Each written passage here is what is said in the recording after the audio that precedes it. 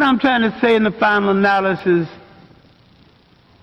once we take control of ourselves, we have to stop being imitators and be innovators.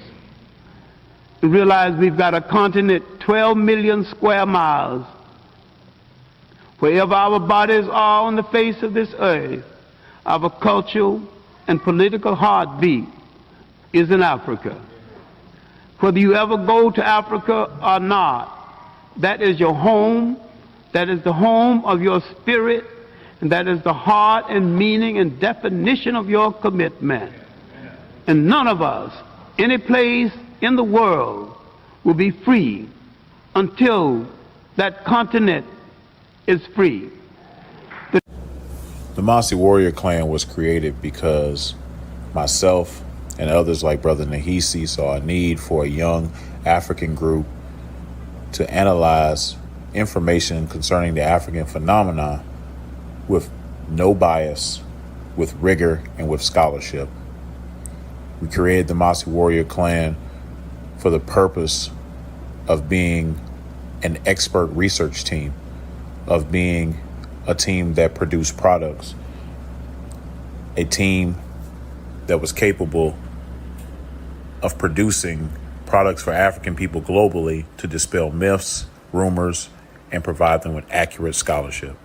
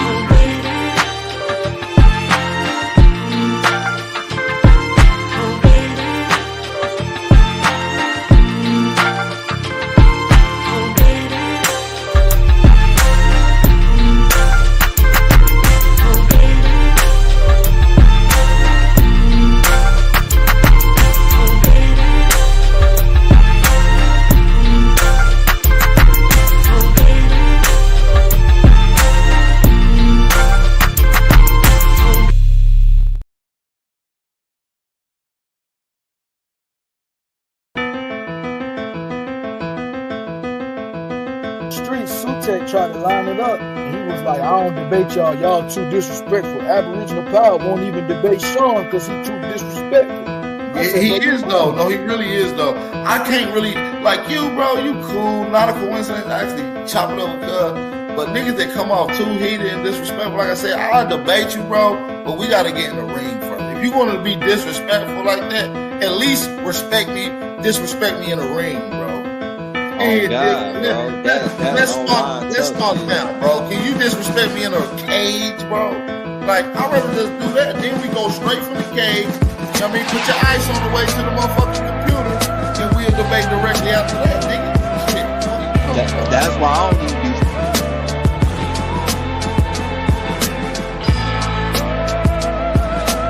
Fucking with the nigga and shit. You feel me? Like, it's like, wait, bro, talk like that, man. We gotta get face to face with you to talk to you like that, my nigga. Yeah, Peanut. You good? Go ahead, I got my brother already. Peanut, what's the word, my brother? Yeah, I appreciate you, man, but Lucky, let me say this, man. First of all, I'm an older brother. I'm young in spirit as I stay in shape, but I'm older. I deserve respect. Don't lie on me. You're not gonna get nowhere lying, because that's what's gonna make you fall face first. Second of all, I'm well known in the Pan-African community. I'm not nobody new. You're younger than me. You don't know this. I didn't put in work and expose Rob Bourne, Sue Tech, any of them people over there. They know it deep down inside. And I'm gonna be long-winded. I'm a Moorish American. I already had back and forth with them dudes. They erased videos. I'm not running from anybody. Don't ever say that stupid shit again. Third, and last but not least, I'm not losing no debate to no Pan-African. So don't ever say that shit again, famo. And that's it. Appreciate y'all, man. You heard it. If Sean P want to debate, tell him to debate the champ over there, right? Tech want to know. So this like it's a pecking order. It's a pecking. So Sean want you, and Tech want him. You say PMO ain't no. It's no problem. It's no problem, man. Let's set up a Tech debate, man. I don't like him anyway. Okay, so I love that, brother. I love that warrior mentality. I love to tell Tech. Tell me. There ain't nothing. My champ always in the chat. I'll pop in. We'll set a topic. We'll set a date. We'll make it pay-per-view. We'll chop it up behind the scenes. I get their contact. We'll make it work. So, you heard it right here. He ain't ducking no favors, bro. But that's what I'm saying. He do this over here on y'all channel. And then when we get in other hey, alright, I will block your ass, nigga, because I'm well known for disrupting them chats over there. Nigga, stop fucking lying, nigga. You a goofy, nigga. I would never let a lame ass nigga around me in my face, clown. You gonna block me? It ain't no time I ain't ever been on the Pan-African channel and made my impact. Stop lying. I'm a real man, bro. Stop lying, fam. Don't do PNF like that. PNF, he trying to trigger you, brother. And the fuck up. But listen, he did that to me, talking about, oh, word on the street, I'm ducking from John P. I've never even had but one conversation with this little disrespectful motherfucker. Oh, okay, yeah, he a little hot. He like, so he like,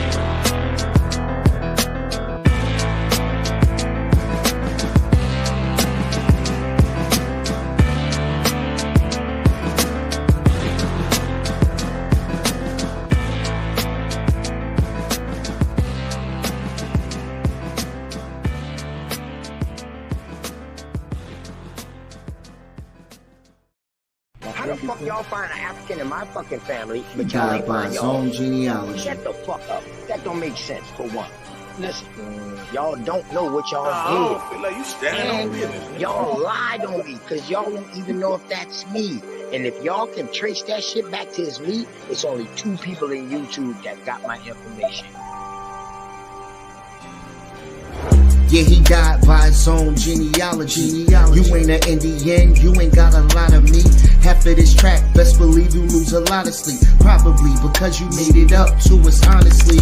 You ain't a Cherokee, nope. You ain't a Chickasaw, nope. You ain't a Blackfoot, nope. Nigga, get lost. You just a fool with low comprehension.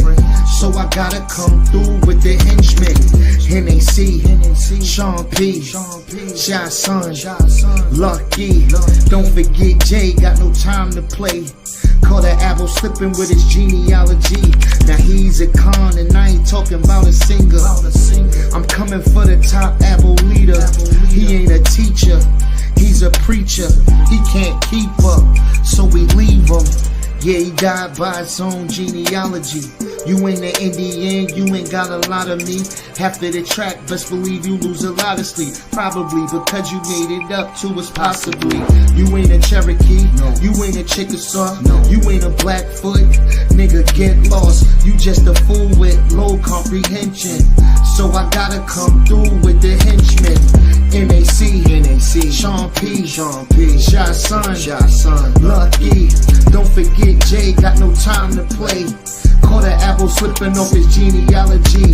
Now he's a con. OTK. TKO. Now he's a con. OTK. You died. TKO. Genealogy.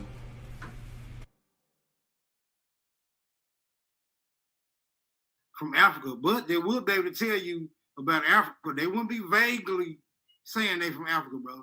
Like when a European says I'm from Europe, he doesn't say I'm from Europe. He says I'm from Germany. I'm from a particular province. I still got people out there, right? You know, when people say hold on. When people say they from Asia, they tell you where about from Asia they from. They tell you their province. They tell you they still got people out there. These people will confirm that they are indeed a part of their heritage. But you niggas was calling y'all African?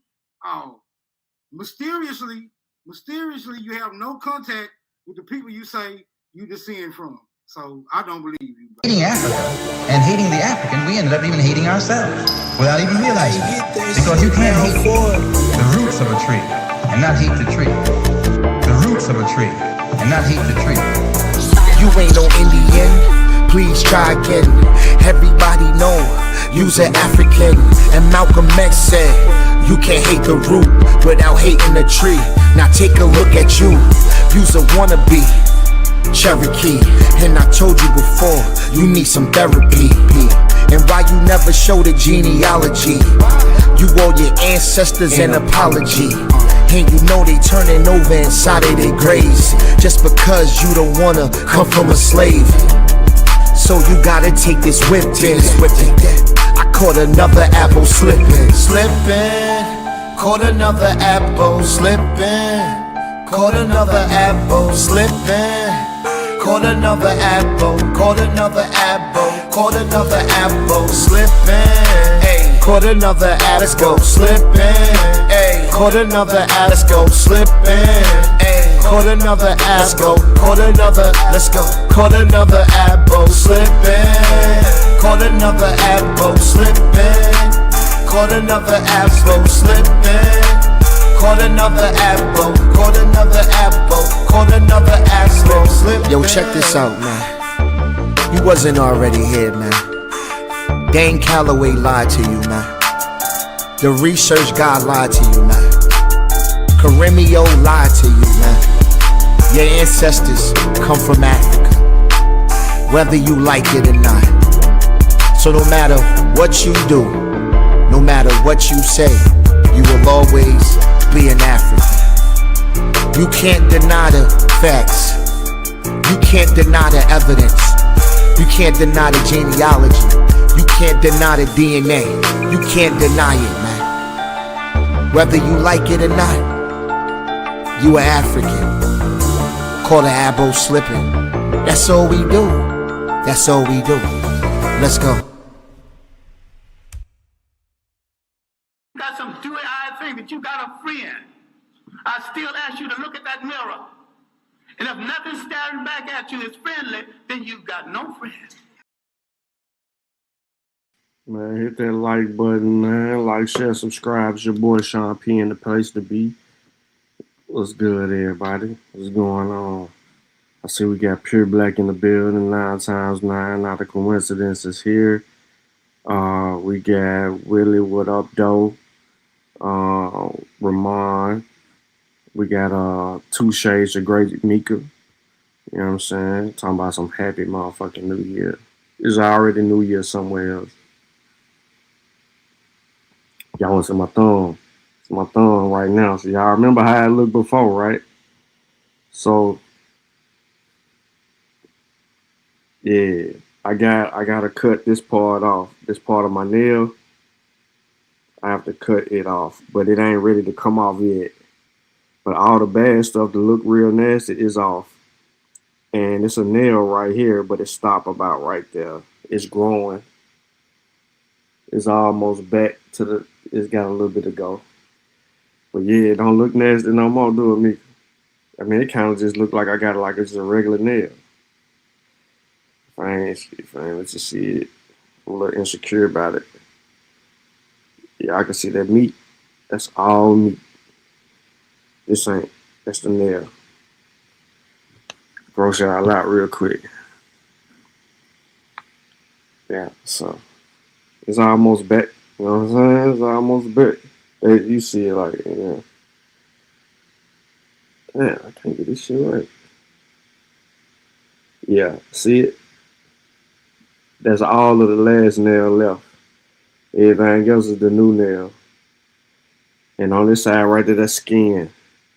That little white you see over there on that side, that's all skin. See? The skin down to that little line. That's the new nail where that little line is. This little, yeah, skin. Nah, I ain't break no nail.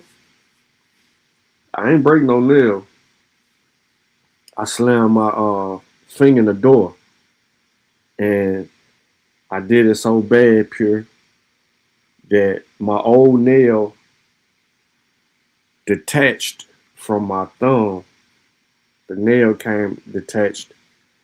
I'm gonna post a picture of it, like the whole process. This is about as clean as it looked though, no cap. Hey man, hit that like button, man. What's good with everybody? Hope y'all having a beautiful day. We're gonna get into was white people enslaved in America? Did Negro and Indians own them? It's the actual debate between Not a Coincidence and Calvin Denzel Roberts. Before we get into that though, I left a series of sources in the description of this video. One of them is the Avalon Project. It is Law, History, and Diplomacy from Yale Law School. It is primary sources from the ancient until the 21st century. There are documents that I've shown this site before, but there are documents in here that are primaries that actually substantiate the position in which we hold, and more importantly, refute the bullshit that has been coming amongst us from these pseudo-ass people. There's also a couple of books, access to books that you'll be able to download as well that I have made available. It's 2 books in particular. One of them that I like is the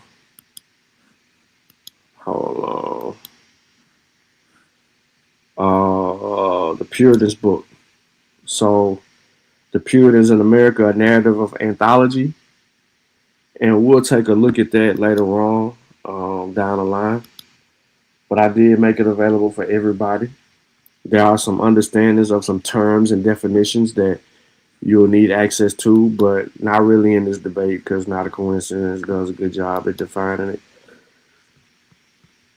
And then there's some other sources regarding indentured servitude in the colonies, the earliest, and that source, I ain't gonna cap you down.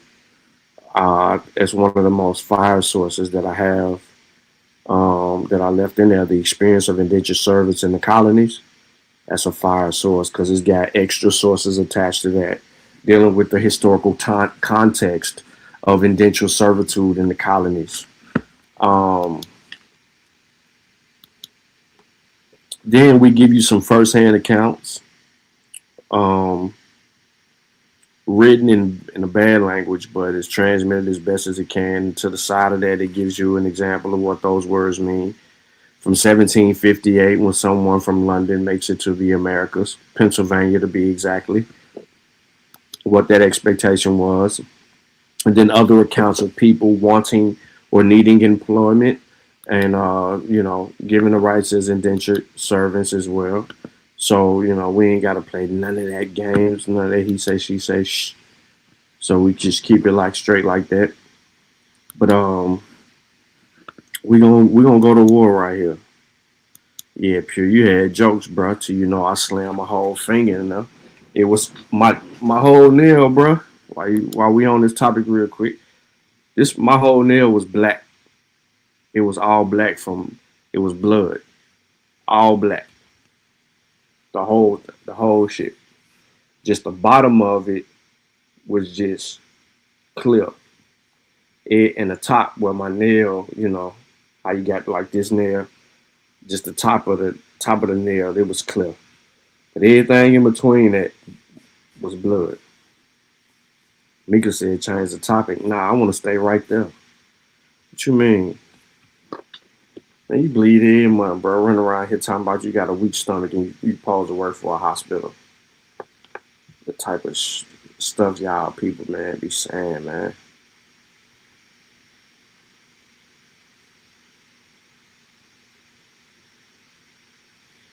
All right, hold on 1 second here.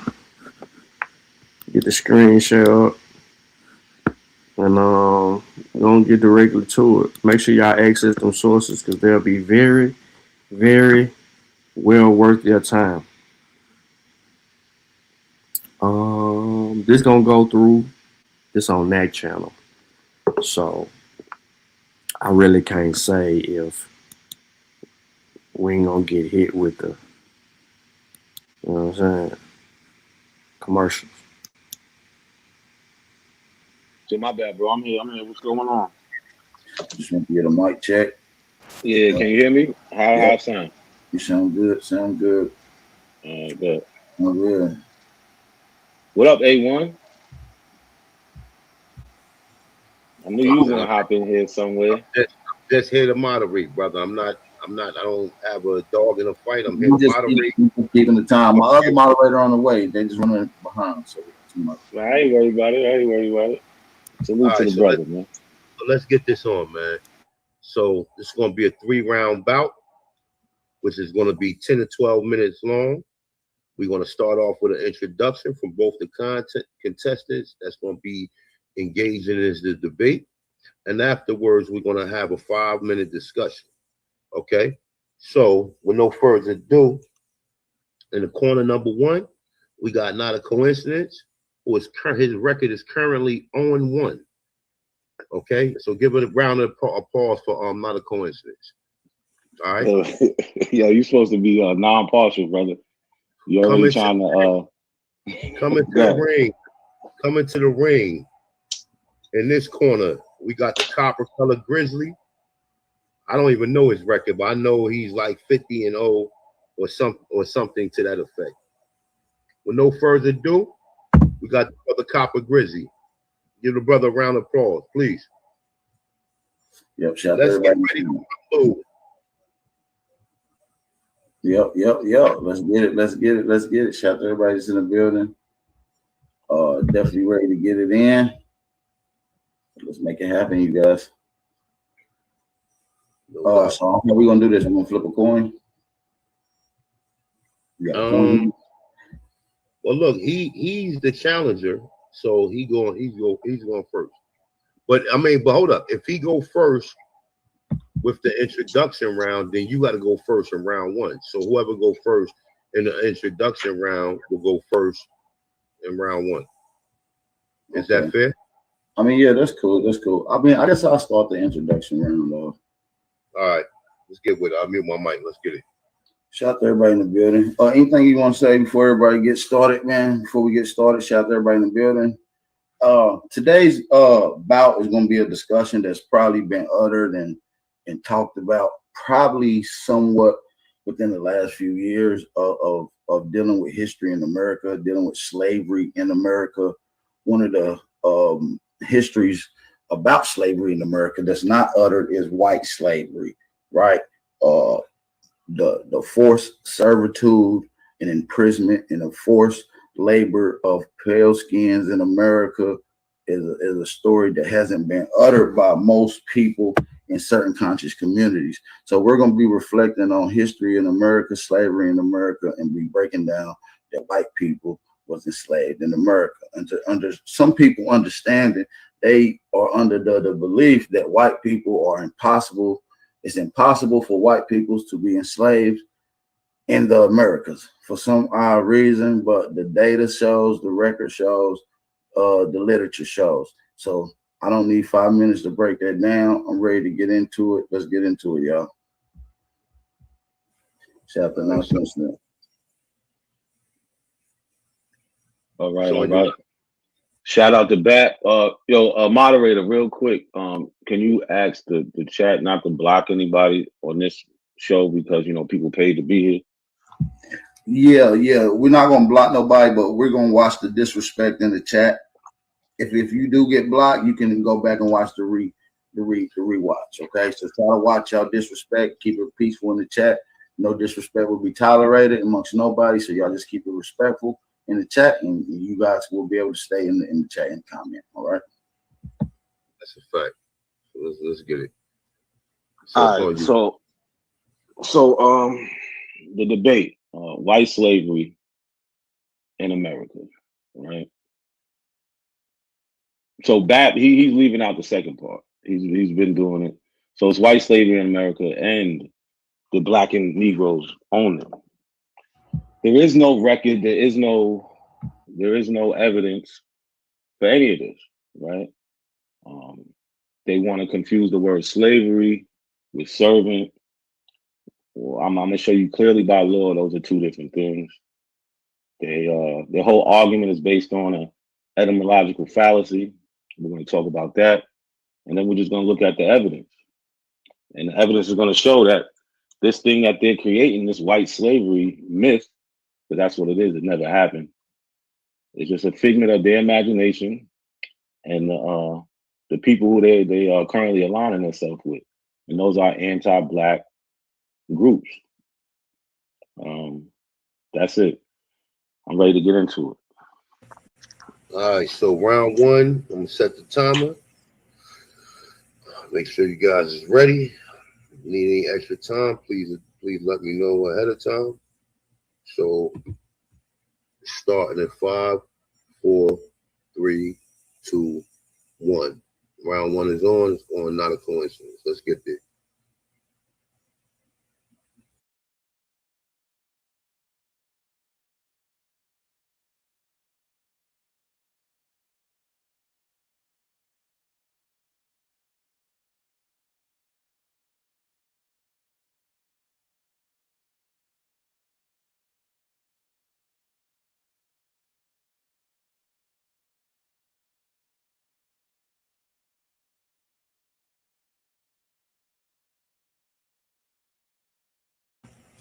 Bro, if you're saying something, you gotta unmute your mic, man. You're already 30 seconds in. I'll give you an extra 30 seconds, bro. Yeah, your mic muted. Oh, damn. All right, can you hear me now? My bad, y'all. Let's get to it. So here we go. I know you're a little nervous. All right, let's get it.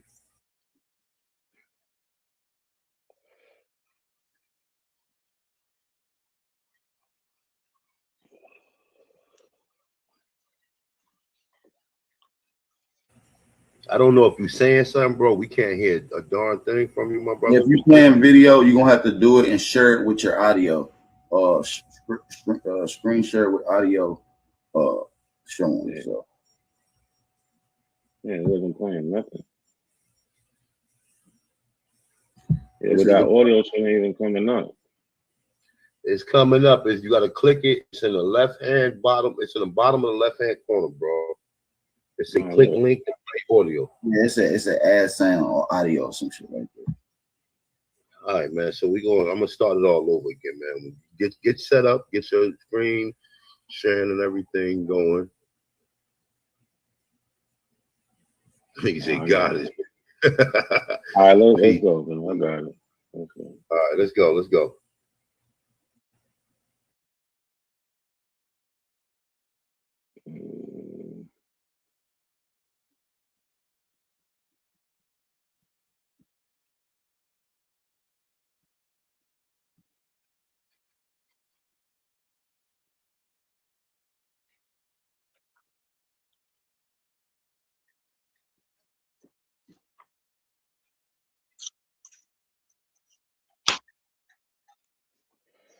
If you playing audio, bro, we don't hear anything.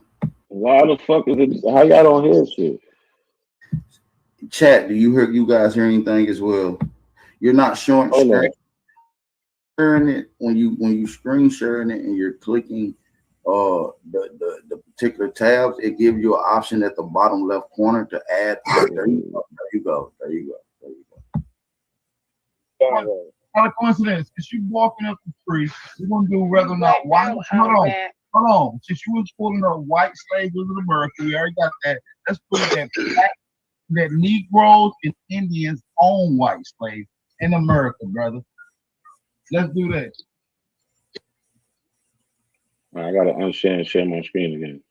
All right. There we go. So let's go, y'all. My bad for the little technical difficulty. Share my screen. So we heard it was white slaves in America, the Negroes and Indians owned, right? So let's address the elephant in the room, right? That's the etymological fallacy that Aboriginal power likes to use. So what is an etymological fallacy? It's the assumption that the present day meaning of a word is similar to the historical meaning of the word, This fallacy ignores the evolution of language and heart of linguistics. The fallacy usually committed when one finds the historical meaning of a word more palatable or conducive to his or her argument. So this is when people like to say this: slave means Slav. Only white people can be a slave. So they're using that original tense of the word and not allowing the word to go through evolution like all words do. Like when we look at the etymology of the word slave, we clearly see, so circa 1300s. So from the 1300s on, it's a person who is chattel or property of another, right? It's not the secondary sense anymore. Like what a word did originate from these Slavic people and how they was getting sold in places like Europe, Asia, and Africa, not America. Etymology does not say anything about America. But like I said, they use this word and they only apply the old uses of it instead of what it actually means. A person who is the chattel of or property of another. Right? So what are we doing? Slavery is an institution created is by laws, right? So this is Cornell law.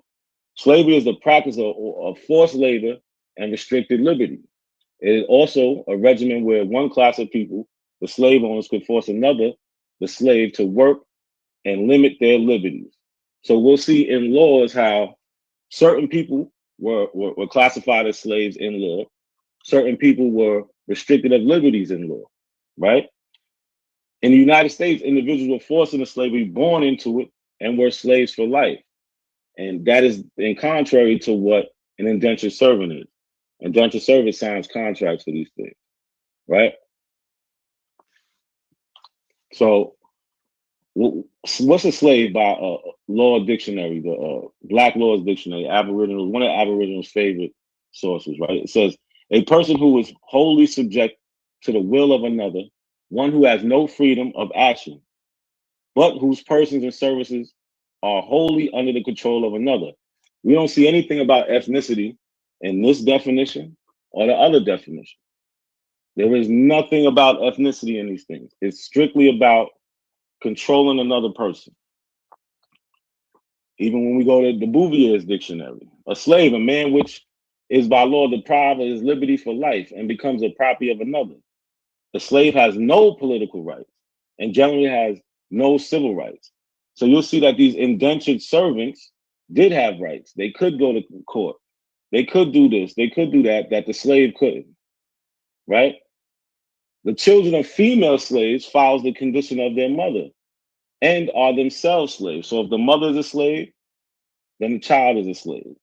Well, the laws, you will see, was designated to only be the children of Negro women, not white women, not Slavic women, like they like to interchange the words with, but Negro women. And we'll get into that in a little bit. So 3, Maryland, Missouri, and Virginia. Slaves are declared by the statute to be personal estate. Again, this is property, has nothing to do with ethnicity. So in general, a slave is considered a thing and not a person, but sometimes he is considered as a person as when he commits a crime. For example, now mind you, this is in law. For example, 2 white persons and a slave. So if the slave is the white person, why are they using white person twice in this example, right? And again, this comes out of Bouvier's 6th edition, right? So with the Aboriginal community, let's get into it. Differences between a slave and indentured servant. How much time I got? I got a time check? Yeah, 4 minutes and 37 seconds and counting. All right.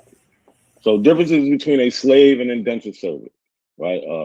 In the Aboriginal community, they try to act like there is no differences in these instances, right? So let's look at this. Indentured servant signs contracts or committed crimes will be an indentured servant. Service lasted for a period of time determined by said contract. Had the legal right to testify and petition in court. Received land, money, and food to sustain themselves after indenture was over. You don't see that with slaves, never. And you definitely don't see it in law. Once freed, could own white servants and Negro Indian slaves.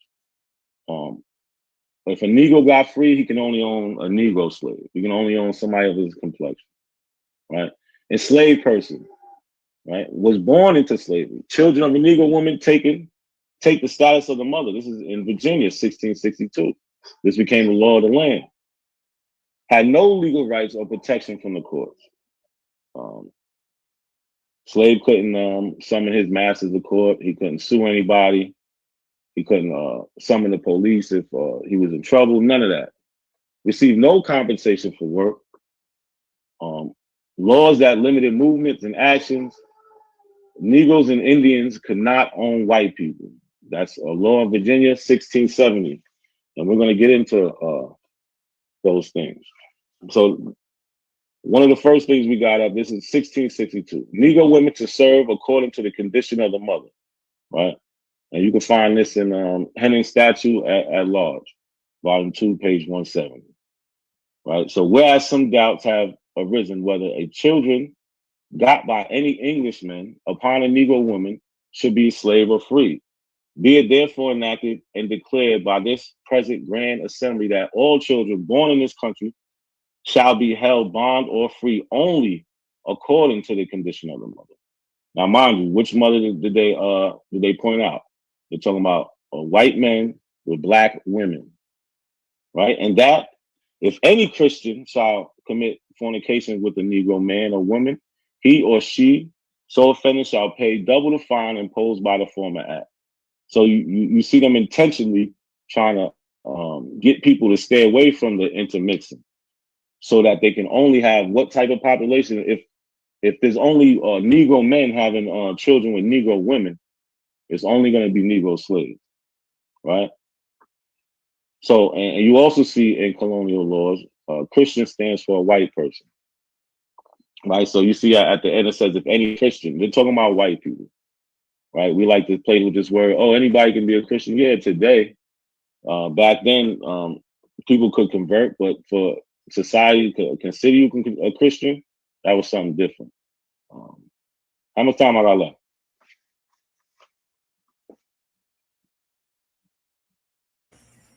You got 1 minute and 19 seconds. All right, 1 minute and 19. I'm not even gonna go to the next slide.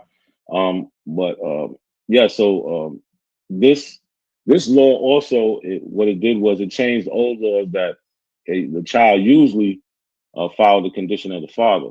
But when they came to America and they were dealing with the Negroes and the Indians and that intermixing, they realized quick that we have to flip this around. So they established a law in 1662, and we're gonna get to some more laws in the next round. I'll leave it there.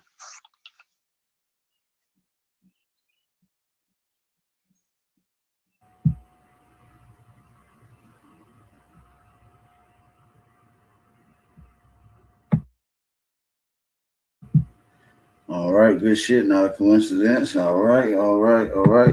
Moderator, what are you doing over there?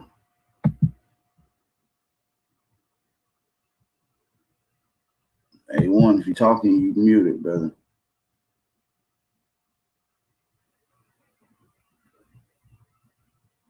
Yeah. Jaguar. Oh, we got Jaguar on here. Jaguar, what's going on, brother? I know you was initially supposed to be moderating. So salute. We're going into the top of round one if you want to set the time.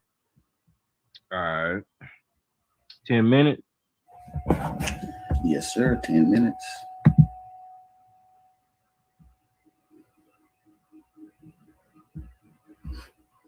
All right. Just whenever you start, just let me know, man. All right, no problem. I'm ready to go right now. Let's go. All right. You going. All right, let's get it. All right, so the first little bit that I'm going to be breaking down is the etymology of the word Slav. Right, it said one of the people who inhabited most of East Europe. That's late 14th century, from medieval Latin, shortened into Proto-Slavic, right? A Slav, which is probably related to Slavo word speech, which suggests the name originally identified a member of a speech community, right?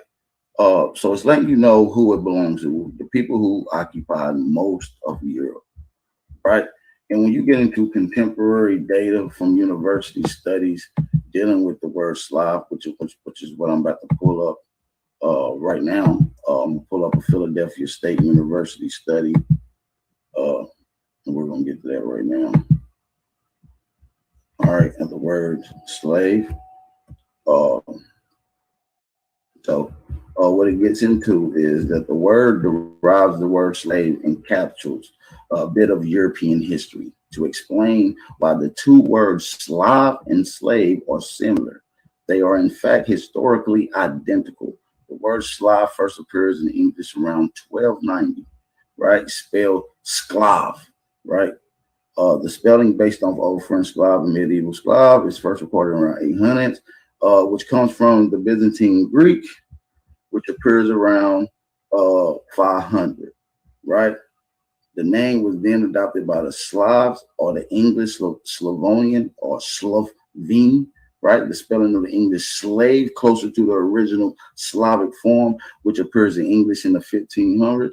Slavs become slaves around the beginning of the 1900s, beginning of the Holy Roman Empire. And so now we're getting into the origins of these words Slav. And so now we have a clear understanding of who these people is. All right. So let's get straight into it, you guys. We don't want to waste any time. Let's pull up the next article. Let's pull up the next one. So we can go into early white slavery in America.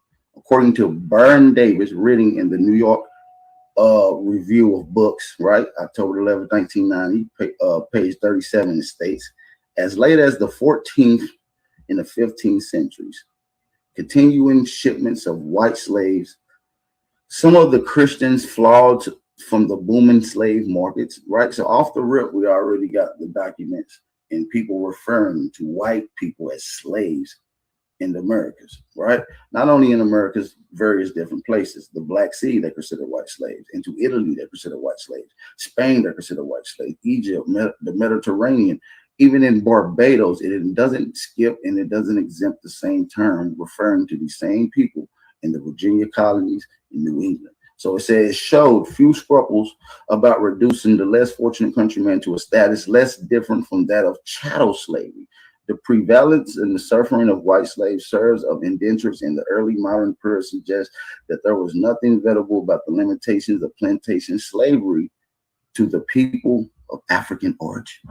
So it wasn't an exclusive to just African people, right? So we're gonna get into 1659, the English Parliament debate, right? Practicing the selling of British whites into slavery into the New World. In the debate, the whites were referred to not as indentured servants, but as of slaves, right? Who enslavement threatened the liberties of all Englishmen, according to Thomas Burton Parliament Diaries of 1656. All right. So I want to skip over to something else because we want to get into some archaeological studies of 2003, right? So we're going to go to an archaeological study in 2003. Give me just a second, you guys. All right. According to Edmund Burke, right, and apostle of a treatise on government, right? It said, let me go up. Sorry about that. All right. A shadow into the myth. It says slavery that can have everywhere is like a weed that grows in every soil. The man in the property of another is a mere chattel through he continue a man, right? And that's just a simple quote from Edward Burton in the Astrologies of Government. It said in the summer of 2003, archaeologists excavated a 17th century site outside of Minneapolis, Maryland, and discovered a skeleton of a teenage boy. Examination showed that the boy had died sometimes in the 1600s. He had been 16 years old, had tuberculosis. His skull showed evidence of fearful mouth infection, and a herniated disc and other injuries to his back were synonymous with years of hard toil. Toil is synonymous with slavery. The youth was neither African nor Native American. He was Northern European, probably English. His remains were found in what to be a 17th century cellar house and behind the house, and the hole under a pit of household waste. It was if the boy had little account for, and he died, and he was thrown out with the rubbish. This is according to anthropologists. So the forensic anthropologists believe that the youth was probably an indentured servant, right? The deceptively mild label commonly used to describe hundreds of white men and women that were shipped from Britain, from America into the Caribbean in about 150 years before the Boston Tea Party of 1773. Most of these servants paid their passengers to the Americas by selling their rights and be the labor of numbers for years. Although forcefully exiled and sold to colonies as servants up to 14 years, many were effectively enslaved. Okay, so most of these people were indefinitely enslaved. Okay, so this is what we have to understand when we're dealing with the history of the peoples here in America. It said Britain sold tons of people here. You see what I'm saying? And we want to get into some of the history of what they was talking about when they sold these people into the Virginia colonies. So let me pull up my next article. Shout out to everybody in the building. It's already over with. It's already talking about white slaves. It following the cultivation in 1613 of an acceptable tobacco crop in Virginia, the need for labor accelerated. Slavery was viewed as the cheapest and the most expanded way to provide a necessary workforce. Due to harsh conditions, beating, starvation, disease, survival rates for slaves rarely exceeded 2 years. Thus, in the high of the demand sustained by the contemporary flows of white slaves from England, Ireland, Scotland, from 1618 to 1775, who were imported to the American colony, to the American colonial masters.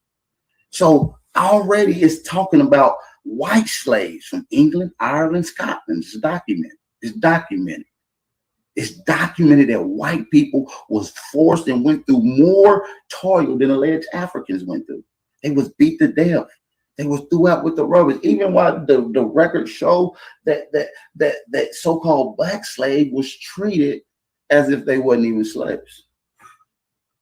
But yet, we're not even supposed to be finding no records of slaves at all. Yet alone in 1618, a whole 1 year before the first African slaves allegedly came.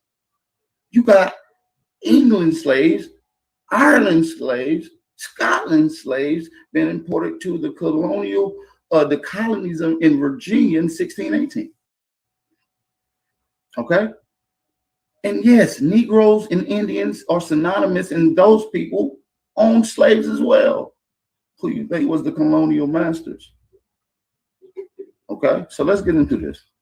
These whites in the New World consisted of street children plucked from London's back alley, prostitutes, and impoverished migrants searching for a brighter future and willing to sign up for indentured servitude. So the indentured servitude was a program that they had told them about over there. And this is under Oliver Cromwell, and why he's trying to build up his economy, right? He's trying to build up his economy. He's labeling it as a program.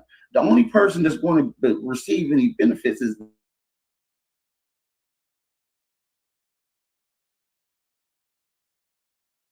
the people that's running that government.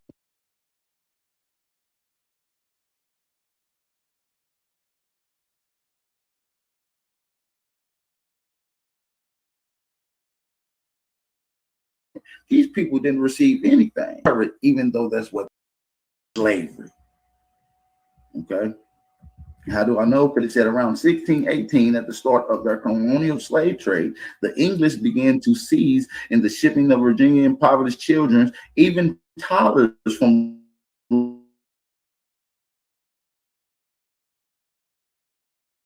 London slums, from impoverished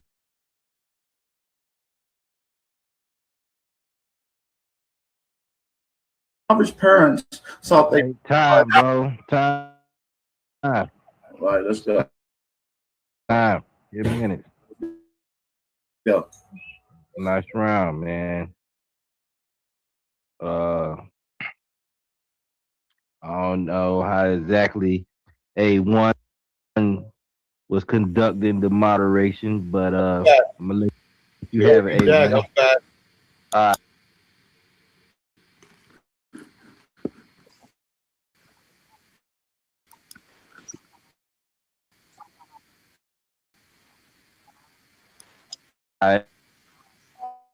I'm back. 10 minute rounds. That's how we doing. At the time, go ahead and set it. If not, I'll do it. All right, I got it ready. If all right, yeah, whenever you ready, a coincidence. It's on you, bro. Take your time. You know, if you know what I'm saying, you got like 10 seconds. But I got it ready. All right, man. Put a 1 in the chat if you can hear me.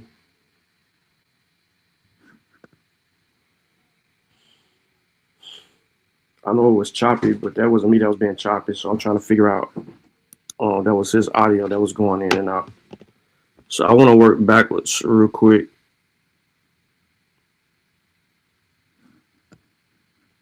Nah, that was the choppiness in the video was definitely that was Denzel internet. That wasn't me at all.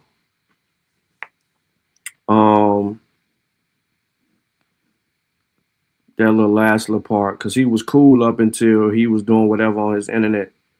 So let me work backwards.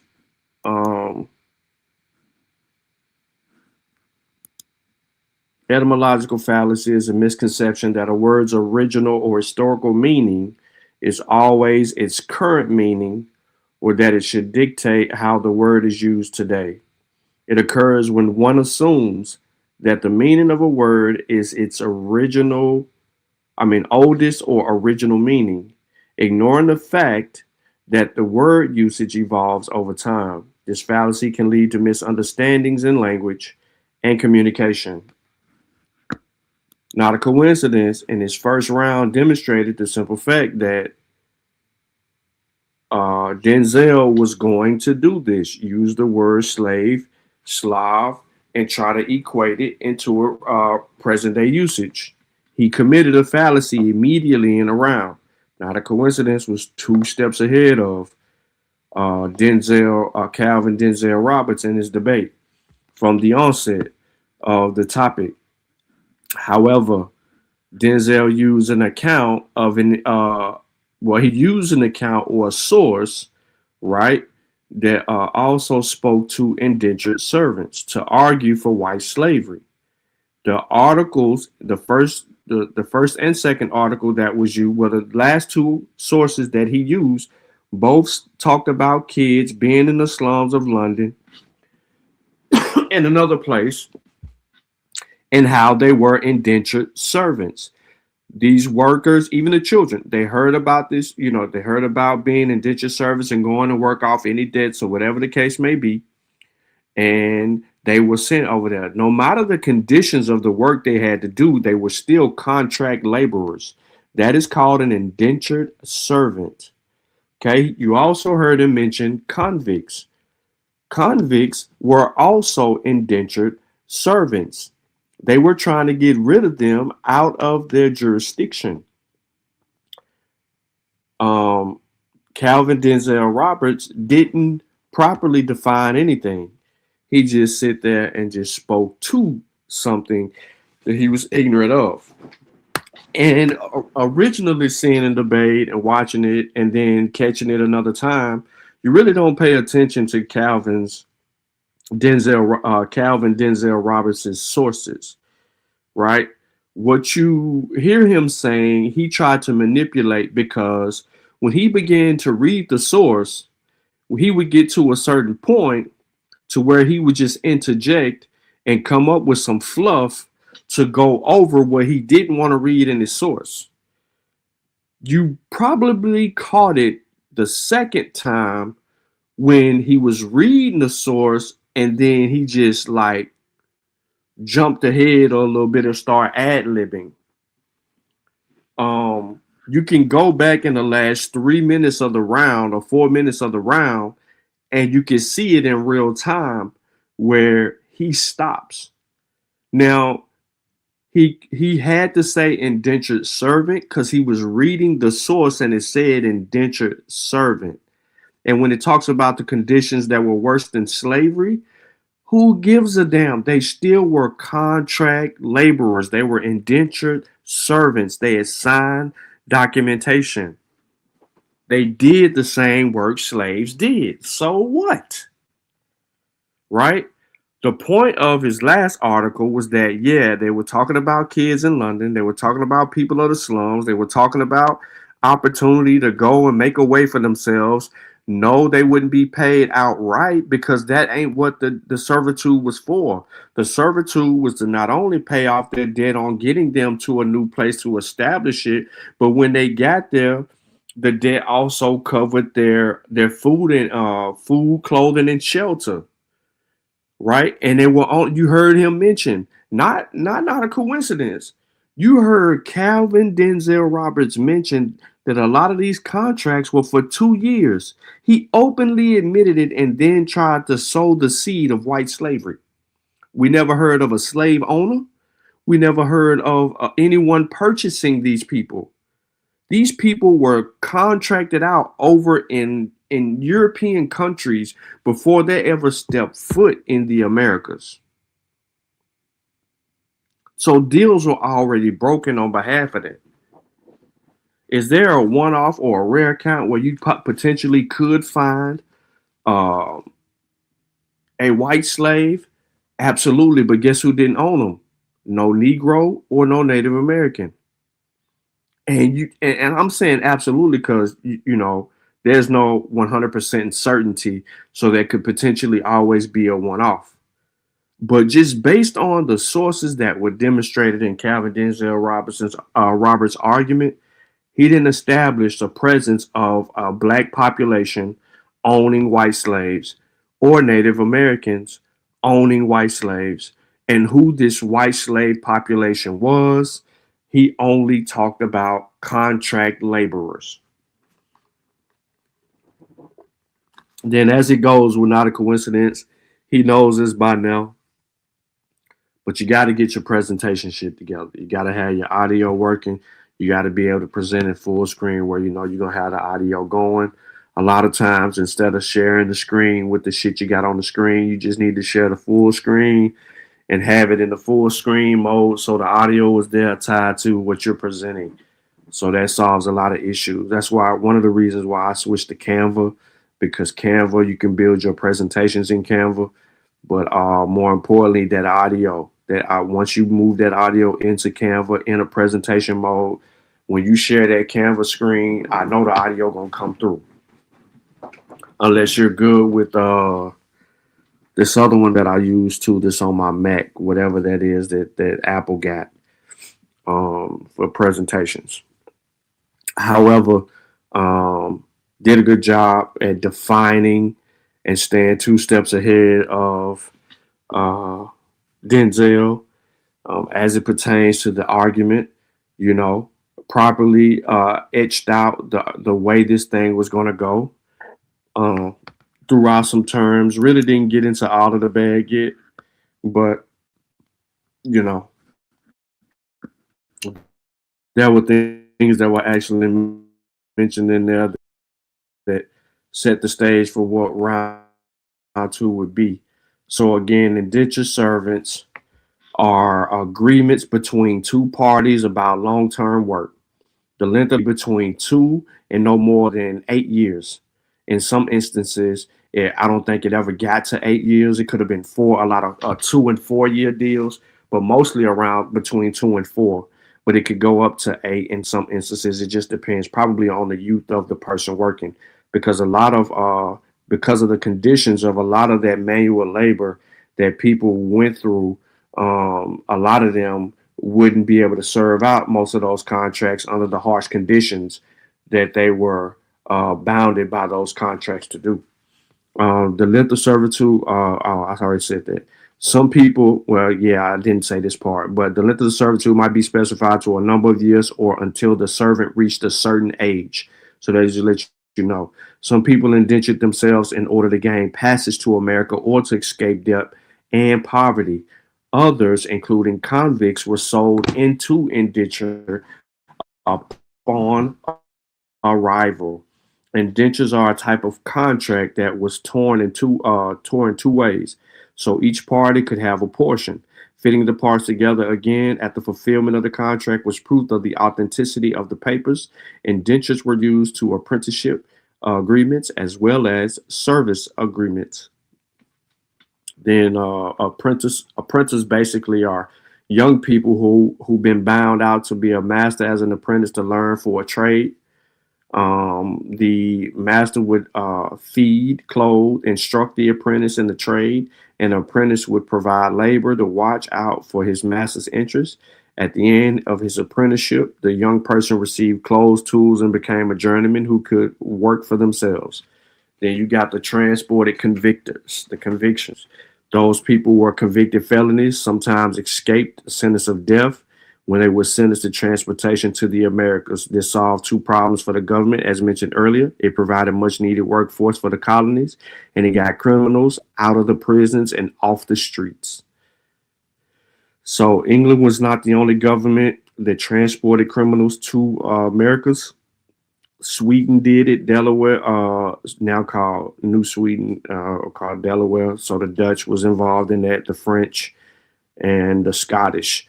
You heard Bap or Calvin Denzel Roberts try to mention those same groups of people, but they were only, those people involved were only sending transport convicts.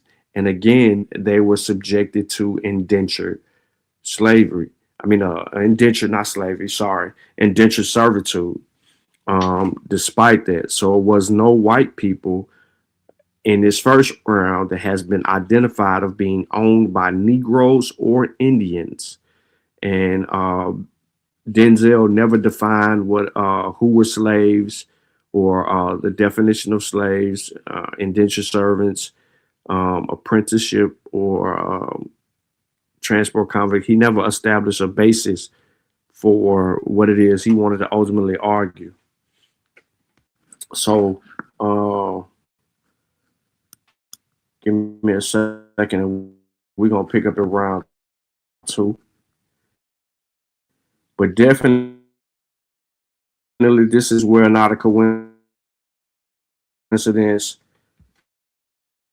separates himself again in his debate. And it's very clear. Just look at the way things are being presented. How not a coincidence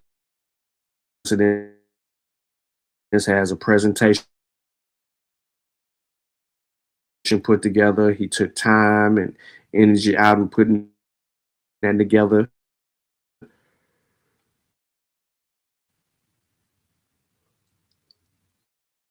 Excuse me. Then watch what Calvin Denzel Roberts do. The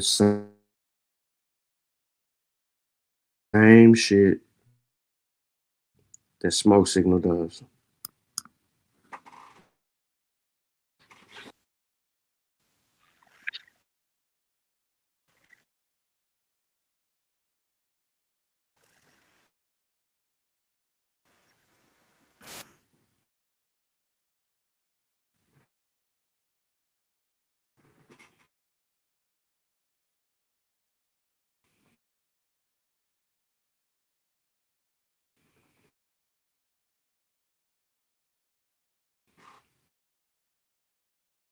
So it's on you, bro.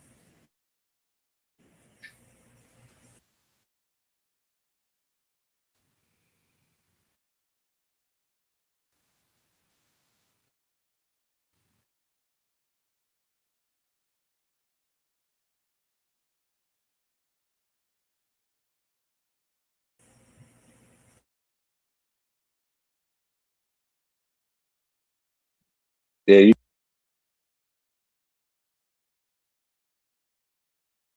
can share my screen.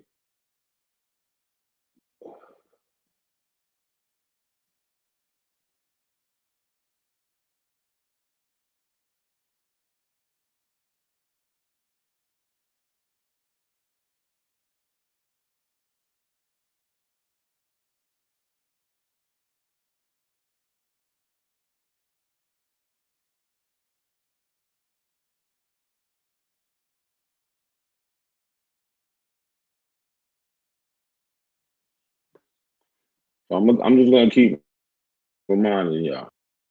Listen, now. You know that's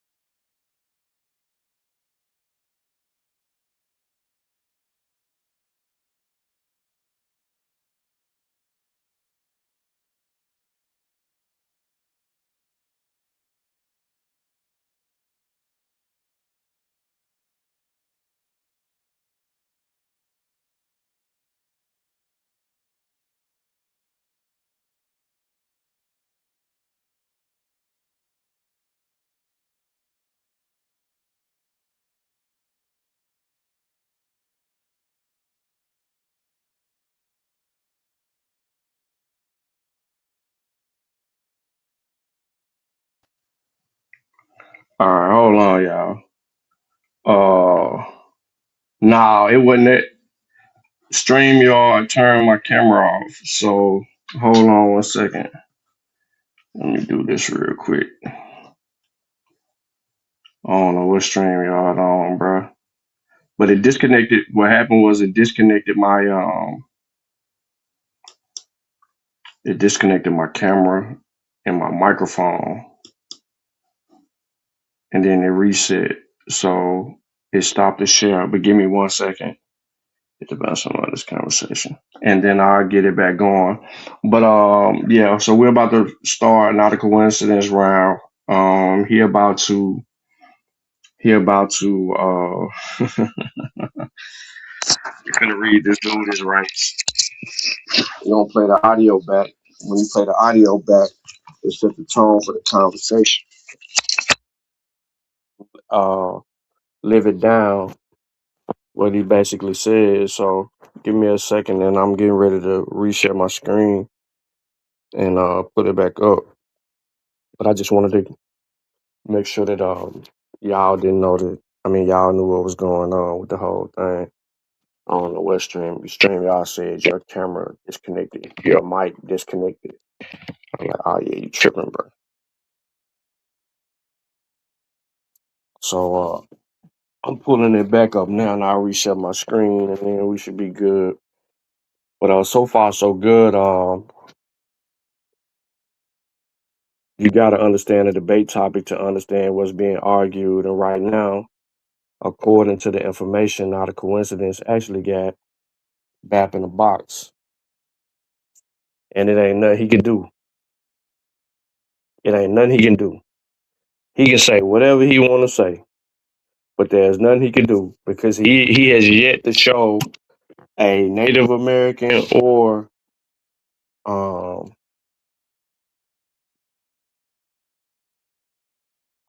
a Native American or a black slave owner white people.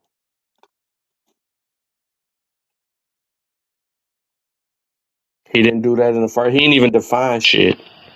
He didn't define anything. He defined Slav. The definition of Slav and the etymology of slave. That's his argument. Is the etymology of something, as if the word did not evolve. The word doesn't even denote people in the 15th century. It ain't even referring to the Slavic people at any period of point no more. The word evolved into something else, and it doesn't mean what it was meant for its original saying. So why would we sit here and denote that in the middle of a debate? It's crazy, as if words don't have different meanings. I'm gonna give you an example of words having a different meaning, right? If I say, and y'all heard this shit before, so it sounds like I'm just preaching to the choir. But if I say it's brick out, what does that mean to you? If you're from like New Jersey or the East Coast, you may understand what brick out means. But if you're from down south where you don't hear that shit that much, you don't know what that means, right? But the evolution of the word brick, brick has a meaning of concrete, or something to do with concrete. For us in the south, we're like, shit, they slanging bricks outside, which is brick out. I mean, the pack in, it's time to go get this money. That's what people are down south. That's how we thinking. But on the East Coast, they thinking, right? Brick is cold.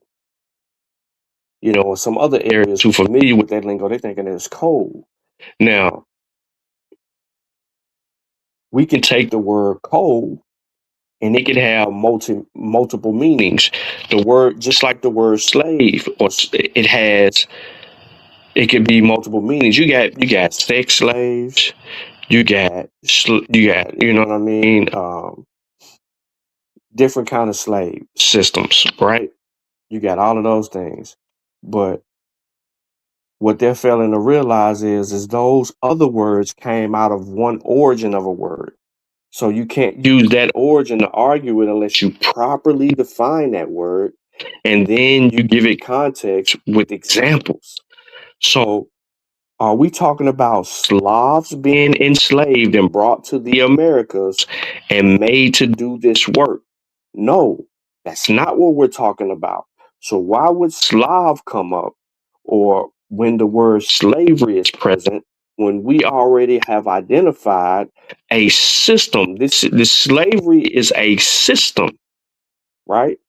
It is a form of system put in place to bind someone to some shit. And hold on, I'm about to get all this up. Let me see what y'all talking about. Willie said it's cold out. Why else would somebody pay $5 to sign a treaty? It's on record of them making a deal with the Pope.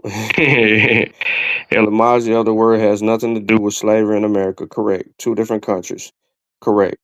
There was no slave system in place where white people were slaves, though the Native Americans enslaved white individuals here and there. Correct. But Kevin Troy, here's the thing about it. When those Native Americans enslaved those white people, it was when they were catching and capturing those white people that were wandering in their territories, whether they be by themselves or it may be a few people. And then they would quote unquote enslave those white people, but they wasn't bound to servitude. It wasn't a condition of work that would actually go by there because they would end up being released later on or negotiated for later on, and then deals will be broken. But they have a whole mindset of taking something in the past and try to make it present. I'm waiting on my StreamYard to up finish this little update is doing, and then I can reshare my screen. But I'm just trying to make people aware of how this shit really don't go the way people think that it goes when it comes to using these words. That's why you can't use them in the middle of a debate. You have to define them properly. This ain't a debate about the origins of the word slave. Because in America, there was an institution of slavery. Has nothing to do with Slavs and all this old weird ass shit. Is my mouse dead, bro? Let me see. Might be. Yeah, what that joke ain't moving around. Bluetooth. The ghetto. Talking about the ghetto. My mouse.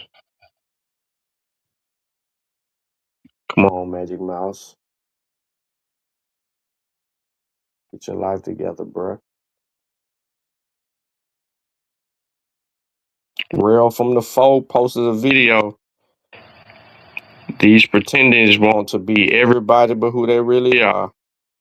Make sure y'all go subscribe to Real from the Fold. You know what I'm saying? Y'all don't know nothing about Real from the Fold. He in the chat. Real from the Fizzo.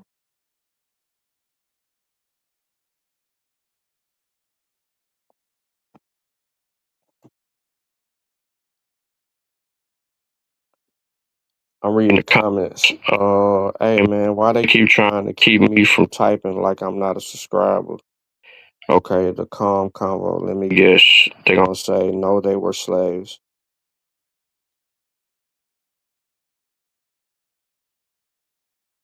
Dude retarded.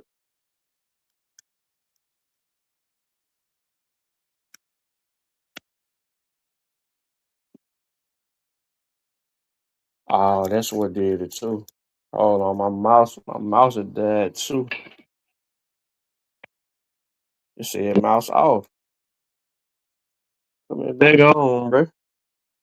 You on 0.5 all the time, Tip. You on 0.5 all the time, Tip. All right, hold on. I'm trying to share my screen now. Well, I'm attempting to try to share my goddamn screen.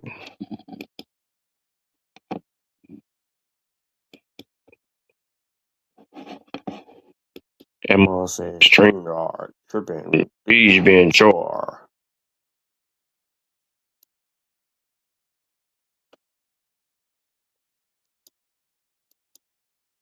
All right, hold on, y'all. Get this thing back rolling. Who y'all got so far? Be honest, man. If you think Not a Coincidence didn't do good in this first round, say that. If you think that he could have did something better, he in the chat. He take constructive criticism. Let him know. Shit. Do you think that Calvin Denzel Roberts has proven that blacks and Native Americans own white slaves? Have you seen the evidence for that yet? Put a whiz on in the chat. Put a 1 in the chat if you think that Calvin Denzel Roberts has, in this first round, shown evidence of blacks and natives owning white slaves. Come on, man. Y'all ain't gotta be that way. If you think he did, just put a 1 in the chat in that first round. Or if you're still lost, right? If you're still lost by what he said in that round.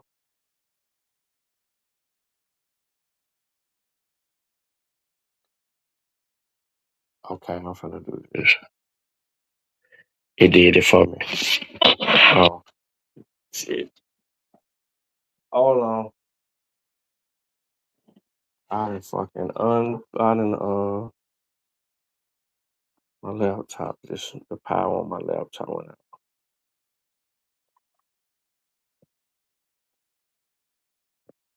Put a 1 in the chat. Ross says no. Apollo says they don't read books. They just be freestyling. ATL Superstar said enslavement wasn't invented in the Americas yet, has been a key component to the Asian ethos perspective. Enslavement wasn't in the Americas yet, has been a key component of the Asian ethos. What you mean by that, ATL Superstar? Why you bringing up Asian ethos?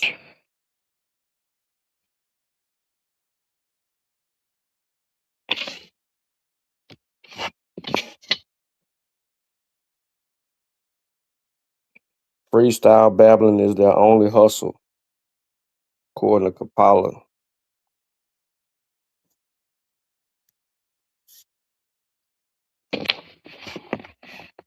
Hold on, y'all. I gotta switch my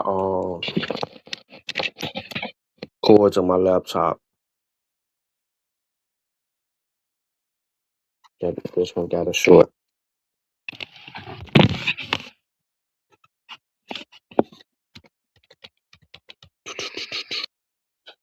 The Apple logo is on. Tell me what y'all thinking, man. Do you agree with the way Not a Coincidence is arguing in this debate, according to his first run? Could he have done something different?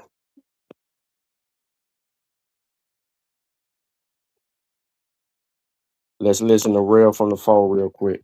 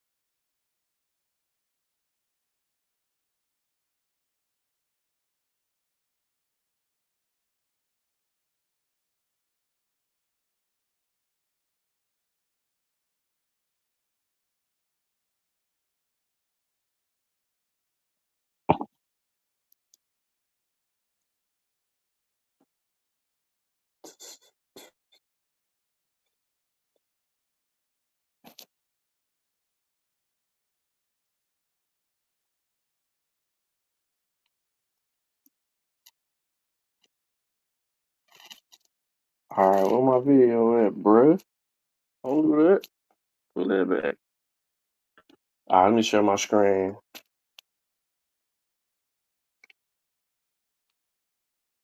Let's rise, man. Should do progression. Well, y'all talk about should do all day. Leave the kid alone, man.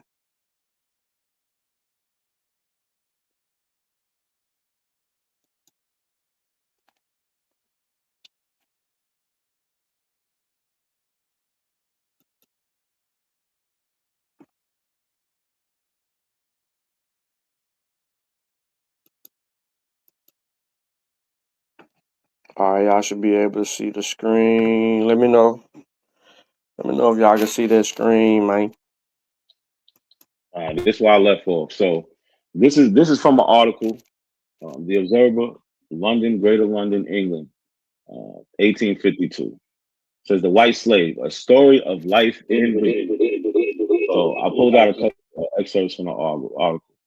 So it says, let the white slave speak for himself. Yeah, you can share my screen. I'm just gonna keep reminding y'all. Listen, not a coincidence. Not a coincidence. Since you barking up the tree, we're gonna do whether or not white. Hold on. Since you was pulling up white slaves was in America, we already got that. Let's prove that Negroes and Indians own white slaves in America, brother. Let's do that. All right, so share my screen again. So what we got from BAP is no actual sources. We got white people saying something happened. So when we're gonna get to the laws, when we're gonna get to the actual transactions, when we're gonna get to the people, right? So I left off with Negro women, children to serve according to the condition of the mother from 1662 in Virginia, right? So this is where I left off. Oh shit. This is where I left off. So this is from an article, The Observer, London, Greater London, England, 1852. Says the white slave, a story of life in Virginia. So I pulled out a couple excerpts from the article. So it says, let the white slave speak for himself. Had I been allowed to choose my own paternity, could I possibly have selected a more desirable father? But by the laws and customs of Virginia, it is not the father, but the mothers whose rank and condition determine that of the child. And alas, my mother was a concubine, a slave. He describes his mother as extremely beautiful. The traces of African blood by which her veins was contaminated was distinctly visible. But the tint which imparted to her complexion only served to give a peculiar richness to the blush that mantled over her cheek. From my mother, I inherited some imperceptible portions of African blood, and with it the base and cursed condition of a slave. So again, this is setting the precedent on who is going to be a slave and who's not going to be a slave. Right? Here we go. So Negroes and Indians could not own white people. Virginia law 1670. Right? This comes from Statute at Large, Volume 2. Right? It is enacted that no Negro or Indian, though baptized and enjoy their own freedom, shall be capable of any such purchase of Christians, but yet not debarred from buying any of their own nation. So you see here, like I told you, I'm going to show you more with this word Christian. They're talking about white people.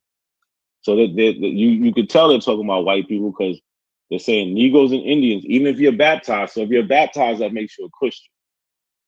So now we understand that even in this scenario, these Negro and Indians are baptized. They're Christians. And it's telling them they can't buy any Christian. So they're telling them they can't buy white people. And they can only own people that look like them. Right? So that was in 1670. So it's not a coincidence the Johnson family lost all their land in Virginia because he was black. So this is Anthony Johnson. In August of 1670, an all-white jury ruled that Anthony's original land in Virginia could be escheated or reverted to England because he was a Negro and by consequence an alien. Right? So this is court documents from Anthony Johnson, 1670. Right? So like again, he's showing you books. I'm giving you the primaries. I'm giving you the actual things that happen in history, right? We don't want opinions from people who are trying to rewrite history, like what we get from White Cargo and these other books. That I don't know why they don't go to the actual source in the book. If it says the source, why not go to the source? But they rather give you the third-hand account instead of going to the actual source of these perverted histories. Right. So again, this is Anthony Johnson, 1670. Right. He's one of these famous people that they like to use. But if everything was so on the up and up, why did he lose his land when he died in 1670? Right. They gave the rest of his land to his white neighbor. Why? Why? His son was living on the land for 5 years and they took the land from him. They took 50 acres from him. He had 250. He sold 200. The 50 got passed to his son and his family. And they took it from him. Why? Because he was black. So I don't know what type of story they're trying to paint, but that's not how it actually went. So June 1676, Virginia, Bacon's Law. Again, this is Statute at Large, Volume 2, page 346. Where we at? And see it further enacted by the authority aforesaid that all Indians taken in war be held and accounted slaves during life.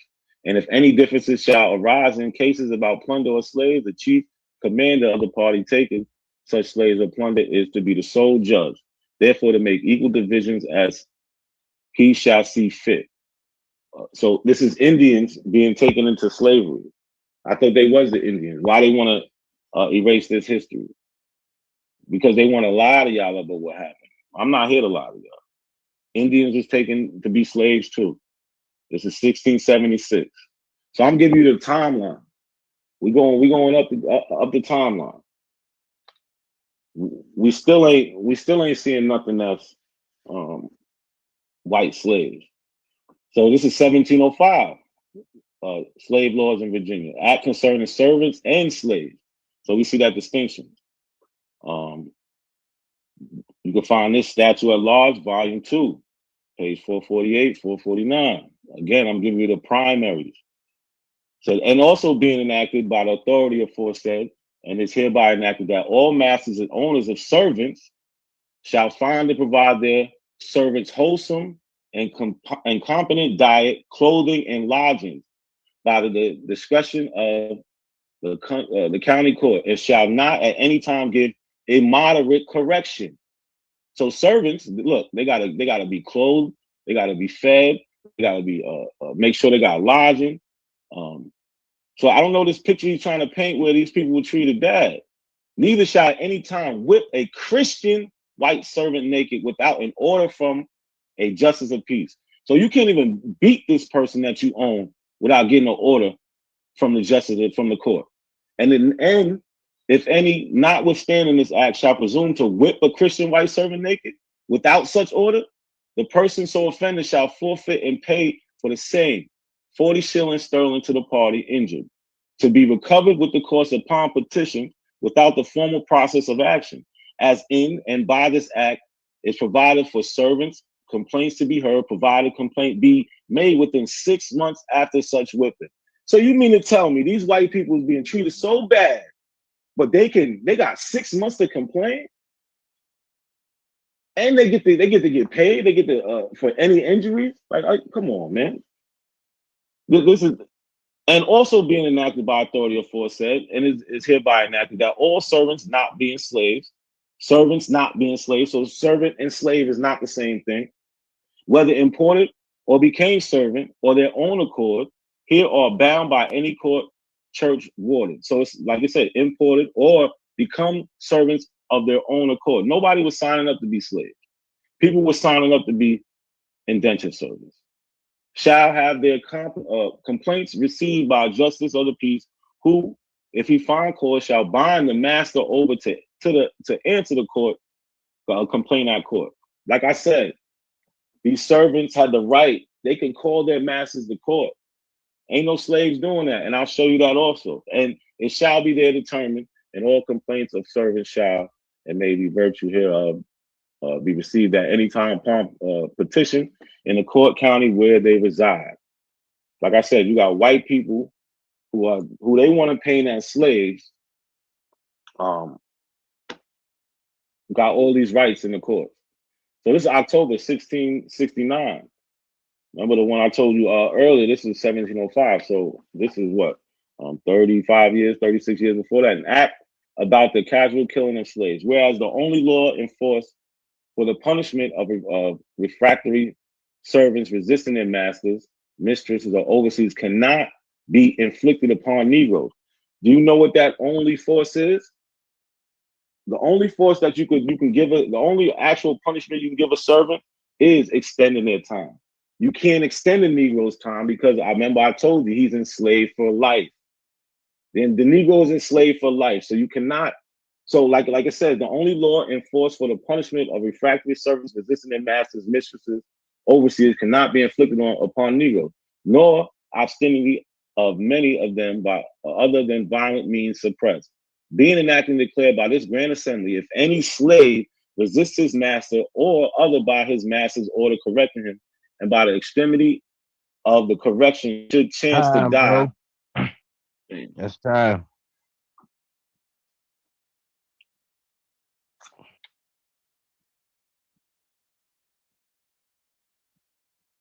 Shout out to everybody in the building. Shout out to everybody in the building, man. Shout out to everybody in the building. All right, let's get it, man. Let's get it. All right, let me go back to it.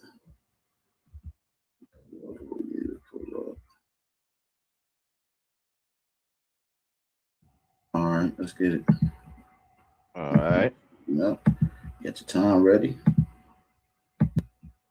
So, like I said, he have failed to show you any records where white people was not slaves, where they was not referred to as slaves.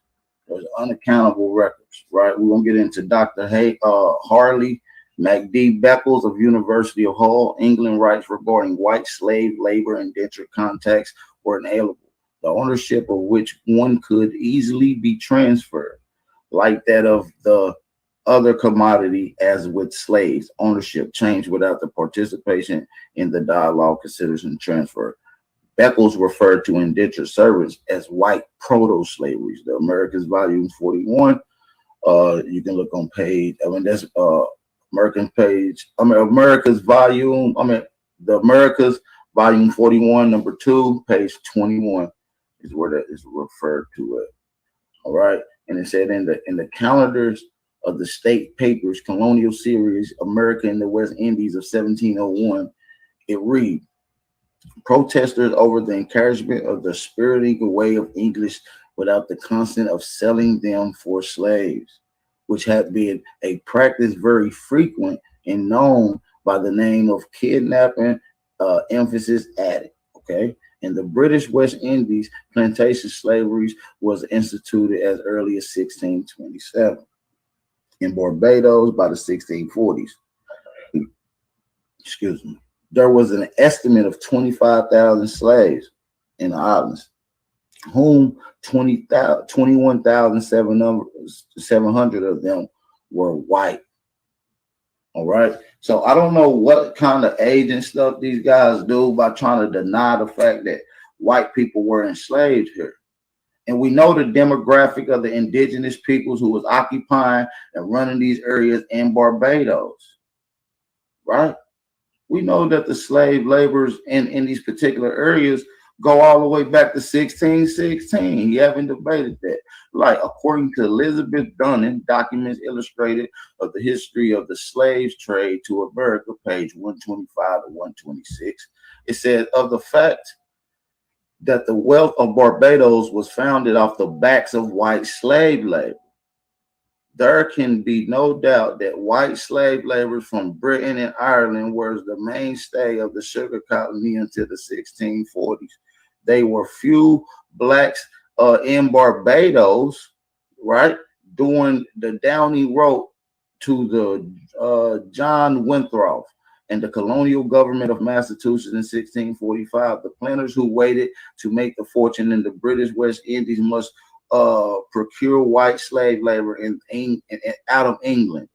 If they wanted to succeed, you see what I'm saying, they would have to bring these people out of England for cheap, the slaves out of England to succeed into the economic gain. And that's according to, like I said, Elizabeth Donning, right? So I don't know where he going, where it wasn't white slaves in America. He said, listen, according to English William Edis, after observing white slaves in America in 1770s, he wrote, generally speaking, they groaned beneath a worse than Egyptian bondage. This is Letters from America, London, 1792. Governor Sharp of the Maryland colony compared the property interest to the planters and their white slaves with the estate of an English farmer consisting of multitude of cattle. So they was referring to white slaves as cattle, sometimes as merchandise, as freight.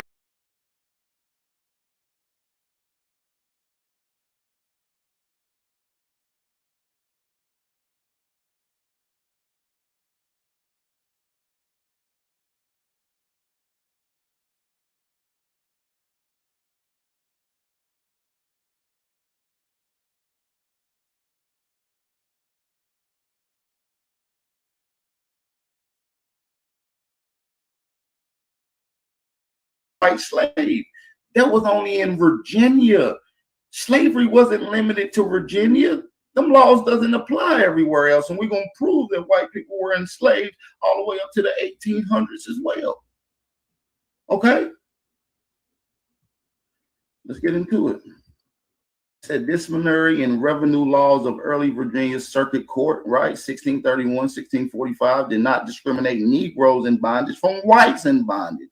That's according to William Henning, editor. Statutes at Large of Virginia, volume 1, page 174, you find reference. 198, you find reference. On page 200, you find reference. On page 243, you find reference. And page 306, you find reference. The records of the wills in which lands, goods, chattel, cattle, money, Negroes, English servant, horses, sheep, household stuff were all sold together. You can go see the Lancaster County records in the Virginia Colonial Abstract at Beverly Fleet, the editor. Okay, so I don't know why are they denying the fact that white people were enslaved in America? We're gonna move on to another source right quick. Like, I don't understand what is going on. I don't understand what is going on. You understand what I'm saying? It said Emmett asserted, and this is from English servants, and this is not talking about English servants. The servitude program that is going on in London. That's what they're calling it, so they can create this economic revenue to build up the low economy that's going on in London, in England, in various different places. Soon as they come here, that's not what they're doing. They're slaves. Soon as they enter America.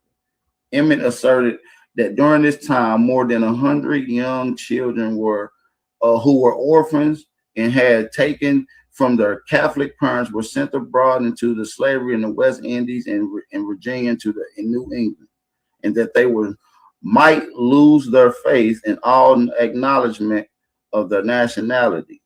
For in those instances, even the names were changed. Moreover, contemporary writers assert between 20,000 to 30,000 men and women were taken prisoners and sold into the American colonies as slaves. So, like, I don't like, what is the point for you denying that white people were enslaved and that your ancestors owned slaves? all my ancestors, if you're a Negro, if you're an Indian, your peoples possibly owned white indentures, white slaves, white forced laborers. Okay, so we're gonna move on. We're gonna move on. Let's move on to the next segment. All right, let me line it up. My screen showing. Is my screen sharing? Yeah, you good. Yep. Oh no, I'm not showing the right name. My bad. Get to it. All right. It said around. Okay, we were reading that earlier. Let's move on down. It say a few months after the first shipment of the children, the first African slaves were shipped to Virginia. Right. Indistinguishably, no American market existed for African slaves until the late 1700s, until the black slave traders typically took their cargo to the Bermuda. English poor were the colony's preferred source of slave labor, even though Europeans were more likely than Africans to die in early deaths in the field. Slave owners had a greater interest in keeping African slaves alive because they represent a more significant investment, right? Black slaves received treatment than it said black slaves received better treatment than Europeans on plantations, as they were viewed as valued lifelong properties rather than indentured servants with a specific term of service. So they telling you they treated the so-called indentured servants and the white slaves, right, worse than the black slaves. It ain't even supposed to be white slaves. It ain't even supposed to be white slaves at all. So why are we having these conversations in a debate where white slavery didn't exist, but we're talking about white slaves right now? We shouldn't even be mentioning white slaves, right? In the newspaper article, I want to pull up. How much time I got left, you guys? Yeah, that's about time, man. 3 seconds left. So let me get a 60-second grace period. It said a broad sight, and this is from a newspaper article, right? White slaves, which was printed on September 28, 1863, 2 years into the war, reminded Northern laborers just what they were fighting for. Portions were presented of the Senator James H. Hammond in 1858 Mud Seal speech, in which he referred to white laborers in the North as white slaves, right? As white slaves. So I don't know where we're going with this, but I end it right here. It's his time to go. all right, man. So that was actually an extra 35 seconds. All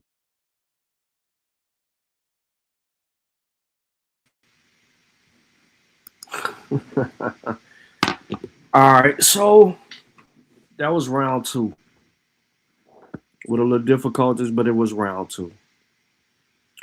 He brought out a source that called them contract workers proto-slaves. What the hell is proto-slaves? So because that's what he said, we're going to use his source, his words, what they said. He said that they were indentured. He said they were contract workers, proto-slaves. Refers to linguistics or historical concepts of early servitude. So proto-slaves refers to people, a concept of early servitude, which goes back to white indentured servitude in the colonies. That is what proto-slaves mean. Then he used the same source and kept talking about slaves. Then turns out to be they're talking about people in Barbados. We are in North America having a conversation about North America, the United States of America, and you're talking about Barbados. And yes, I'm going to say this because it's your source and it's already been debunked. But you were referring to the book White Slaves, talking about that whole Irish slave trade shit, and try to get around the notion of whatever the case may be. So you were using You weren't even using a real book. You were using like little instances of whoever then tried to chop this shit up. And then you didn't provide any evidence of who owned any of these white people that you were calling slaves. Not one. You were bringing up these different accounts, and then these different accounts and this source that you're using in white slaves was referring to these people as white slaves, yet you didn't provide a slave owner. You only insinuated that if you're a Negro like me, you own white slaves. When did you establish that Negroes own white slaves? From what account? You start going on and saying, I don't know how y'all don't see the white slaves. Nigga, you wasn't in fucking Barbados, Denzel Calvin Roberts. You wasn't in the Caribbeans, bro. The book White Slaves ain't talking about America. What is it talking about? The Irish. And even that is a myth. The whole white slave narrative is a myth made up to go against what happened to the atrocities of black people in the Americas. But now you claimed yourself to be this Negro. Guess what a Negro is? Somebody from Africa. Barbados is not the United States.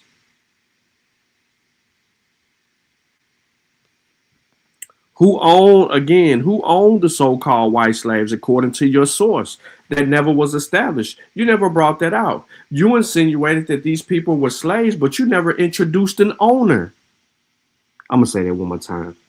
You introduced these people as slaves, but you never produced a owner. And when you kept introducing some type of form of wordplay into the discussion, it kept saying indentured servants, contract workers. That's 0 for 2 rounds. We ain't got the first black person that owned white slaves from you yet.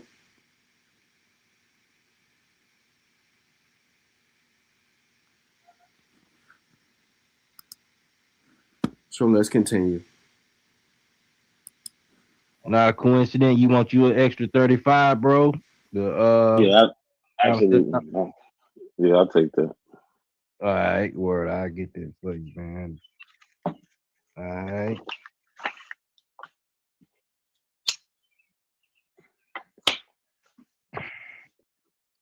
All right, man. Whenever you ready to start, just let me know. Yeah, let me share my screen. All right, we ready now then. Yeah, so the things BAP is doing, Aboriginal Power is doing is ridiculous. Like he just showed y'all a book and it's like, oh, it's from the newspaper. Why didn't he just go get the newspaper? Right? He didn't even notice that when he used the white they were white and they were slaves book that he referenced the statute at large. That can you share my screen? He referenced the statute at large. That's the book I've been using to show you the Virginia law and how these Negroes have been treated differently this whole time. He used volume 1. These are the books I was using, volume 1, 2, and 3, to show you the real Virginia law. But he used a book that quoted from that book, but is not giving you the whole context. And this is why he lost the debate. Listen, not a coincidence. Not a coincidence. Since you barking up the tree, we're gonna do whether or not white. Hold on. Since you was pulling up white slaves in America, we already got that. Let's prove that Negroes and Indians own white slaves in America, brother. Yeah, we haven't seen that yet. So let's get back to it. Can you share my screen for me, please? Am I on the screen? Yeah, you're on the screen. All right, so we ended here with the casual act of killing slaves, where it says, if any slave, and they're talking about Negroes, if any slaves resist his master or others by masters correcting him, and by the extremity of the correction should chance die, that his death shall not be accompanied by a felony. So what they're saying is that If you kill a Negro by correcting them, you kill your slave by correcting them, don't worry about it. You're not going to jail. Unlike, you could barely touch these white servants, according to the statutes at large that the book that AP keeps using. This They Were White and They Were Slaves, written by a white racist. He actually tried to source this book that I'm still using to show you how these niggas was enslaved, but he misused it. So 1750, right? An act declaring the Negro, mulatto, and Indian slaves within this dominion to be real estate. Again, property. All Negro, mulatto, and Indian slaves in all courts of judicature and other places within this dominion shall be held and taken adjourned to be real estate. Real estate. Right? These people are owning them. Right? October 1705, an act concerning servants and slaves. I'm giving you the laws, y'all. And for a further Christian care and all uses of all Christians, mind you, the white people, being enacted by authority aforesaid, and it is hereby enacted that no Negroes, mulattoes, or Indians, although if they're Christian, so remember the Christians over here, right? It's not the same Christians here. Although Christians, Jews, Moors, and Mohammedans, or other infidels shall at any time purchase any Christian servant. So they can't buy any white people, nor any other except their own complexion, right? Notwithstanding purchase any Christian white servant, the said servant shall, so facto, become free and acquitted from any service. So if a black guy does catch him, does buy a white servant on accident, guess what? As soon as they find out, he's free. This is 1705. I don't know what he's talking about. So now let's get down to the details, something he's not doing. Let's get to the eyewitnesses of the crime, right?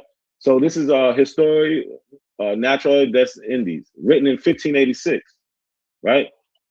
So here we go on page 101, 100 and 101 of that book. It says the Spaniards do not force the Indians to work, but down here it says the Spaniards buy a great number of Negroes from Africa to serve them as slaves. This is in 1586. This is in the Caribbean, right? So now let's fast forward to 1619. Negroes stolen from the Spanish ships, sold in Virginia. Remember, these Negroes are sold in Virginia. August 1619. He bought not anything but 20 of our Negroes, right? Says down here, at the best and easiest rates they could, right? This comes from the records of the Virginia Company, volume 3, right? 1630, you got John Winthrop and the King Philip's Wars, right? Says white settlers from Massachusetts and Connecticut, we had now slain and taken in all some 700. We sent 15 of the boys and 2 women to Bermuda by Mr. William Smith. Well, Smith comes back in February of 1638. Mr. Smith in Salem ship the Desire returned to West Indies after 7 months. He had been at Providence and bought some cotton and tobacco and Negroes. So he took some Indians down there and came back with some Negroes he bought. Here we go in 1750. We got 139 new Negro slaves coming into Charleston, South Carolina. This comes from the account book of George Austin and Henry Lawrence. Like I said, I'm giving you the primary. We can see right up here, Negro slaves, right? Africa. You see this. They came from Sierra Leone. We got 327 new Negro slaves. Where is the white slaves, right? 327 new Negro slaves, right? Where's the white slave? They're from Angola, right? Page 17 in that account book. 82 new Negro slaves, right? Where are they from? Gambia. They're from Gambia, y'all. Negroes. It clearly, all of these say Negroes. Where are the white slaves?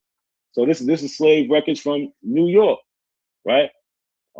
It says here, the 5th day of November, 1799, was born to my female black, was born at my house a female black child named Beck, of the body of a Negro woman, my slave.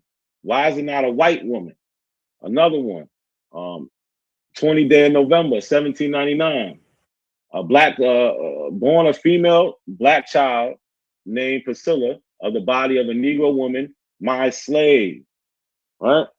Another one.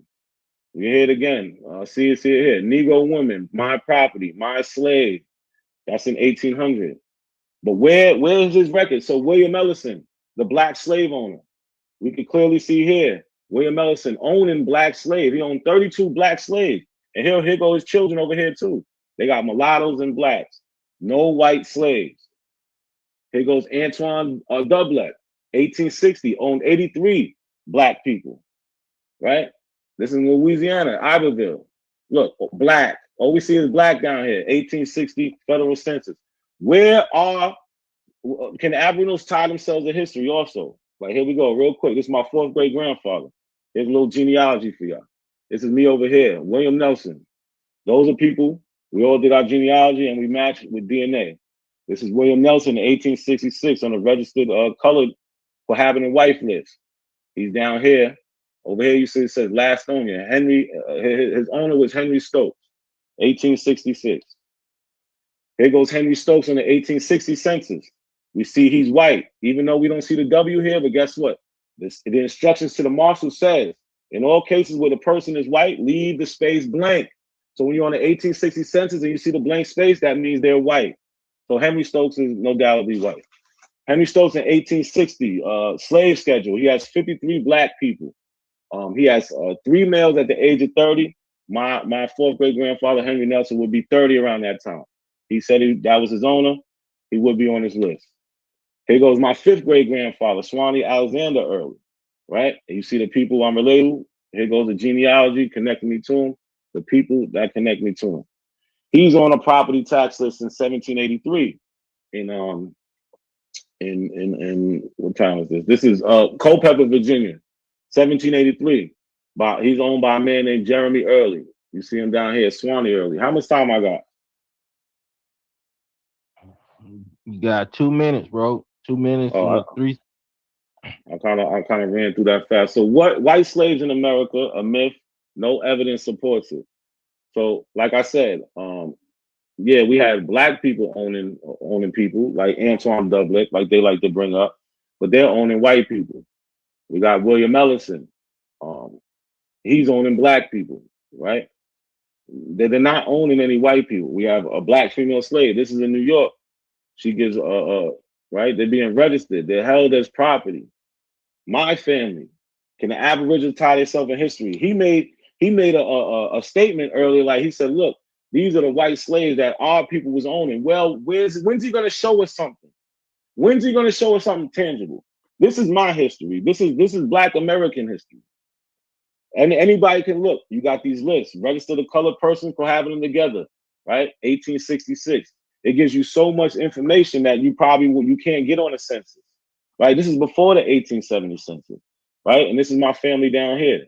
William Nelson, he was 36 at the time. Like I said, that's why on the 1860 slave schedule, I know he's around 30 because in 1866 he told us he was 36. Right? Here goes the owner, Henry Stokes. Right? I got way more information on Henry Stokes. But when is BAP gonna get us to some information instead of just showing us these books? Right? When's he gonna do that? Oh, man. Like he goes to this White Cargo by Janet Davey. When we hit the link, what does it go to? It don't take us nowhere. We can't even find the author. It says connecting the music. iTunes. Who wrote that? Where's these claims coming from? Like, where is the evidence? Where is the people? I'm showing you people. All right, man. Like this really happened. That's time. Word, man. So what, this would be the bottom of the third? Yes, the last of the last. All right, man. Yeah, because I got questions after y'all do y'all 3 rounds for both of y'all, man, if y'all didn't have no problem with that. All right, yeah, no problem. All right. Once again, we got to talk about the fact that he's not providing any sources where they saying white people were not slaves. Like, this is 3-0. I done already showed you the records where the Virginia, he just pulled it up and dagged it himself. He pulled up the Virginia state laws where it shows where they made a statute to where Negroes and Indians can own slaves because they was owning them to a certain extent in those particular colonies. That was only limited to the colonies. So let's get to that. Let's get to that, man. This the diagram. All right. So when you go to the Virginia State Assemblies, right, Volume 2, page 280, and also page 81, white slaves were actually owned by Negroes and Indians in the South to such extent that in the Virginia Assembly passed the following law in 1670 that enacted no Negro or Indian through baptized enjoy the own and freedom shall be capable of any such purchase of Christians, which is what they refer to white slaves as. All right. So I mean that's only in Virginia. You got so many other colonies. You got white people being shipped out to Louisiana, being shipped out to New England, being shipped out to Massachusetts.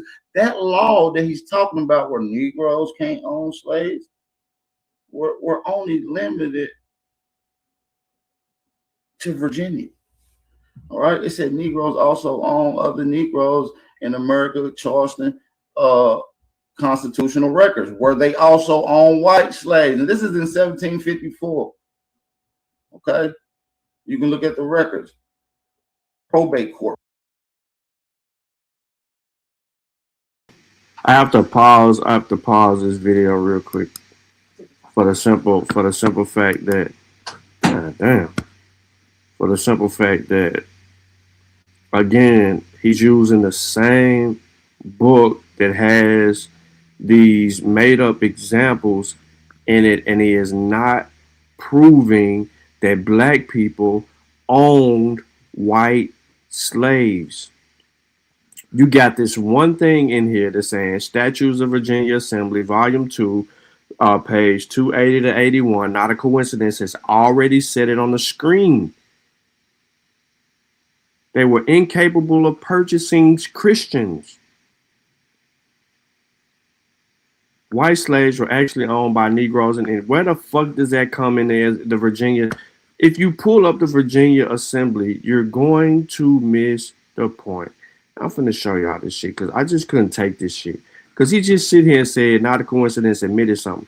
Not a coincidence, admitted that a white servant was purchased. That's why we don't say with 100% certainty. Because of that example.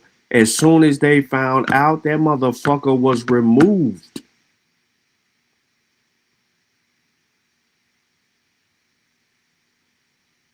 Look at this claim. While whites languished in chains, blacks were free men in Virginia through the 17th century. Who the fuck made that?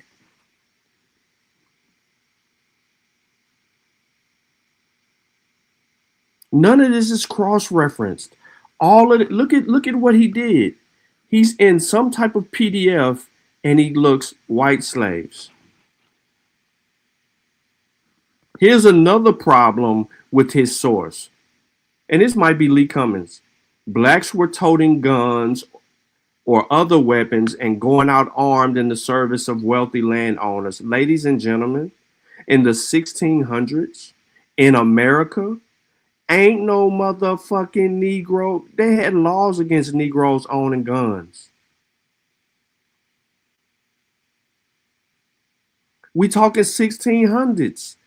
They ain't even had no goddamn guns during the Civil War to a certain point. How the fuck is they owning guns in the 1600s when they can't? They got laws against this shit. Hold on, dude was giving me a headache with this shit because he was sitting here lying, bro.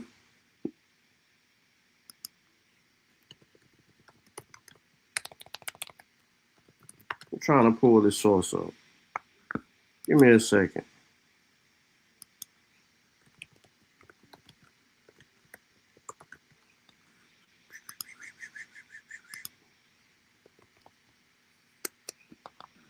I know I got this shit somewhere, but I ain't got time to look for it.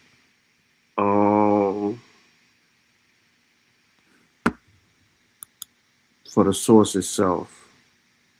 Statutes of Virginia Assembly.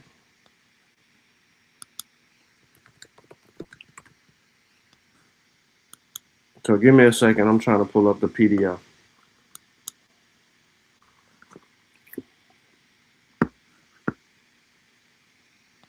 This shit's crazy, man. Why would you just sit here and lie like, God damn, bro? And we let you get away with that shit too. That's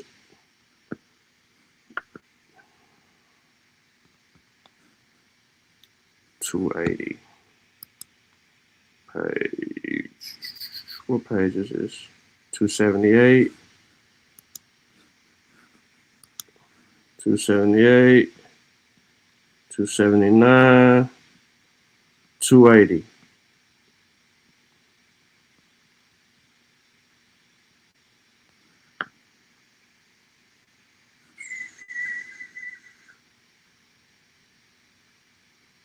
Here you go. Act 5. No, N-O-E, no Negroes nor Indians to buy Christian servants. You heard Not a Coincidence mention this shit. No Negroes, no Indians to buy servants. But yet you gotta, let me zoom in because a motherfucker act like they can't see. A motherfucker will act like they cannot see. Look at this. No Negroes nor Indians to buy Christian servants, whereas it hath been questioned whether Indians or Negroes, manumitted or otherwise free, could be capable of purchasing Christian servants. It is enacted that no Negro or Indian, though baptized and enjoy their own freedom, shall be capable of any such purchase of Christians, but yet not debarred from buying any of their own nation. Free Negroes and Indians not permitted to buy Christian servants, but made those of their own nation. Look at his screen. Look on his screen. He has right here. I went to the first one, Statutes of the Virginia Assembly, Volume 2, page 280 to 281. That's exactly where I went. You see, he got this thing over this. It says, it is enacted that no Negro, he got it blocked out, no Negro or Indian, but see, it's all mixed up. Look at it. He has some of it, but he don't have all of it. But he has right here, white slaves were actually owned by Negroes and Indians in the South to blah, blah, blah. The Virginia Assembly passed following law in 1670. It is enacted that blah, blah, blah, baptized and enjoyed their own freedom shall be capable of any such purchases of Christians. Negroes also own Negroes in America. We ain't even arguing that. Just the very first instance in the assembly, what he has on the screen is some shit that somebody put together and tried to lie about. Because this is what it says. They cannot own. White people were called Christian servants. They were called the Christians. You can't own them. No Negro or Indian. You can own your own people. So the mere fact that he sit here and lie like that, and then to continue with all the other stuff, is proof positive that he don't know what he's talking about.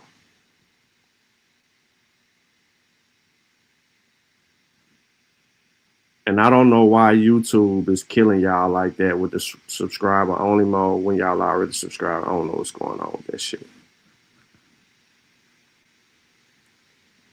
He clearly lied. Let me get the audio back on this bitch. You just run around here making up shit. That's why I said this source is a bad source to use, because even if we pull up the Assembly of Province of South Carolina, it ain't gonna read the way this is trying to be. Whoever cherry picked this shit and put it in there, it ain't gonna read the way they're trying to read it. That's why you can't use the White Slaves book. You can't use none of that shit. Then he tried to make an argument that they always try to use against everybody else and talk about Walter Plecker. Why the fuck do y'all keep on using Walter Plecker when that shit only pertains to Virginia? But then when it benefits you, y'all want to say Walter Plecker changed some shit up. But it implied to everybody. That's that shit that I be talking about, where you motherfuckers think y'all can cherry pick information and then use the source the way you want to use it to even get by. That's bogus. Right? It said while whites language in chains, blacks were free in Virginia throughout the 17th century. Willie Lee Rose, a documentary history of slavery in North America by John Henderson Russell, Free Negro in Virginia. So it talks about how black people were free and white were still in chains. How can a white man be in chains if you're not a slave? Huh? So that's what we got to understand. That's what we got to understand. That's the case closed. We can show you whites being enslaved all the way up to the 1800s is what I'm saying. It's various different cases. You can go to the University Studies of Pennsylvania, Historical Societies of Pennsylvania, right? University Study. All right, let's get into that. Let me pull up the article. All right. We're going to give you a list of white slaves in the 1800s being sold off. Mr. Lee thinks he has a white man. Now, this is determination from the articles above, right? Now, when we get into this is from the Pennsylvania State Heritage University Study. All right. It says that he thinks he has a white man. If the matter were to be determined probably by color and appearance, some folks might join him in the conclusion to say his parents were white and that they're dying. When he was very young, he was left in the charge of a slaveholder in Alabama who raised him in slavery and taught him to believe that he was a mulatto, right? His father claims that his name was changed so his relatives might never seek to reclaim him from bondage. He's a white man. That they reclassified him as a mulatto to keep him enslaved in certain areas. All right? We'll move down. In the Philadelphia Public Ledger in December 27, 1860, reprinted in the article of the Natchez, Mississippi newspaper lining, painting a white girl to make her a slave.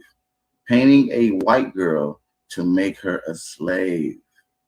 It was stated how in many forms Natchez was on a steamboat on his way to Greenville, Mississippi, when he noticed a young girl aged 9 to 10 with black hair and yellowish brown skin.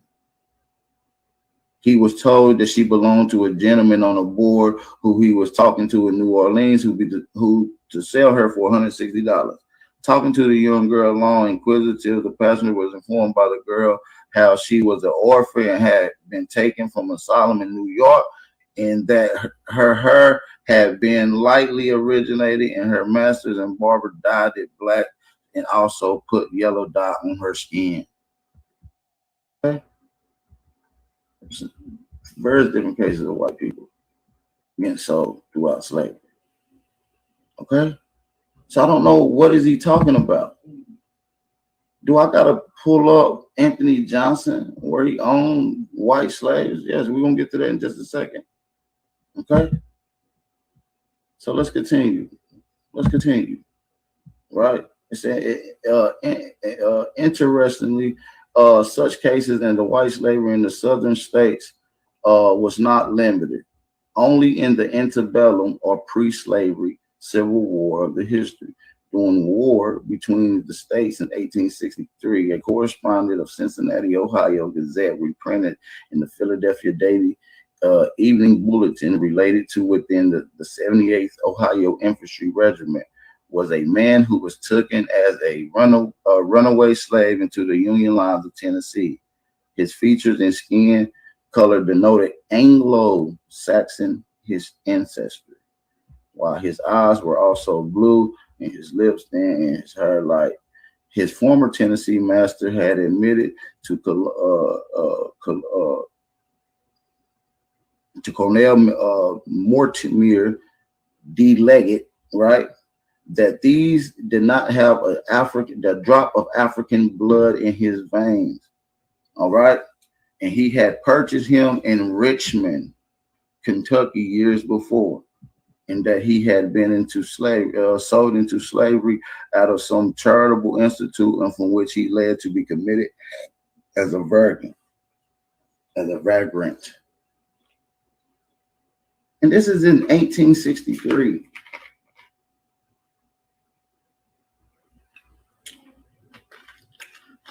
You got white slaves happening all around. As a matter of fact, we're going to get to something else here in just a second. We're going to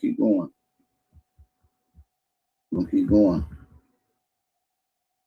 Said on December 17th, 1862, the 3rd Michigan Cavalry came into the area where Grayson purchased a horse and rode into an encampment.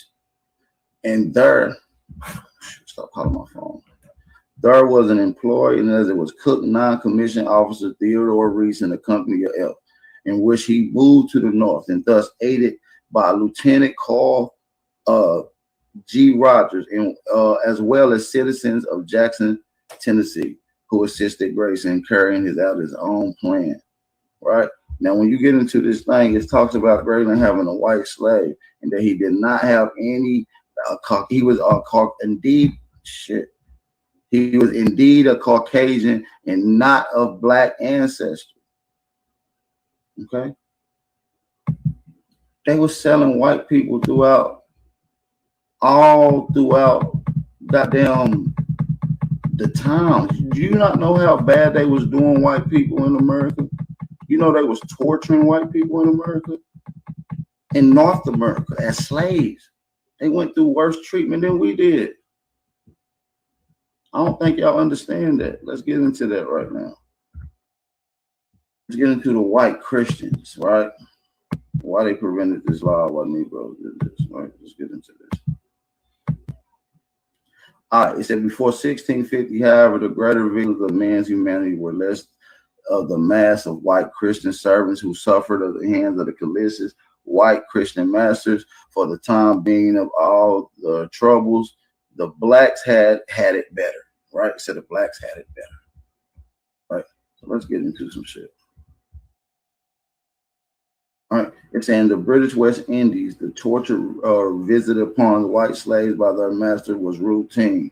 Masters hung white slaves by their hands and set their hands afire as they means to punish them, to end the barbarity. I mean, there's various different cases in here, man. Like, I don't really want to go through all of them, but there's so many cases where white people getting turned to slush. They're getting beat down. And you mean that they weren't slaves? They weren't allowed to do nothing to the slave? Various different records is talking about how white slaves were treated worse often than so-called black slaves. Okay? Okay? It's in 1640, the General Court of Virginia ruled that 2 white slaves, principal actors, and converts in the most dangerous conspiracy by attempting to run out the county. All right, they charged 2 white slaves with running out the county, and this is the General Court of Virginia. That's time, man. All right, let's go. Word, man. Solid. We're gonna take a quick 2-minute break, get everything together, and then we'll let the moderators come back. We'll be right back in 2 minutes, you guys.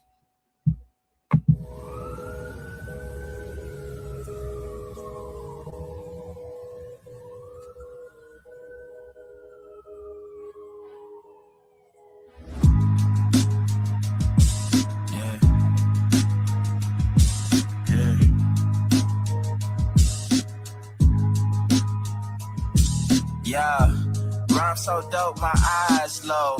When you move like God, the time slow.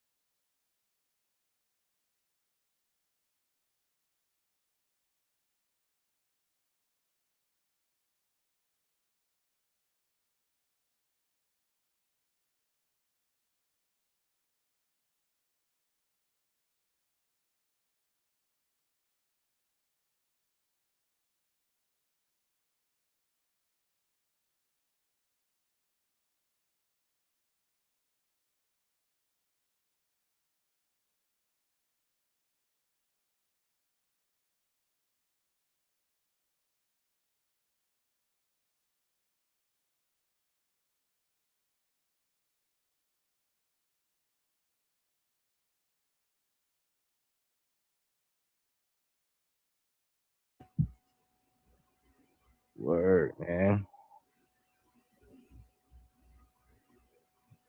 So what, this would be the bottom of the third? Y'all 3 rounds for both of y'all, man, if y'all didn't have.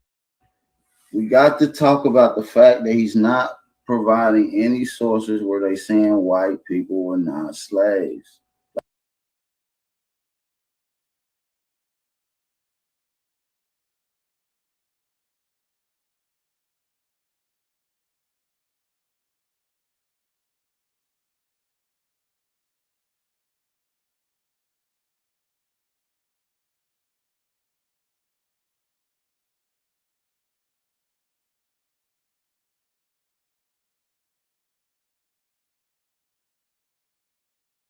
Like, this is 3-0. I done already showed you the records where the Virginia, he just pulled it up and daggered himself.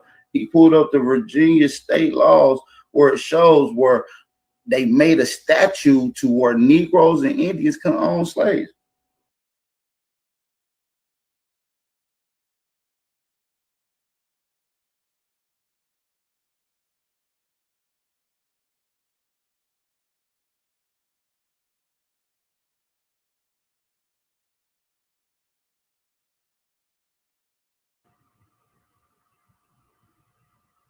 Hey, one, if you're talking, you muted, brother. Which suggests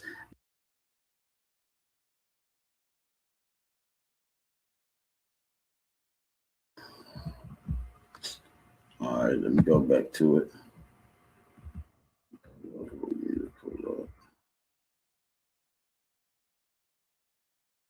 All right, let's get it. All right. No, I couldn't hear none of that. I was ready. So, all right. So real quick, this is what I mean by arguing from ignorance. Remember how he talked about not a coincidence using the Virginia law and talking about white people couldn't own slaves in the previous round. Well, this is what he said in the previous round. like I said, he have failed to show you any records where white people was not slaves, where they was not referred to as slaves. That's not the debate.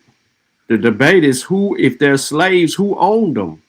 Did Negro or Indian own white slaves? We don't care nothing about people running around here using different words. Continue. There's unaccountable records, right? We're gonna get into Dr. Harley MacD Beckles of University of Hull, England, writes regarding white slave labor indentured contracts were inalienable, the ownership of which one could easily be transferred, like that of the other commodity as well. All right, so he just killed himself because he just talked about contracts and contracts being transferred. This is why I don't know why he think that he 3-0'd anybody. Then, I mean, I'm trying to catch where he tried to take a stab and not a coincidence. The servitude program that is going on. Now he talking, looking at him, trying to justify servitude. He's dead in the water again. This is his second round. He's used contract. He's used servitude. He took us out of the United States of America and put us in Barbados and tried to push the whole white slave shit from Barbados. You have to pay attention. Look at the screen. This shit is about the Irish white slaves. He's trying to minimize the African experience.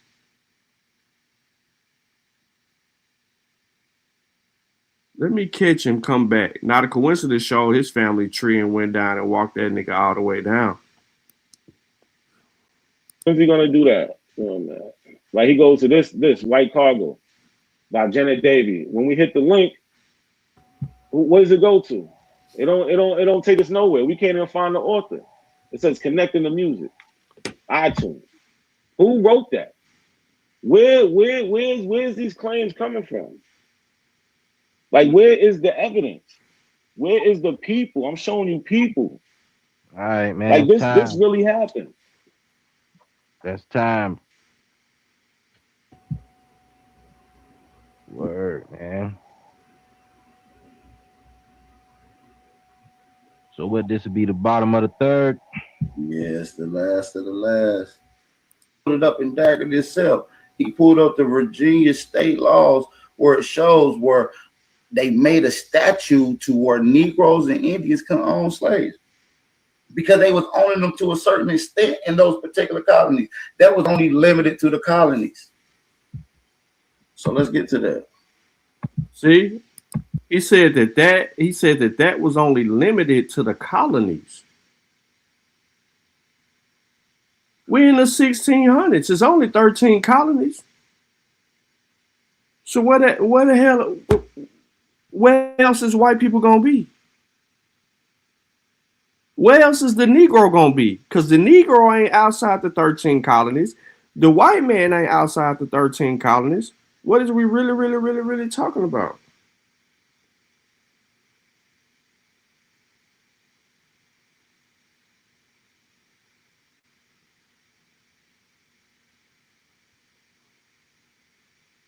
No, I ain't tripping, bro. I hate to say it, but he tripping. And he better be glad it won't take me directly to where he and I don't feel like skimming back through here to where he said that the law don't apply because it's in one of these parts of your debate where you were just running off at your mouth because you really ain't have shit to say. Against left, so let me get a 60-second grace period. It said a broad sight preferred source. Circuit Court, right? 1631, 1645 did not discriminate Negroes in bondage from whites in bondage. That has nothing to do with anything. Listen to how he argued. He's debating that white people were slaves in America. That's according to William. When the truth of the matter is, white people were indentured servants in America. But that's not the debate. You said Negroes and Indians owned them. That's why Not a Coincidence kept playing the video. And you refused. That's why he kept coming right here to this video to remind you what the debate is. This whole time. He used volume 1. These are the books I was using, volume 1, 2, and 3, to show you the real Virginia law. But he used a book that quoted from that book, but is not giving you the whole context. And this is why he lost the debate. Listen, not a coincidence. Not a coincidence. Since you barking up the tree, we're gonna do whether or not white. Hold on. Since you was pulling up white slaves in America, we already got that. Let's prove that Negroes and Indians own white slaves in America, brother. Yeah, we haven't seen that yet. So look, let's get back to it. Can you share my screen for me, please? Am I on the screen? Yeah, you're on the screen. All right, so we ended here with the casual act of killing slaves, where it says, if any slave, and they're talking about Negroes, if any slave resists his master or others by masters correcting him, and by the extremity of the correction should chance die, that his death shall not be accompanied by a felony. So what they're saying is that if you kill a Negro by correcting him, you kill your slave by correcting him, don't worry about it. You're not going to jail. Unlike, you could barely touch these white servants, according to the statutes at large that the book that AP keeps using. This They Were White and They Were Slaves, written by a white racist. He actually tried to source this book that I'm still using to show you how these niggas was enslaved, but he misused it. So 1750, right? An act declaring the Negro, mulatto, and Indian slaves within this dominion to be real estate. Again, property.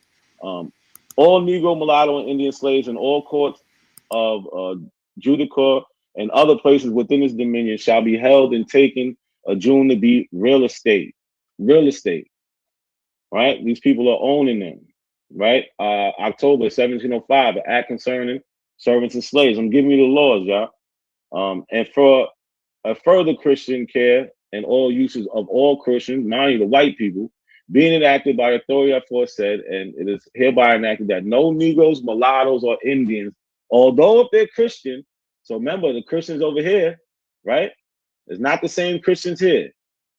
Although Christians, Jews, Moors, and Mohammedans, or other infidels shall at any time purchase any Christian servant. So they can't buy any white people, nor any other except their own complexion, right? Notwithstanding purchase any Christian white servant, the said servant shall, if so facto, become free and acquitted from any service. So if a black guy does catch him, does buy a white servant on accident, guess what? As soon as they find out, he's free. This is 1705.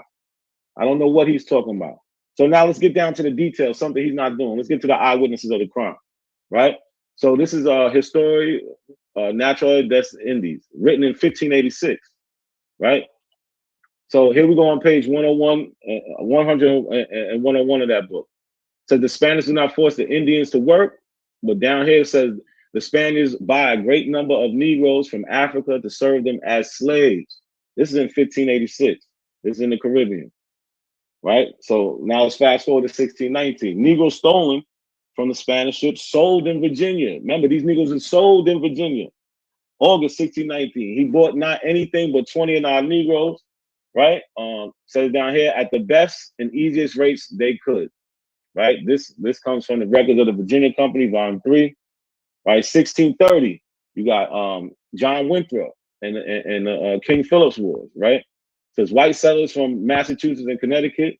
We had now slain and taken in all some 700. We sent 15 of the boys and 2 women to Bermuda by Mr. William Smith. Well, Smith comes back in February of 1638. Mr. Smith in Salem ship the Desire returned to West Indies after 7 months. He had been at Providence and bought some cotton and tobacco and Negroes. So he took some Indians down there and came back with some Negroes he bought. Here we go in 1750.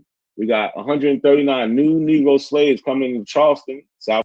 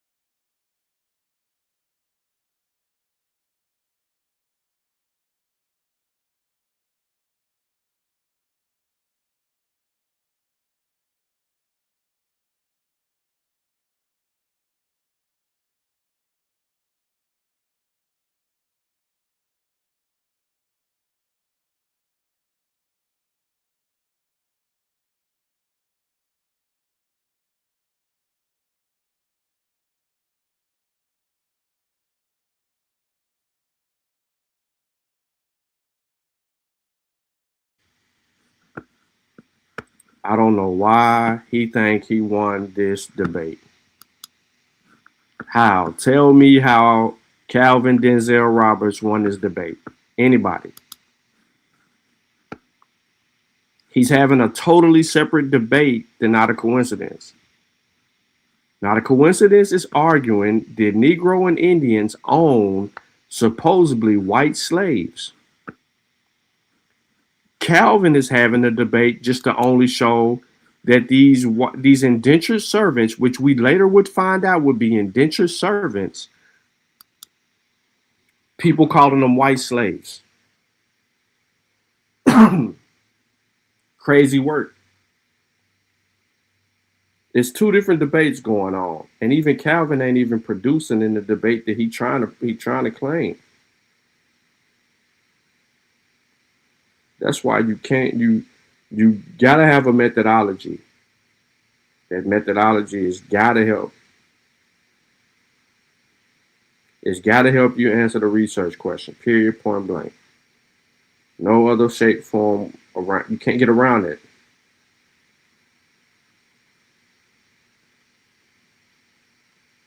I don't care who you are.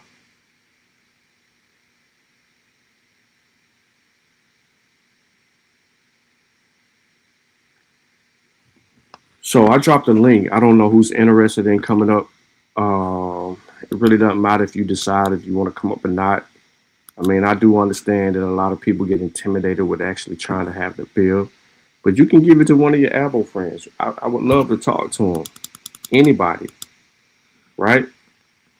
Anybody on the subject matter, because no one can prove that white people were slaves. You got a book out here that you're misrepresenting, cherry picking from, and that ain't producing or providing any information for the latter. And then you think you got your argument inside of that.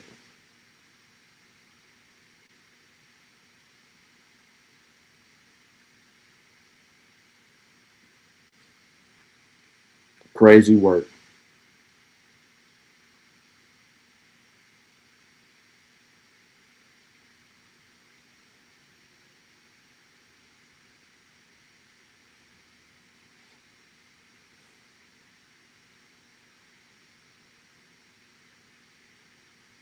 It's crazy because it don't make no sense.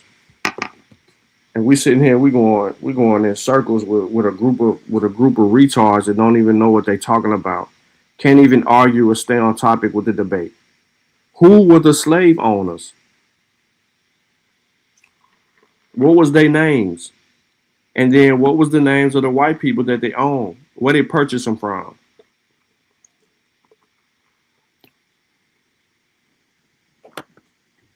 Yeah, you try to turn around and say, well, see, they made laws to prevent it. Well, where's your examples of black people being free and owning white slave? Even if you want to call, even if they're indentured servants, even if they're indentured servants, where is your examples of black people owning or contracting out to indentured servants, and you got the names? All we seen was examples of people being listed and named this, that, and the third from Not a Coincidence, but we ain't get none of that from Denzel.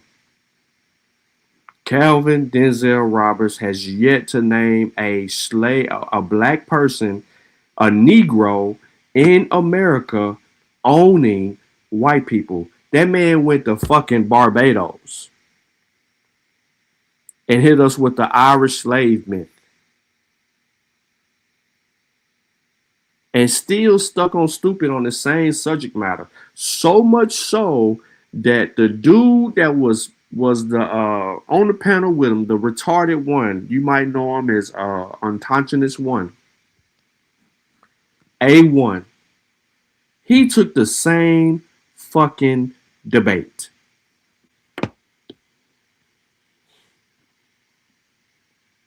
Not a Coincidence didn't not only debate this once, he debated it twice.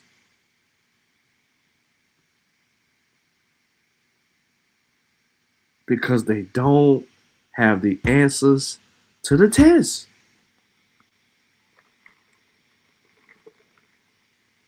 They don't. So let me get into something real quick. Let me pull up something that I want to talk about. You know, I'm talking about. I want to talk about something that I want to talk about real quick. I want to come here to 1652 to 1725, John Weiss, the vindication of the government of New England churches in 1717, sorry. I ain't going to get out of the first paragraph. Unlike his contemporaries, Gershom Berkeley and Cotton Mather, John Weiss was not born to a Puritan purple. His father arrived in New England as an indentured servant in the Great Migration, then evidently became a butcher, then a brewer, and made sufficient living to send the fifth of a dozen children to Harvard. Part of the bill of John's tuition was probably paid in malt. So let's do us a favor real quick. There was something said unique, significant. The Great Migration. Who knows what the Great Migration is?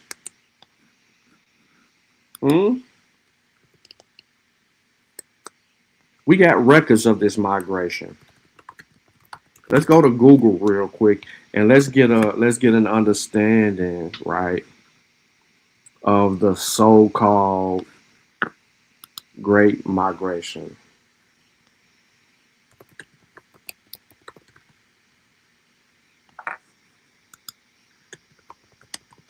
'17th century, I do believe that is our era.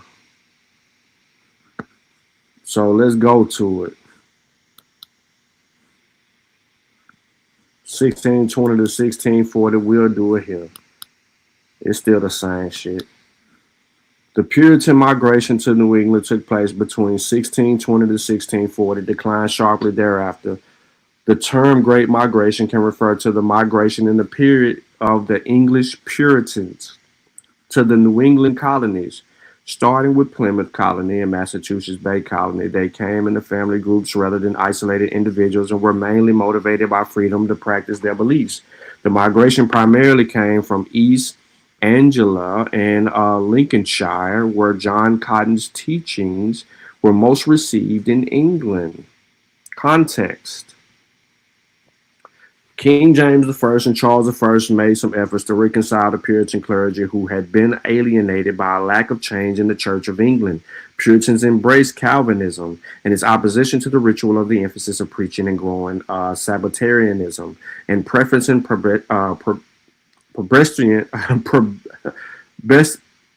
damn, why I can't say this name right now? Presbyterian system. I was tripping.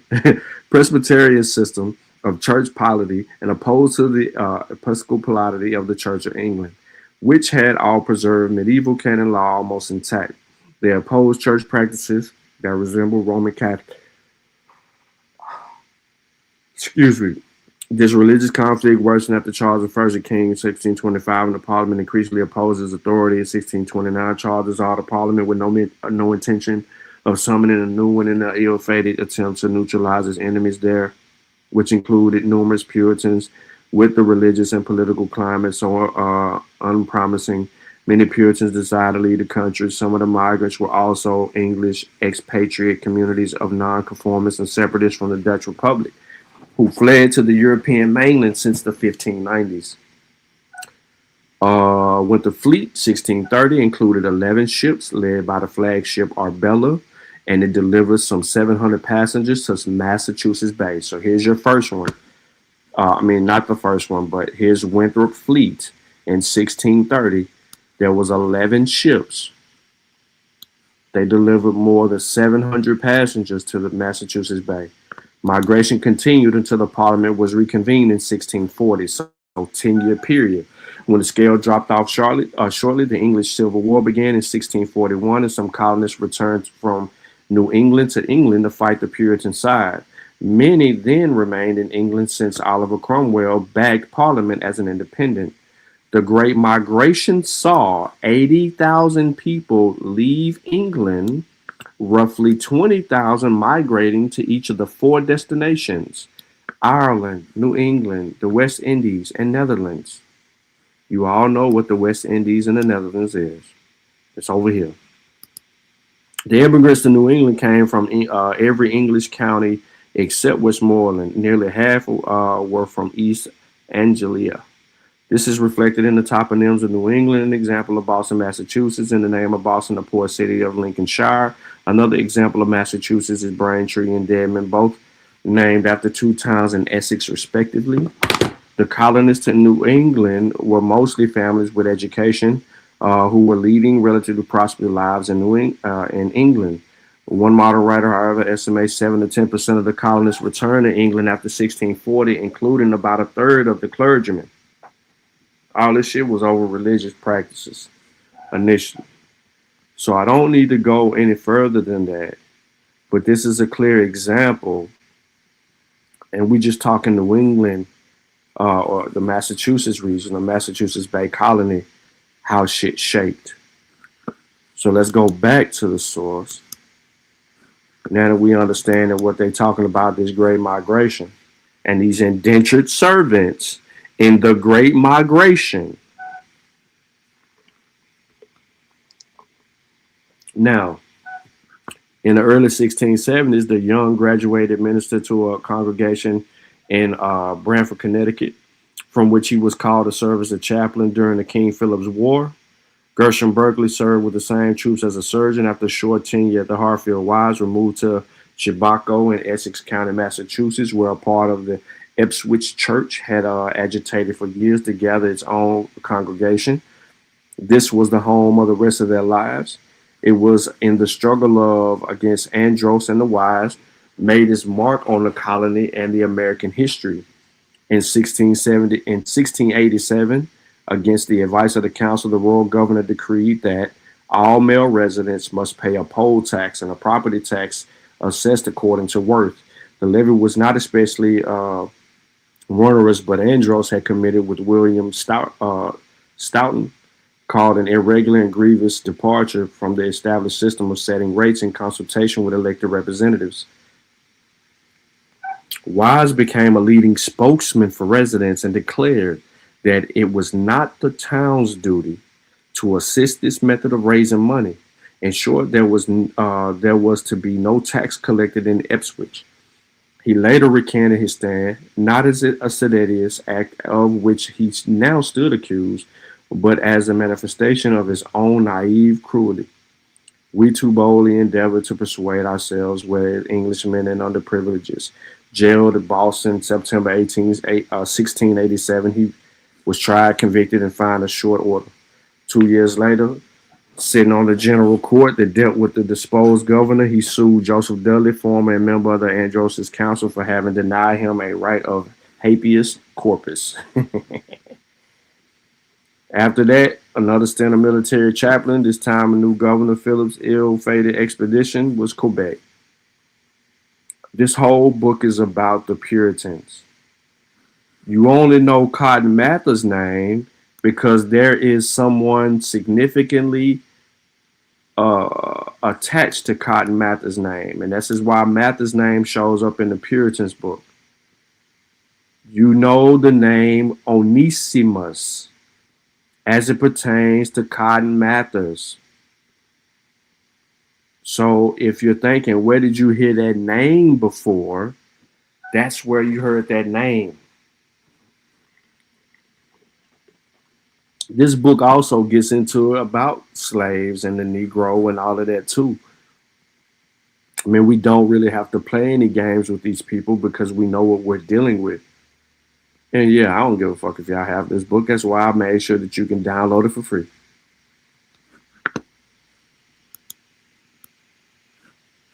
But hold on, I got one more.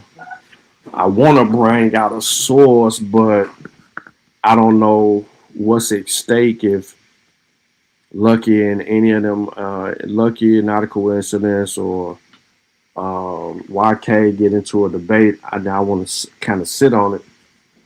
But it's a source regarding some primary information to also show that Bap is Calvin Denzel Roberts is a freaking liar, and he don't know what he's talking about.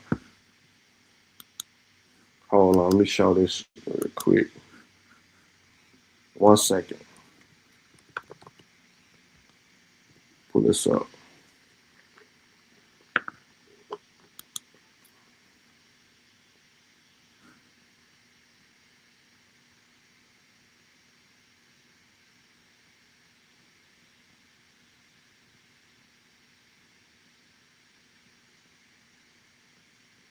Hold on 1 second, y'all.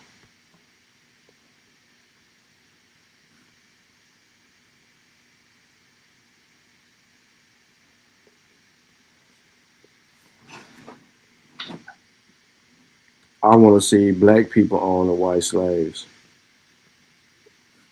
The motherfuckers is not going for that. It's they shit. Why they finna fake the front? It's they shit. Why?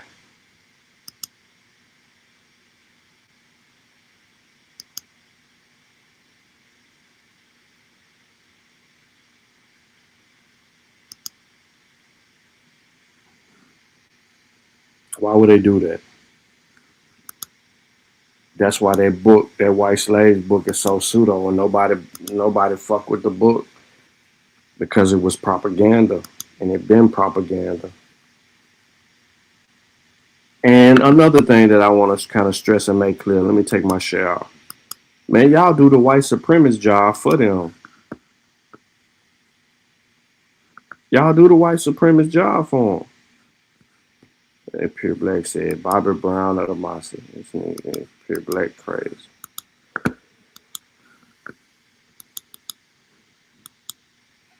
Y'all do their job, bro.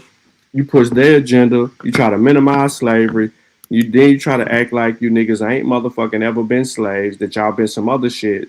And all that's gonna do is set them up to continue to spread their supremacy and laugh at you motherfuckers because y'all think that y'all wasn't these people that they brought over here. They know who they saw. They've been knowing who they saw. Wasn't no niggas over here owning shit.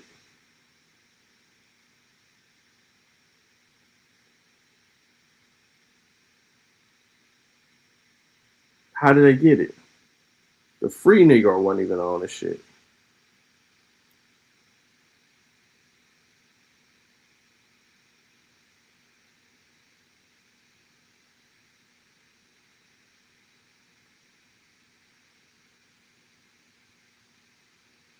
Crazy, crazy, crazy work.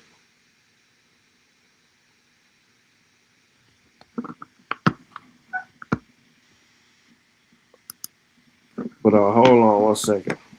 Let me bag back a little bit.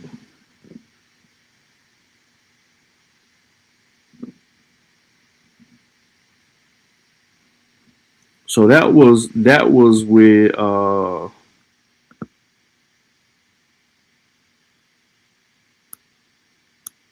that was the last debate we saw was with Denzel. Just so y'all know that I ain't tripping. What a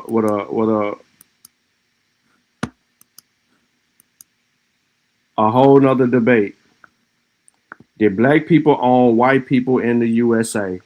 The official debate, Not a Coincidence versus A1. So I just showed you Not a Coincidence versus Denzel Calvin Roberts. Now I'm finna show you Not a Coincidence versus A1 on the same fucking topic. It's just renamed.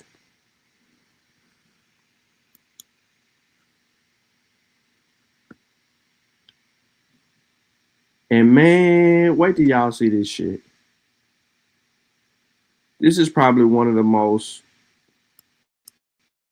funniest debates ever. Now this debate was before the other one. So this was Not a Coincidence. It's test run on how stupid these Negroes is.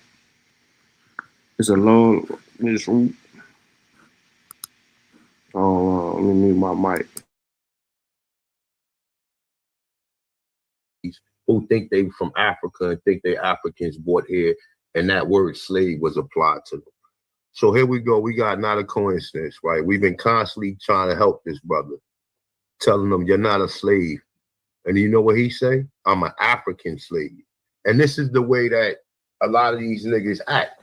They act like we got to do an exorcism towards them, right? And this is definitely going to be an exorcism. Definitely. Right? So let's get into it, right?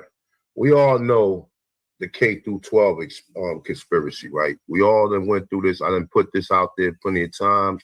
We know who the people who funded our schools. We know the people who funded our schools, that they came from the eugenics programs, or a lot of these COINTEL and all these other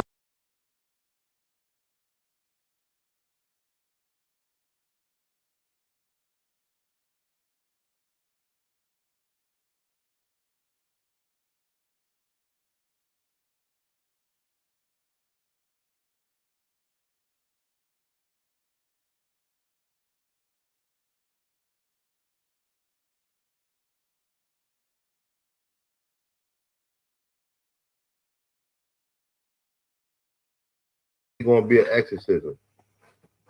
Definitely. Right? So let's get into it, right? We all know the K through 12 conspiracy, right? We all done went through this. I done put this out there plenty of times.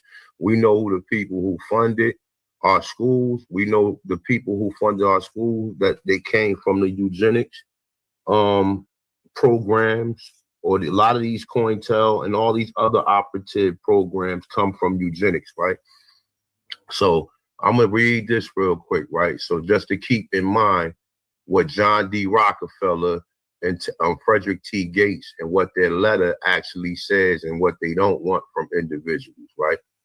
So it says, in our dream, we have the limitless resources, and the people yield themselves in perfect docility to our molding hands. The present education convention fade from their minds, and unhampered by tradition, we will work our own goodwill upon a grateful and rival folks.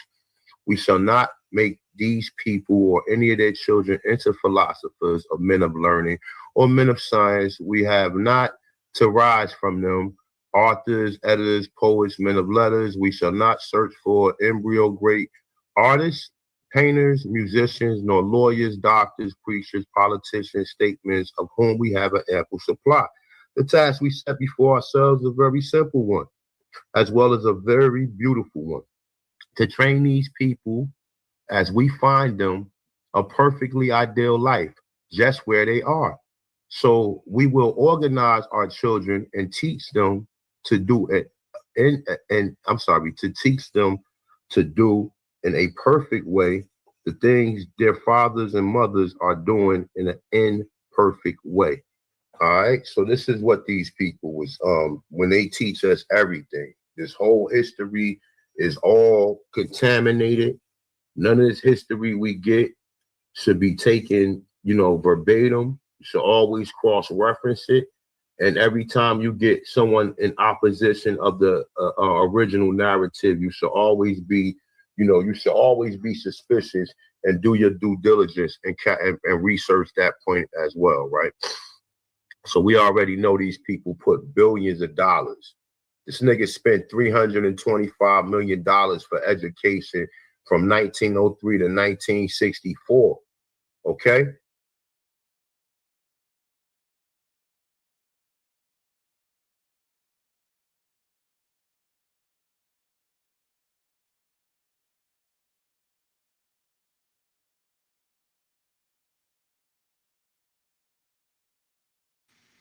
What the fuck does that got to do with black people owning white people in America? Y'all listening to this crazy mofo say all of this stuff in the middle of a debate. This is what we're dealing with. And this the debate before the last debate that we showed.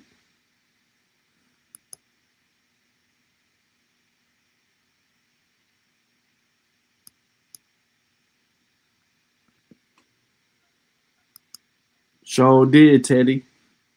They called the conquistador up and sent him on us. This dude literally is saying all of this when the debate is about did black people own white people in America, the United States of America. This is an actual debate. And this motherfucker is talking about how much money the Rockefellers spent. Let me just talk about something real quick.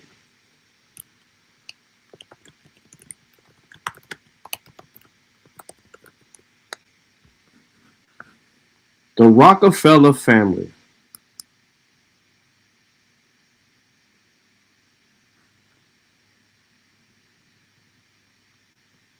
made their money.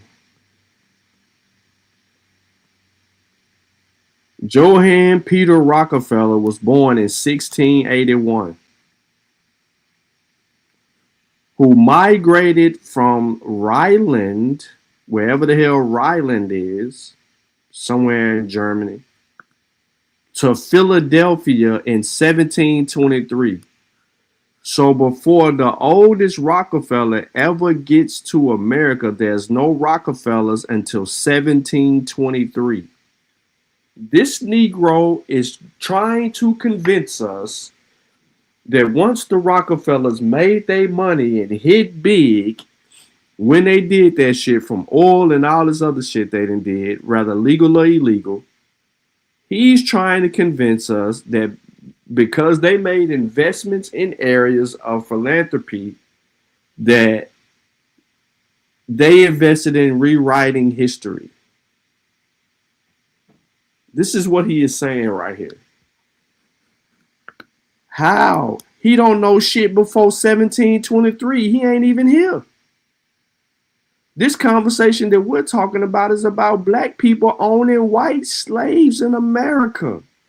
It's going to go before 1723.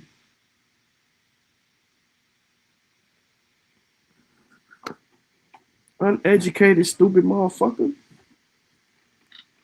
And what it said this included more than 60 million, more than 50 million in 2020 dollars spent specifically on African American history. The tendencies we have today were locked in place in the 1930s. All right. It says, so what the Rockefeller, Gates, and the GB wanted to keep our people barefooted and pregnant as it were. The public, of course, heard nothing of the secret conspiracy, and they do now. So around 1910, Rockefeller millions and Dewey's brain converged on a single goal. Simple-minded kids in dumbed down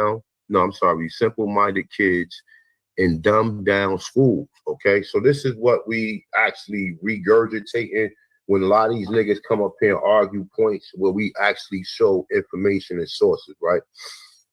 So this is a short history of fake history. We are fighting for the truth. I'm not saying why fighting for the truth is critical. The case of fake history repeats itself. The Americans' right told vicious lies about the Confederacy for decades. This is by Robert McCliving. It's saying the view of Reconstruction was the period of a terrifying black domination and the restoration of the rightful reaffirmation of the United States as a white man's country was prevalent through the nation. And no, he can't read. 1890. I'm sorry about that, y'all. Through 1890. It's saying to the so again,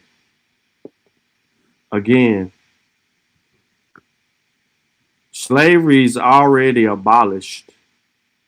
I mean, the slave trade is abolished. We didn't had a civil war. They didn't goddamn did all these treaties with the Native Americans. What relevance does the 19th and 20th century have to do with prior to the Civil War? Before the war?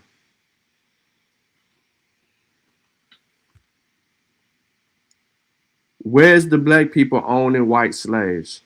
See, once again, there was no defining going on. This is what makes their arguments hard to follow, because they don't have a methodology.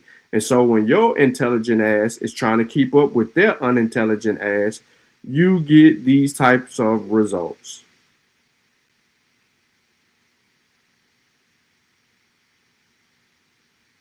Period. Point. Blizzard.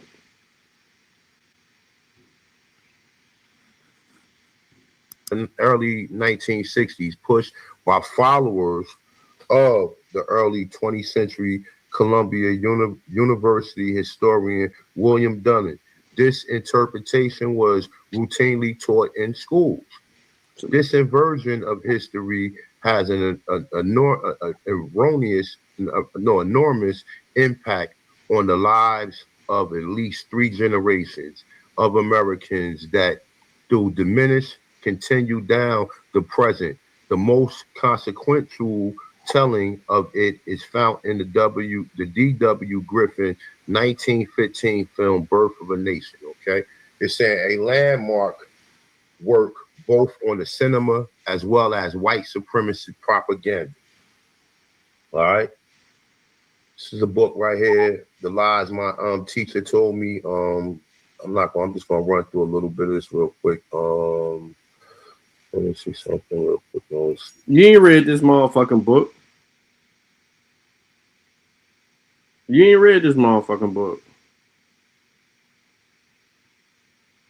I can tell you, you're gonna run through this book.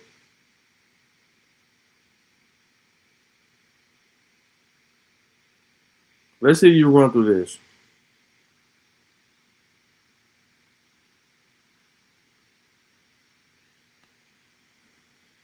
This one. No, it's this one. I'm sorry. All right, so in here, he say, so much of what has passed as history since has been invested with white supremacy. It's saying even though the reason why history unfolded the way it did are extremely complicated and have to do with luck or geographic and all sorts of factors that aren't captured in our oversimplified narratives, okay? This is Valterra. This is a quote from him. History is the lie commonly agreed upon. Okay. This is George Santayana. History is a pack of lies about even that never happened, told by people who weren't there. Okay. This is George Orwell. Everything faded in the myth. The past was erased, the eraser was forgotten, and the lie became the truth. Okay. Grand opening, man. Let's get into this, man. The Negroes or blacks own white slaves, okay? The Negroes or blacks own white slaves. And by the way, while I'm on this picture right here, this is a very interesting picture right here, right? Not a coincidence said that this book was fake. That whoever came here never actually came here and just wrote a book according to fallacies and fiction, right? So according to what we've been told, right? You think that this picture is fictional? Yes. The picture is fictional from the perspective of how you're going to frame it. You don't have the actual context or the illustration of what this picture is representing. So you're going to assume something and you're getting ready to tell us what you assume. And yes, and then that's going to make my answer yes, correct. This is actually a picture showing you that we had white slaves. See? But anyway. See? That's why I said it's fake. Because this is not a picture that is showing you that people had fucking white slaves. At all. You're clearly misinformed. This dude finna set us to death too. And I'm finna let him. This is not a source, it's just an observation, okay? So let's get into it, right? Oh, time out. Why did you say this is an actual image of us owning white slaves, your words, and then turn around and say this is not a source, it's just an observation? So how the fuck is it legit, dumb motherfucker? How are you sitting here playing with my intelligence, telling me that something is showing that you had white slaves, and then you turn around in the same breath and say this is just your observation? You see this is what I'm talking about. Listen to this stupid motherfucker again. The Negroes or blacks own white slaves, okay? The Negroes or blacks own white slaves. And by the way, while I'm on this picture right here, this is a very interesting picture right here, right? Not a coincidence said that this book was fake. That whoever came here never actually came here and just wrote a book according to fallacies and fiction, right? So according to what we've been told, right? You think that this picture is fictional? This is actually a picture showing you that we had white slaves. But anyway, this is not a source, it's just an observation, okay? So let's get into it, right? So we're gonna deal with some terms real quick, because a lot of people don't understand the terms, and they think that slaves is dealing with black people or just dealing with what we call Africans in general, right? So one of the terminologies that he's going to try to throw shade on is going to be etymology. All right. So etymology, late 14th century, the fact of the origins and development of words. Okay. It says an analysis of a word to find its true origin, properly study of the sense of a word. Okay. It's saying true sense, original meaning. You guys understand. So what it says, Okay, so most words that we talk about that has these different, or what we call I think that would be it. 16 minutes left, brother. 16 minutes. This motherfucker finna give us 16 minutes of hell. He already been talking for another fucking 10. How the hell he get all this time?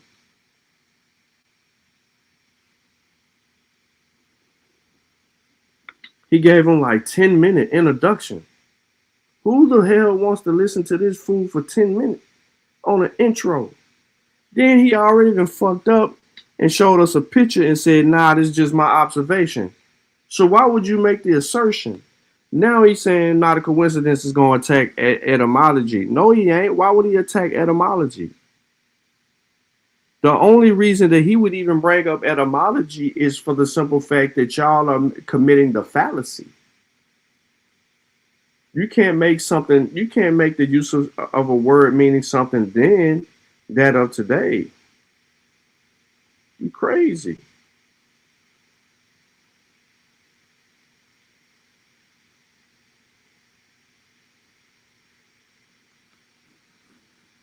I can't even think of you just threw me off. Nevertheless, though, we dealing with words, and we're gonna deal with the words in this entirety. So I'm just putting the terms out there before I actually get into the meat and potatoes of my actual bill. So nobody can confuse my understanding of what a slave is with not a coincidence understanding. Not a coincidence, don't know what a slave is, but I do. So let's get into it, right? So what is a slave, right? So this is from the etymology dictionary, right? It said a person who is the chattel property of another, right? So then we go down, it say slave. It say see also a Pause. So your first one, you just cut short and just said, fuck everything else it said, and just says chattel property of another person. You just went to the quote. Person who is chattel or property of another person. Okay. You didn't agree with that one. Why? What is it that you're trying to pull out your hat? Here we go. Oh yeah, all right, whatever. Originally Slav. So used in the secondary sense because of the many Slavs sold into slavery by conquering people. Those is history of the Slavs can be surely memorized. You see how he elaborated on Slav? So he didn't understand that he defined what a slave was. A slave was a person who was chattel or property of another. That's it. Why is Slav being read to the full degree? In the slave hunts and the entrapment of entire people. The Slav was the most prized of human goods with increased strength outside his marshy land of origins, hardened by the utmost against the pervasive industrial content with little good humor and cheerful. And guess what? This part right here is what sums it up, right? He filled the slave markets of Europe, Asia, and Africa, right? Well, we're going to find out that he filled the slave markets of America as well, right? It's a dictionary, the American Dictionary of the English language, right? We're going to be dealing with this term right here, right? Even though I don't like the term, we're going to be dealing with this term Swazi, right? So when you see the word Swazi come up, when I'm referencing it, this is what's being referenced. And this is what the people, this is a description of what a Swazi individual look like. It's saying being of a dark hue or dusky complexion, tawny. In warm climates, the complexion of men is universally swarthy or black. The Moors, Spaniards, and Italians are more swarthier than the French, Germans, and English. That don't mean the French, Germans, and English are not swarthy. Okay? So what do swarthy mean again? Being a dark hue or dusky complexion or tawny. Let's continue, right? Etymology, understanding of what the word swarthy means. Dark color, tawny. All right, it's a reference to skin. All right, I'm gonna be dealing with more. When I mean more, I mean being a dark person in relation to European. The name in the Middle Ages was a synonym for Negro. All right, we're gonna be dealing with complexion, the specific meaning of color or hue of the skin or face. Right, we're gonna be.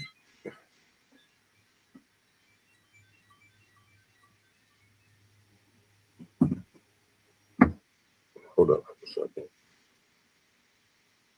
All right, let's get into it, right?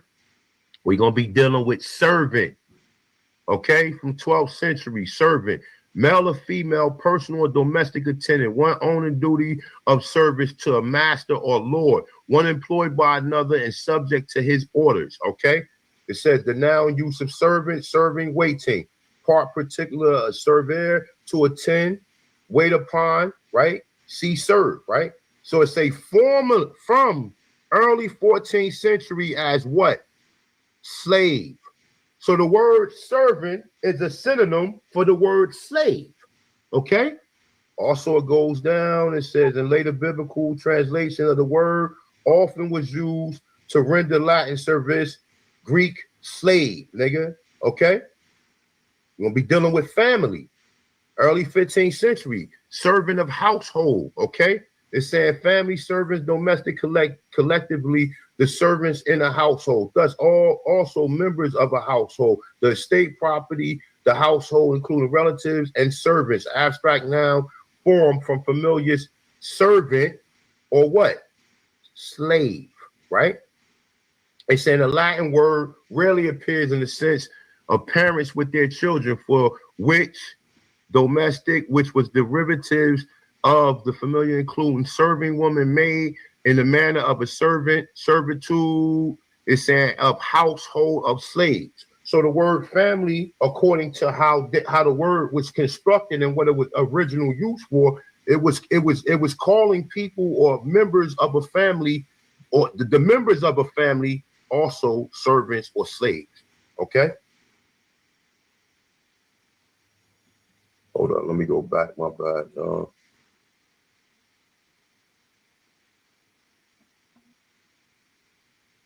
right. I'm also going to be using the term Indian, right? And when I'm referencing Indian, I'm talking about niggas. I'm not talking about no Mongoloids or no Native Americans. I'm talking about, I don't know what he may be talking about, but when I'm bringing this up, don't worry about what he's on my talking part about. of the debate just do or your lecture, shit. if you will, right? I'm talking about niggas. I'm talking about the copper color races found here by Europeans, right? See where all this pseudo shit stem from? They just regurgitate and recycle fucking shit. Remember, Not a Coincidence debated the same topic twice. But in this debate, this was the first time, and as you can see, fucking A1 is doing all of this trying to define. He's committing etymological fallacies from the beginning, and then he's superimposing his beliefs onto shit. Like I told you, he's gonna have pictures. He's gonna study you to death. He don't think that you're educated enough for him. That you need a coloring book, and then he could try to sell you on the idea of his coloring book that he's presenting to you. These individuals and drawings will be depicted as this, right? In literature, Oxford English Dictionary, nigger, a dark-skinned person of any origin. In early U.S., usually in reference to American Indians, nigga. Okay, the same thing, right? So boom, let's get into this, right? The English word slave derived from the enslavement of the Slavic people. Thus, when the word slave was coined in the West, the impression was of a Caucasian slave. Only in the last century has the shocking history of slavery been selectively read through the lenses of the American race issues for political gain. Okay? Let's get back into this. All right? At the height of academia, and how much time I got left, AP?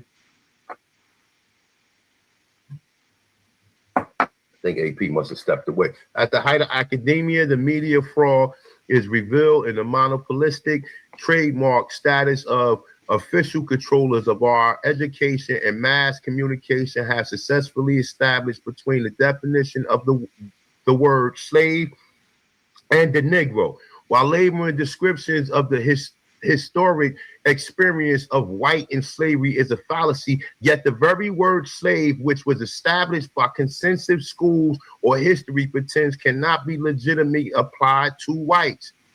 It is derived from the word slave. According to the Oxford English Dictionary, the word slave is another name for white people of Eastern Europe.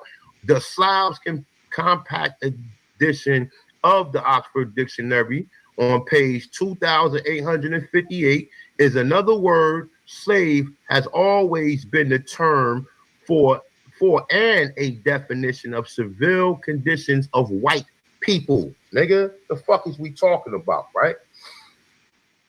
Let's continue. Matter of fact, let me read the rest of this. It's saying, yeah, we are told by Professor Kratz that it is not correct to refer to whites as slaves, but only as servants, even though the root word is derived from the historical fact of white slavery. Okay? We already went over this before, but what the hell? We need to add this back to the conversation, right? Slavery in America is typically associated with blacks from Africa, was an enterprise that began with the shipping of more than 300,000 white Britons to the colony. The little-known history is fascinating, recounting in white cargo. Okay? Told you. Dealing with, and white cargo has what? Drawings of letters, diaries, ship manifests, court documents, and government archives. Okay? No motherfucking documents. All right. Let's see. I need to go into this one. Yeah, why not? It said, along with the vast numbers ejected from Britain and forced to slave in colonies, were still the greater multitude who went on their own free will. Those who became indentured servants in America in return for free passage and perhaps the promise of a plot of land between 1620 and 1775. These volunteer servants, some 300,000, accounted for 2 out of 3 immigrants from the British Isles, right? All right, so it said how many of these whites who migrated from Britain were subjects of abuse associated with slavery, right? So on one hand, they call them indentured servants, but to the real people and real researchers and real people who study this, they know automatically white people are slaves. They're using it. No, that is not the case. How the fuck white people are slaves? Anyone can be a slave. You just read it. A slave is someone that is owned by another person and commits chattel work. The property. Anybody can be that. It ain't just white people.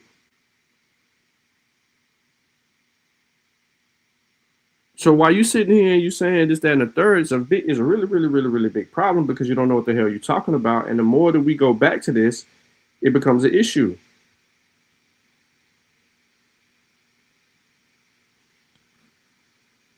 Indentured servants just as a terminology, but these indentured servants, some of them had the same situation where a slave can buy himself out of freedom. Some of these indentured servants were slaves up for a period of time, and someone was called indentured servants was slave up to lifetime. The same thing with the people that was called slaves.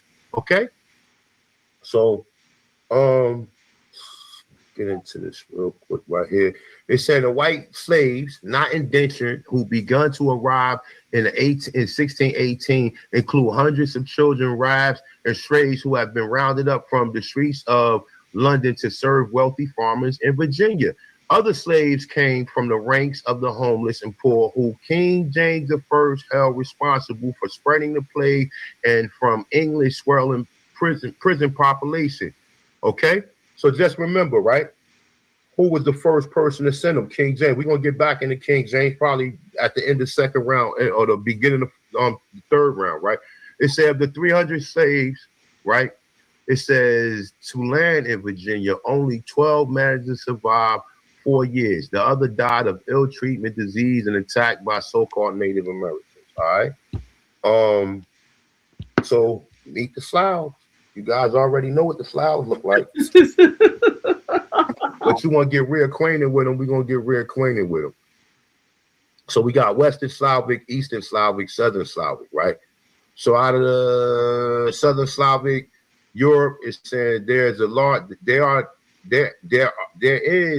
large Slavic minority scattered across the Baltic, Northern Asia, and Central Asia, okay? So let's go into this real quick. All right, present-day Slavs are classified into 3 groups. The West Slavs, chiefly of Czech, Pole, Slovak, and Serbs. The East Slavs are I can never get that word out. Russians and Ukrainians, okay? So it's saying the South are Bosnia, Bulgarians, Colts, Macedonians, Serbs, and Slovans. I don't know how to pronounce that shit. These are some of the areas where these people was at right here. Some of the areas that I just talked about. And this is most of the people that you see, right? But we're going to get into why I didn't say Germany and London and all these places, right? Let's get into the Mann Act real quick, right? So the Mann Act, previously called the White Slave Traffic Act of 1910, is the United States federal law passed on June 25th, 1910, codified as amendment, whatever. It is named at 4 minutes, brother. 4 minutes. It is named after Congressman James Robert Mann of Illinois. It is the original form of the act, made it a felon to engage in interstate or foreign commerce transportation of any woman or girl for the purpose of prostitution or debauchery of any or other immoral purpose. Okay, so, bam. One of the first individuals to get hit with it, right, is the great boxing champion Jack Johnson, right? And check this out. In 1920, Jack Johnson became something else more than a champion, world champion boxer. He became a wanted man, accused of violating the Mann Act, which forbade transporting women across state lines for immoral purposes. Johnson's relationship with white women got him in trouble with the law. At the end of the 19th century, the concept of white slavery sparked a public panic. The Mann Act, also known as the White Slave Trafficking Act of 1910. Okay? So he got charged with the Mann Act, which the Mann Act is what? What's the Mann Act? The Mann Act was previously called the White Slave Traffic Act of 1910, and he got charged with trafficking white slaves, nigga. Okay? Check this out. There's another source for you, right? And this is from Slavery and Servitude of the Colony of North Carolina by John Spencer Bassett, PhD, Professor of History of Political Science at Trinity College in North Carolina. The first slaves that we hear in North Carolina were white people, and their masters was Indians. Now, when I say Indians, I'm not talking about the Indians he think. I'm talking about the Indians we just referenced. Right here. The Indians they call niggas in early U.S. history referring to American Indians, right? In case you want to know what they look like real quick, it said, though America possessed some dark brown men approaching to black, yet it has been almost universally believed that there was no aboriginals, black or Negroes found on this continent, but considering the peculiar circumstances under which black races was found in North America, nigga. This is a North America source, not no Central or South America source. Okay? All right. How much time I got left? You got 1 minute and 20 seconds.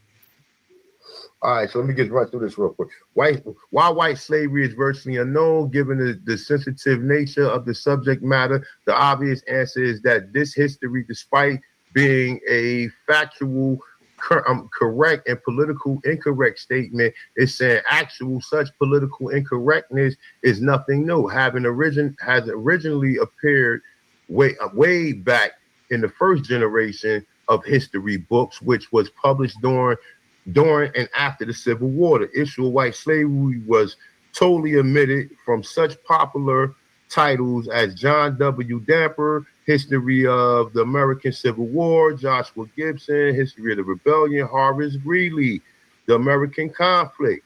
Okay? I'll rest there, man. Man. Shout out to everybody in the building, man. We coming in with some heat, man. We got some heat rocking out, man. That was the longest round in the history of rounds known to man with no motherfucking evidence. This Negro provided everything in the 19th century, arguing which one of these sources you got that was beyond the 19th century? I mean, that predates the 19th century. Bro pulled up the Indians and didn't even deal with that because he started looking for Negro. You see the highlighted yellow Control F, how they hit you with the hell out of the Control F shit, right? North American Indians and their customs.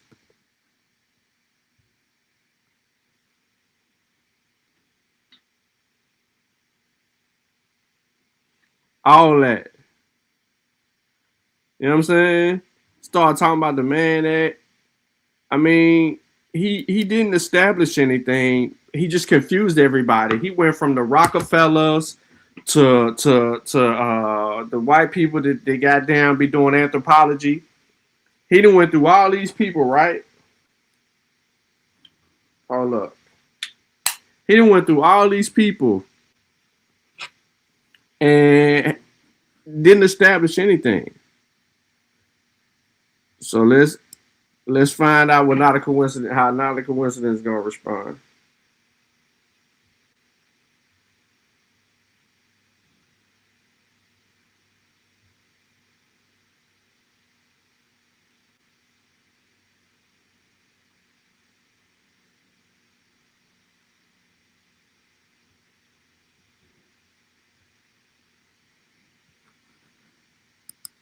All right, we back. You ready to go? Not a coincidence. Let's get it. Yeah. I'm ready. Hold on, let me. Round one on Not a Coincidence. It's my rebuttal, right? Yeah, you got your 5-minute rebuttal, and I'm putting it all together. So instead of the 25, you got a 4:30. So you just go straight in. However you want to do it. All right, so this is the picture that A1 keeps showing, where he's trying to act like this is a black man sitting on top of his white slave, right?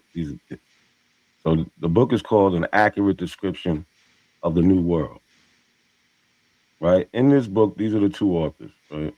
It's John Ogilvy and Arnold Montanez. It says, despite, let me zoom in a little. It says, despite claiming to be an accurate description of the New World, the work contains many errors and includes numerous fancy tales about the people and animals of the Americas. Since neither Arnoldus Montanez nor John Ogilvy had visited the New World, they were reliant on travelers' account and secondary sources.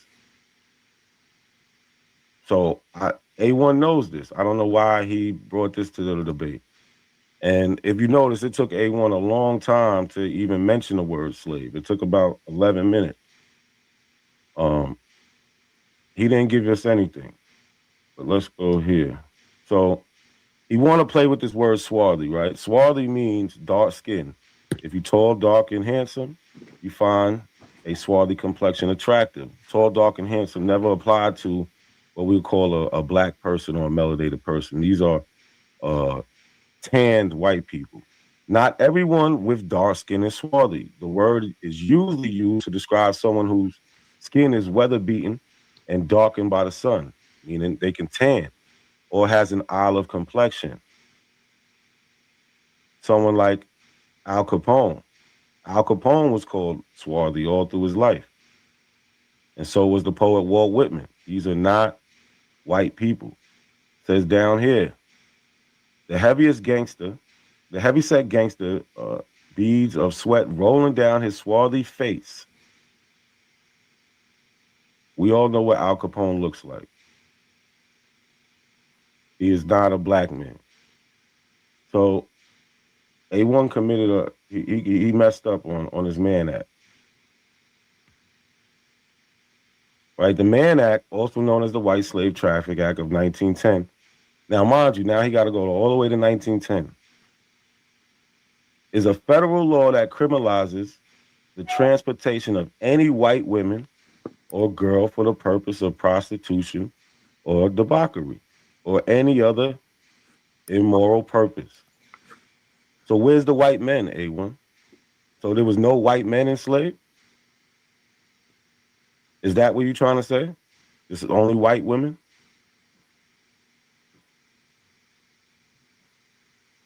Let's go here. Hey, you ain't read the top. You ain't read the top. Why are you jumping in? Stay muted. Why are you jumping in? What type of shit is that?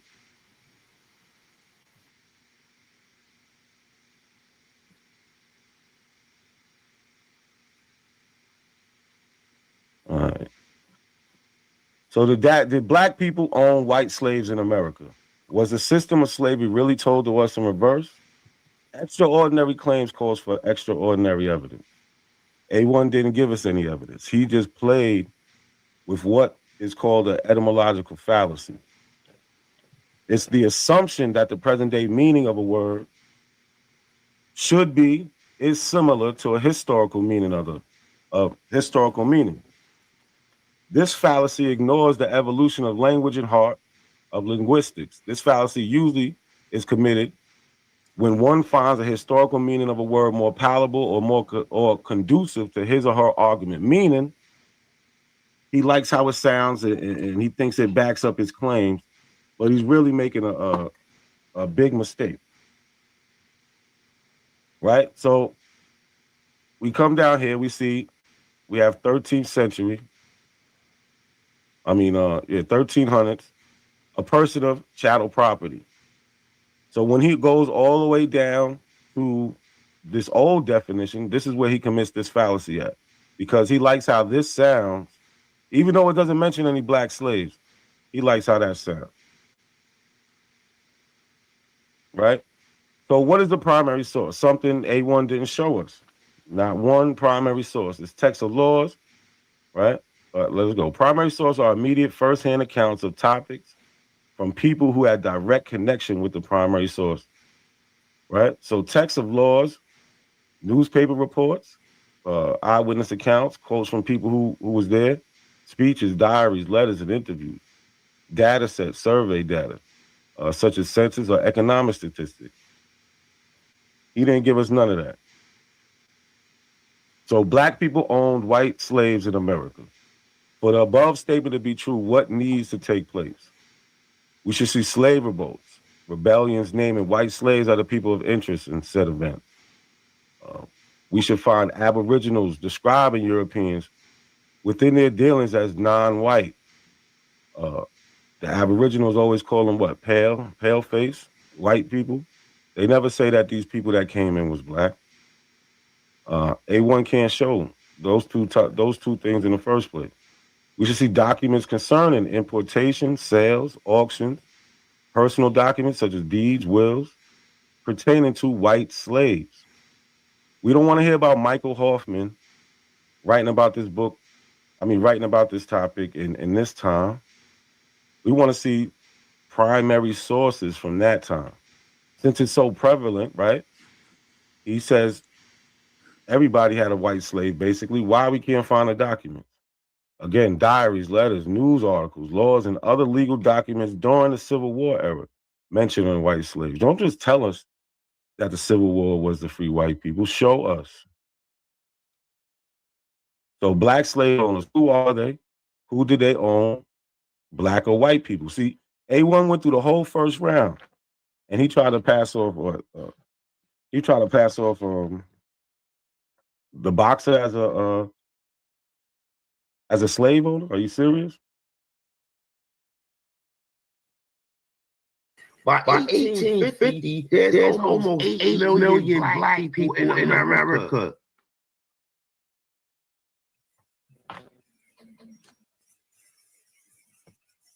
And then out of 8 million, probably like 2 million of them owning fucking slaves. So again, we have to see the evidence for this. What evidence do we have, right? According to the statistics, which is the primary source, black enslaved population of the United States from 1790 to 1880. There were almost 700,000 slaves in the U.S. in 1790, which equated to approximately 8% of the total population, or roughly 1 in every 6 people. By 1860, the final census taken before the American Civil War There were 4 million slaves in the South compared with less than 500,000 free African Americans. In all of the U.S., of the 4.4 million African Americans in the U.S. before the war, almost 4 million of these people were held as slaves, meaning that for all African Americans living in the U.S. in 1860, there was an 89% chance that they lived in slavery. Where's your stats from real stat places, right? And if you look at my my slides, you'll see I have the source right there for everything. So something A1 didn't show you was black slave owners. So let's talk about it. Anthony Johnson, right? Antonio may have arrived at the colony from Angola the year before aboard the James. Antonio, a Negro, is listed as a servant in the 1625 census below.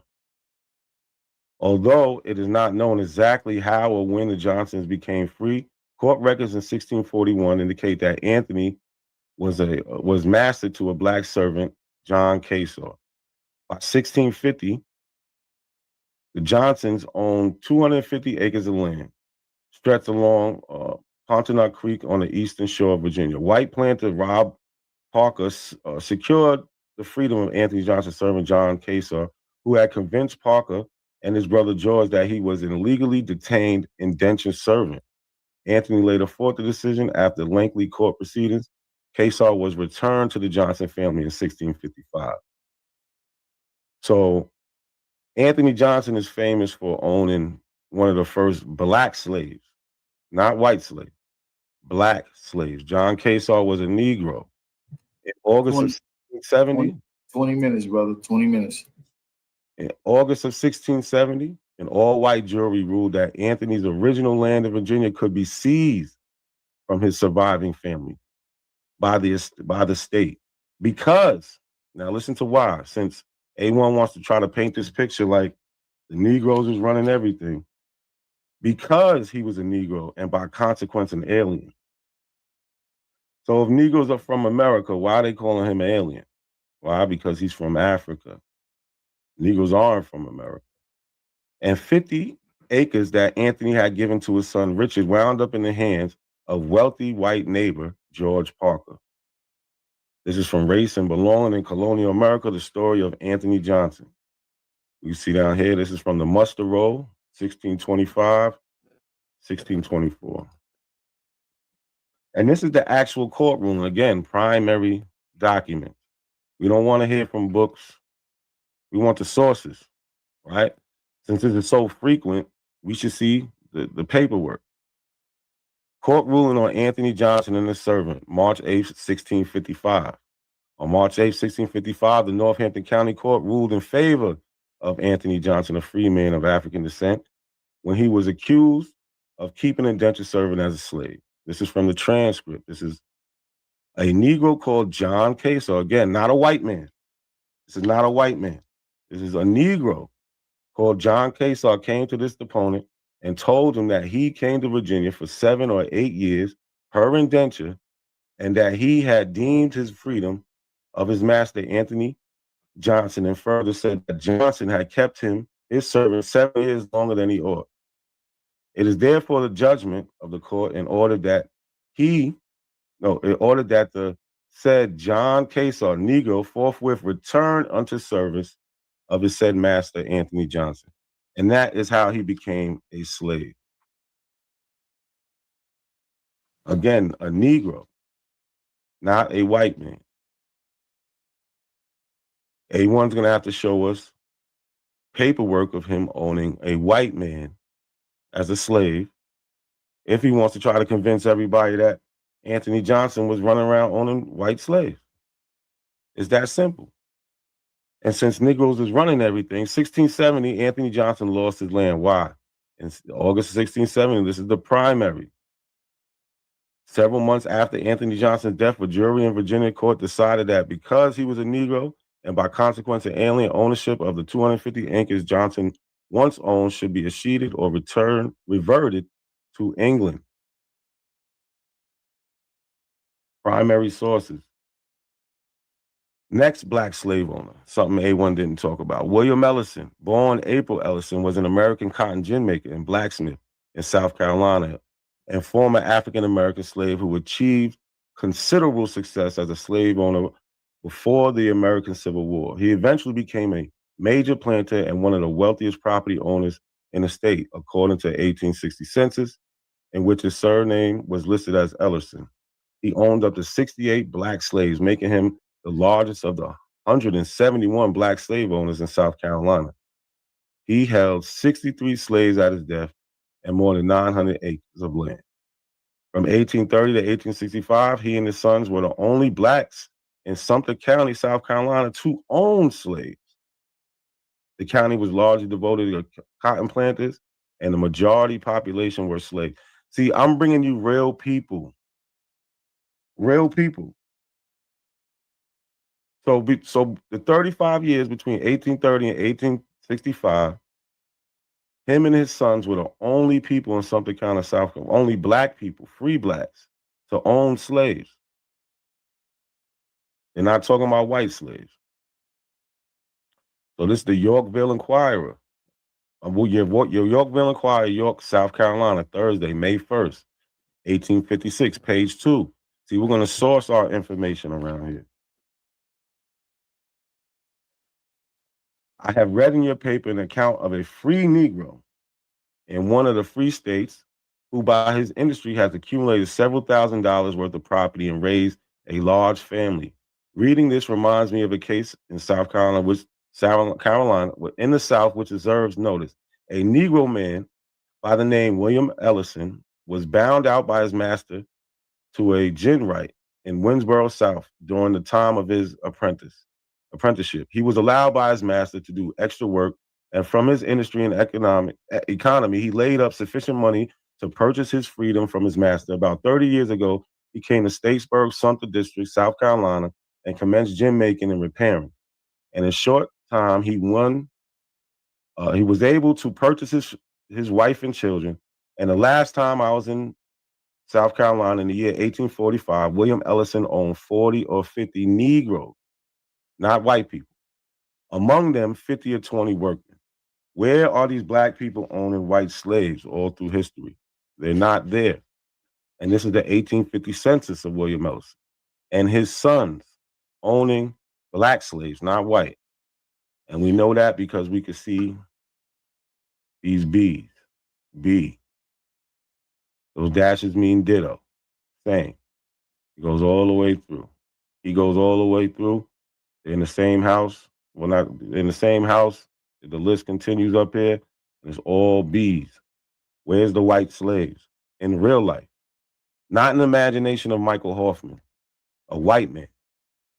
Not in his imagination. That's the author he brought us, Michael Hoffman. So we have Antoine Duboulette.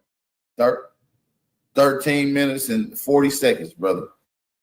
We got Antoine Duboulette, was the Republican state treasurer of Louisiana from 1868 to 1878. He was one of the wealthiest African Americans before the American Civil War. Duboulette was a free black, his father part owner of Cedar Grove Sugar Plantation, which he had inherited from his parents. Upon his father's death, Duboulette took over his father's responsibility and assisted in managing the plantation. The plantation held more than 70 slaves. In 1834, the plantation was divided between Duboulette and his siblings. You can get that from his Find a Grave website. The successful management of both his and his wife's properties allowed him to acquire additional properties, which included a plantation on the west bank of the Mississippi upriver from New Orleans. By 1860, he owned more than 100 slaves and was considered the wealthiest black slave owner in Louisiana. This is an 1860 census of Antoine Duboulette owning black slaves. Where are the white slaves, A1? As we see here, Antoine Duboulette, all black. Like I said, these are the primary sources. Something he doesn't have. It's Antoine Duboulette, wife sold land to now deceased man. That man's estate at his death contains Negro slaves. So here we see, first instance, a certain tract of land measuring 3 apparents and 1/4 of an apparent front on the river Mississippi by 40 apparents, more or less in depth, with the opening thereunto belonging, and with a double concession containing 161 arpents and superficies, purchased from Miss Antoine Dubelec, free woman of color, on the 2nd day of February, 1840. That's from the Gazette and Centennial, January 3rd, 1857, page 2. Now, if we go over here to the right here to the left, we see the following named and described slaves attached to and being on the above described plantation, to wit. Look at all these Negroes. Where are the white people? We got Grady, son of Negro boy, age 2, an orphan. George, Negro man, age 35 years. Charles, Negro man, age 21 years. Jack Brown, Negro man, age 50 years. And so on and so on and so on. This whole list is nothing but Negroes. We're still looking for the white slave. So far, A1 gives us the Mann Act, which only is talking about white girls getting pimped out. He can't be serious. This is the Manning Times, May 22nd, 1907, page 1. Owned slaves. Some Charleston history, not very generally known. Richard colored folks who owned and controlled Negro slaves, the same as white people. It's in 1907, they're writing about this. Who owned and controlled Negro slaves, the same as white people, up to the close of the Confederate War. They were very intelligent and stood well among the white people. I thought the white people were slaves. Or are they family? He said slave means family. Servant means family. Servant means slave. So slave means family. So you saying that y'all are the white slaves? Since that's y'all family? I don't know. That was confusing. Hey, There were good, how much? You got 9 minutes and 50 seconds left, brother. There were a good many Negroes who owned Negro slaves in the South before the war, says the News and Courier in the list of taxpayers of the city of Charleston, 1860. Published by Evans and Cogwell in 1861. The names of 132 colored people who owned and paid taxes on 390 slaves in Charleston. The tax on slaves was $3 per capita, and the amount paid on the Negroes owned by Negroes in this town at the beginning of the war aggregated $1,170. But doubtless there were other slave holders among the Negroes in other parts of the state, but of those we have no record. Nowhere in time do you see these people talking about white slaves being owned by black people. This is Black Slave Owners by Joseph E. Holloway, a black man, not a white man like Michael Hoffman. Because, Aboriginal love saying we only get stuff from white people. I think that's where y'all get it from. The majority of black slave owners were members of the mulatto class. Well, we know especially that's where A1 gets it from. The majority of black slave owners were members of the mulatto class, and in some cases were the sons and daughters of white slave masters. Many of the mulatto slave owners separated themselves from the masses of black people and attempted to establish a caste system based on color, wealth, and free status. According to Martin Delaney, the colored community of Charleston City clung to the assumption of the superiority of white blood and brown skin complexion. These mulattoes of the old free black elite did not attend church with the dark-skinned blacks of Charleston City. They would not only form congregations, which excluded freedmen of dark complexion, but they only married among other mulattoes to keep the color in the family. So these black slave owners, they felt like they was better than the rest of the black people. This is who A1 wants to be.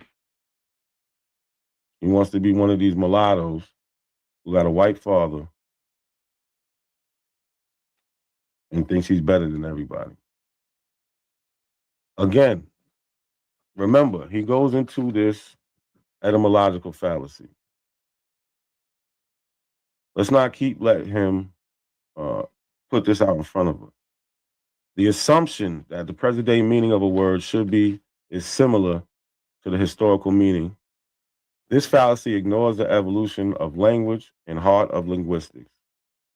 This fallacy is usually committed when one finds the historical meaning of the word more palatable or more conducive. He's only choosing this word slave because it sounds good to him. That's the only reason. Yeah.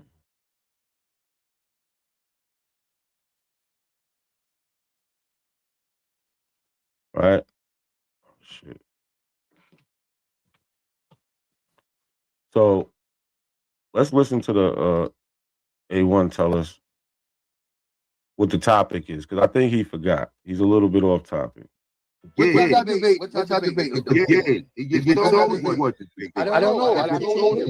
What was it? The black people own white slaves. Oh, man. And what's your position? What's your name? Yes. Emphatically. That black people own white slaves? Emphatically. And not a coincidence saying that black people didn't own white slaves? No, he's saying yes. Wait, he's saying no? No, he's saying black people didn't own white slaves. And you talking about the United States? Yes. Here. Again, where are the white slaves? When you gonna get on topic? So let's go over some things. How much time I got left? You got 5 minutes, brother. 5 minutes and 10 seconds. Now remember, he told us that it was 8 million black people and 2 million owned slaves. We found that out not to be true. The numbers don't add up to that. Anthony Johnson, a black slave owner that he said he probably going to talk about. Where in his record did he own white people? We have the record. We have the record of him owning the first Negro slave. But where's the record of these white slaves? We should see court records of them. We should see bill of sale. He had to get them from somewhere. He didn't grow them out the ground. Where did he buy them at? Something, A1. William Ellison. We have all through William Ellison, we got records of him what? Owning Negroes. Like here in the census. Why didn't they put white on the census? Why didn't they put a W? These are questions A1 has the answer for us. He can't come out here and say just everything's fake. Antoine Dubulet, another person he loves. He never owned any white people. How? We have the records. One is a census record. Can A1 give us a census record where it says there's white people? No, he can't. Right? We have news articles of the time that express how Negroes was owning Negroes. We don't have what A1 is trying to give us, where in the 20th century, you got white people writing about being owned by other white people. Because Michael Hoffman, in none of that book does he said that it was black people who own those white people.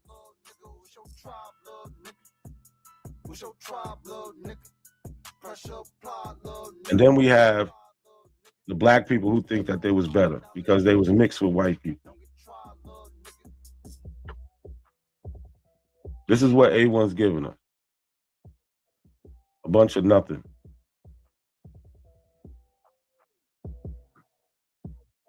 I'll land my plane right there. Still have 2 minutes left, big brother. No, I'm good. I don't need it. Okay. All right. Shout out to everybody that's in the building. Shout out to everybody that's rocking out. Your brother Original Power. We into another one, man. We about to rock right on out. Y'all know how we coming, gang. This is a fire one. They just got done with their first round. Y'all know how it is. We waiting on Hanuel. Get ready. You can come right up. Shout out to everybody in the building. This was a fire. See, my life has been in motion. I'm a little windy. I'm not giving up yet. If you with me, time to place up your bet. Ain't no turning back out. Niggas who ran. When we caught his ass, got caught in that jail. Who rapping? I don't know who. Shout out to everybody in the building, man. Let's get it going, man. A1, it's on you. Who rapping it all? Pulling you up. Let me get ready to set your time up right now. And it's on you, brother. Whenever you're ready, you gotta go. A1. A1. Bro, I'm right here, man. Relax, man. I got you. All right, we'll say something. We don't know. Ain't no relaxing, niggas. Niggas have too much fucked up ass technical difficulties, and let's get it. All right, so let's get back into it. So look, you could take that background music off, AP. All right, there you go. All right, so man, listen. You showing us two slave owners, right? Two Negro slave owners. You want to pull up Antoine Dubélec and Anthony Johnson, right? So let me show you something real quick. I don't know what you think you be dealing with sometime, I do, but let's get into the meat and potatoes of this shit. All right, so I'm gonna share my entire screen. So look, he pulls up them two people right there, right? And I've been telling this nigga for years, just this book alone, right? Every state, nigga, we got Negroes owning slaves. There's thousands of them. Why you keep on bringing up Antoine Dubélec and Anthony? We don't know that this is a list of people owning slaves. The goddamn document talk about American Indian South. Free Negro owners. Is this what you pulling up? Ain't none of these free Negro owners owning white slaves, and it ain't thousands. They're not owning. It's not thousands of Negro slave owners, bro. Because what you're constitute as Negro slave owners are people that are buying their family members. A large portion of those people are buying their family members. This is why we showed that shit when y'all try to play that game with Not a Coincidence. I don't know nothing. I don't be rapping, bro. I don't know nothing about no rapping. I don't know where you getting it from, Pure. Kofi the only one to be mess with the booth. But you don't show anything. Look, I'm finna show. Listen, I'm finna press play. Watch what he do. You tell me if he show you a black slave owner owning a white person. Johnson, but we're gonna get into Anthony Johnson later on, though, right? But we have a whole book of Negroes owning slaves, my dude. And like I said, even here, and this was just additional, right? This is in South Carolina alone, where they telling you they bought all these niggas and they was enslaving Indians and they was enslaving white people, right? It's just so funny. That book don't say. What book says that? What book says that? We don't know what you're showing us. You're showing us some downloaded version of a document that's supposed to be Negro slave owners, but it does not show the slaves, and it doesn't. One thing is for certain is it doesn't show the sex, and it doesn't show. Well, let me just keep it a buck. It's not showing the slaves at all. It's just naming fucking people. It don't tell you if they white, black, Indian, mulatto, none of that. What are we talking about?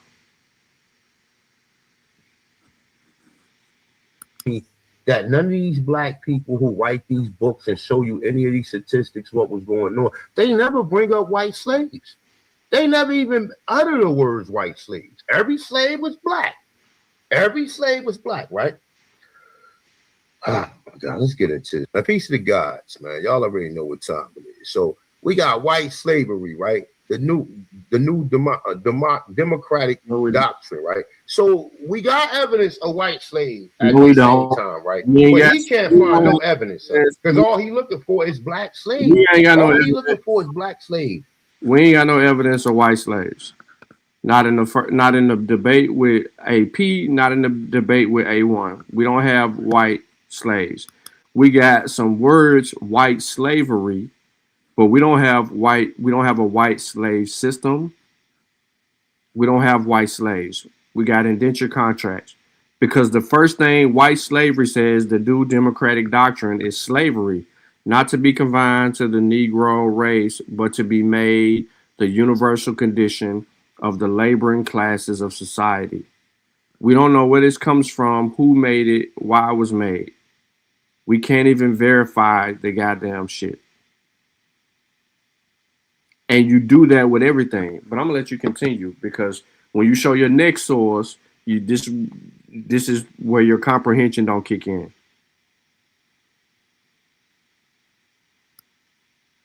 That's why he can't find no white slaves. And then when somebody telling them a situation and giving you accounts and giving you documents. Did Negroes own white slaves? That's the name of the debate. If you're calling white people slaves, who was the slave owners to the white people? Documentation, you still reject it, right? Look, they got more flyers. White slaves. So where are these white slaves on that census? Read the document.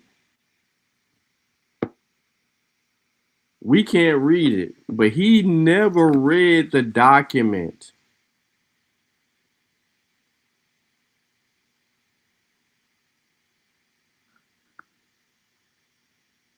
Your slaves are white or your own race. Read the document. Look at this. Scribble line out right here. Bold lettering in right here. Where did you get this? As a matter of fact, fuck it, we're live. Shift Command 4. Fuck this nigga. I'm telling you, I get sick of that shit. They do this shit all the time, bro. Punk ass A1. That's how I'm titling it. I'm titling the saved document is punk ass A1. You don't believe me?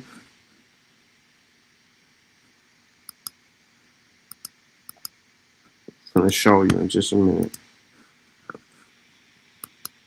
Close that out. Punk ass A1.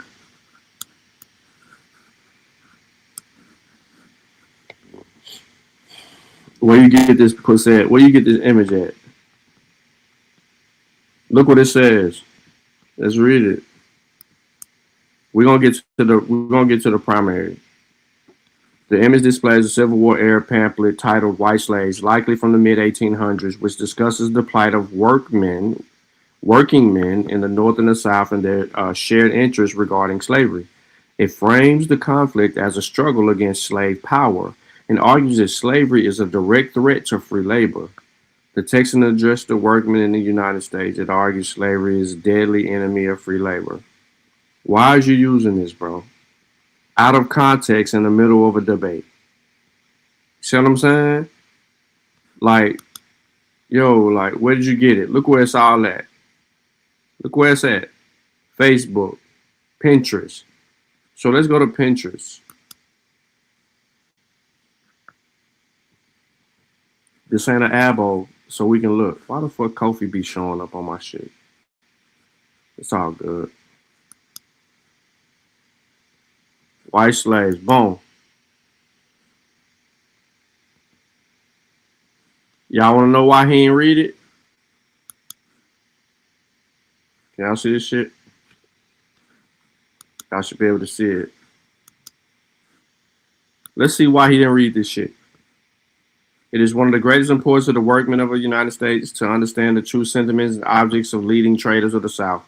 The opinions of working men who earn and support their daily life labor clearly set forth in the following extract from the speech of Hammond of South Carolina, the Senate of the United States, and on the 4th of March, 1858. In all social systems, there must be a class to do the mean duties, to perform the drudgery of life, that is, a class requiring but a low order of intellect and but little skill. Its requisite are vigor, docility, fidelity, constitutes the very mud cells of society and political government, and you might as well attempt to build a house in the air as to build either one of the other, except on the mud seals. Fortunately, to the south, she found a race adapted to the purpose of her hand. We use them for the purposes and call them slaves. The man who lives in a daily labor and scarcely lives at that, and who has to be put out of his labor in the market and take the best he can get for what it, in short, your whole class of manual laborers and operatives, as you call them, are slaves. The difference between us is that our slaves are hired for life and well compensated. There is no starvation, no begging, no want of employment among our people, and not too much employment either. Yours are hired by the day. Your slaves are white, of your own race. You are brothers of one blood. Our slaves do not vote. You see the difference? You see the difference? They're talking about a working class of white people who get paid, work a certain amount of days, that ain't there all the time, that don't complain. I mean, and that complain, that do all this shit because motherfuckers is doing this, that, and the third. They make a clear distinction. This is why he didn't read it, but he just threw it at not a coincidence and tried to walk off. This is from 1863.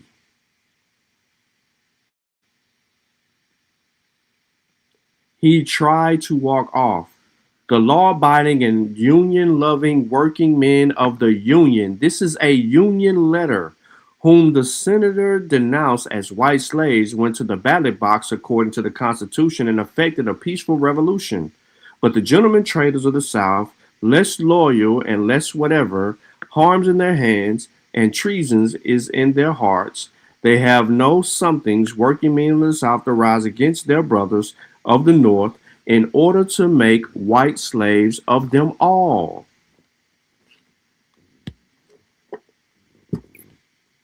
We're on the cusp of a civil war. Our slaves don't get shit. Your slaves, because they got jobs, gotta beg and do all of this. This is taken completely out of context. Completely. This is what I mean. Why did you bring this up and you didn't read this shit, bruh? Why did you bring it up? Because you Googled some shit and found white slaves, and then you tried to use it to constitute your stupidity. And therefore, you try to grandma set us on Facebook. The final battle, you try to do that in some bullshit.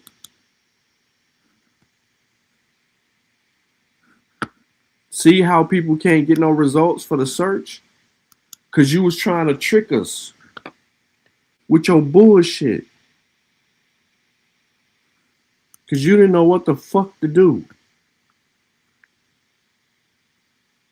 In the middle of a debate, being disingenuous, trying to play us when this shit was all about the North and the South and how labor is being disseminated and how the whites in the South is like, well, our slaves, we don't pay them. We ain't got to worry about complaining about food, this shelter, none of this shit. They could y'all up there complaining about your jobs.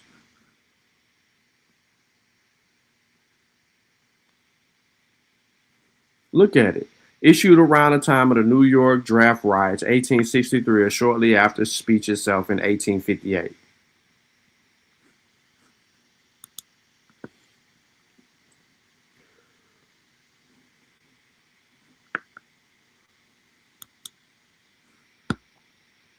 This is the problem we have with people. And he's sitting there, he's saying all this shit, trying to talk like mad shit. And he ain't cross-referencing. He ain't did nothing. He just clicking on some shit because he want to go with his move. And because he went with his move, he don't even know what the hell he done got into. At all. He don't know what he got into. But he in the middle of debate with the bullshit.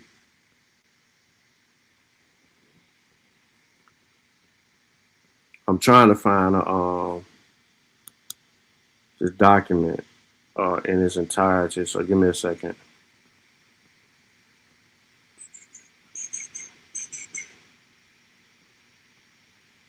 The Democratic Workmen, White Slaves. So I'm trying to get the document to load. I can show y'all, but I'm trying to get the document to load. I got it right here, but something's wrong with it. But it ain't gonna do no but read off like the same thing that we just read. That's why you can get a summary of the Democrat. Look, you see it? And that's all this is. So I don't know why it ain't pulling up the text, but here you go right here. White slaves, one of the greatest importance of the workmen of the United States understand the true sentiments and objects of leaders, traders of the South.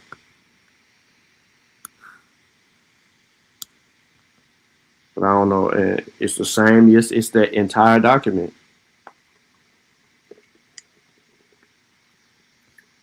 But he didn't want to do that. He didn't want to just go verify and make sure that this was what, this ain't talking about none of the shit that this man was, and I'm trying not to be disrespectful. But you know what? Fuck that. This ain't talking about none of the shit this dumb ass remedial motherfucker is talking about in the middle of his debate. Straight up and down. Straight up and down. Like, bro, like you tripping with no map and you doing that shit on purpose, bro. You're doing it on purpose, bro.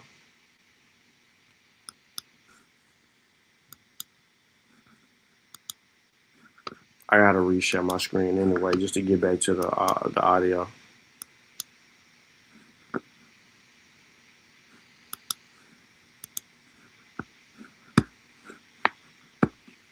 Show this motherfucking document. Don't even know there's just some union people going back and forth, and the South is like, yo, they gotta pay y'all. We ain't gotta pay these Negroes nothing.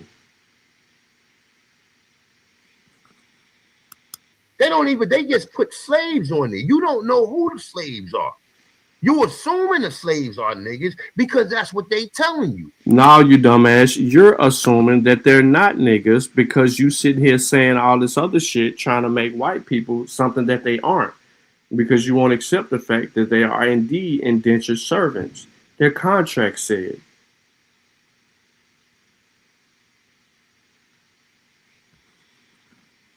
But once again, back to the etymology of the word slave.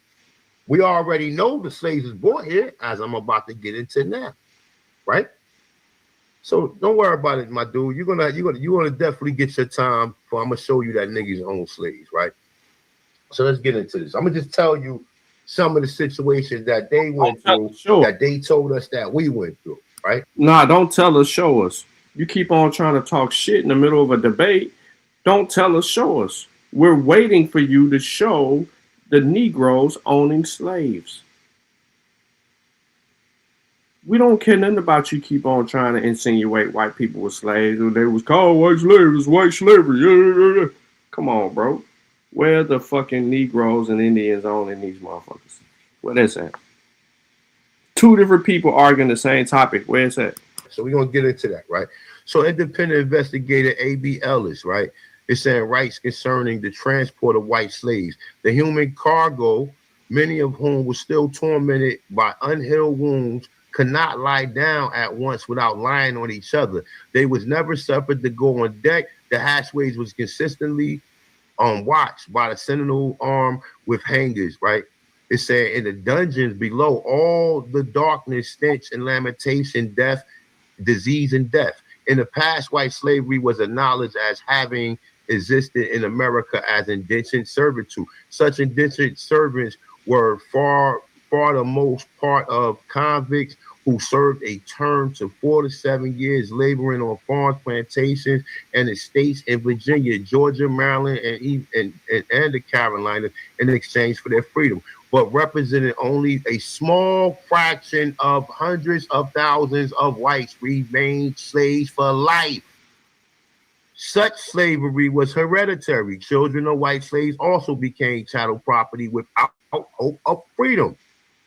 In George Sandy's law for Virginia, whites were enslaved forever. The service of white bound to Berkeley, hundreds was deemed perpetual.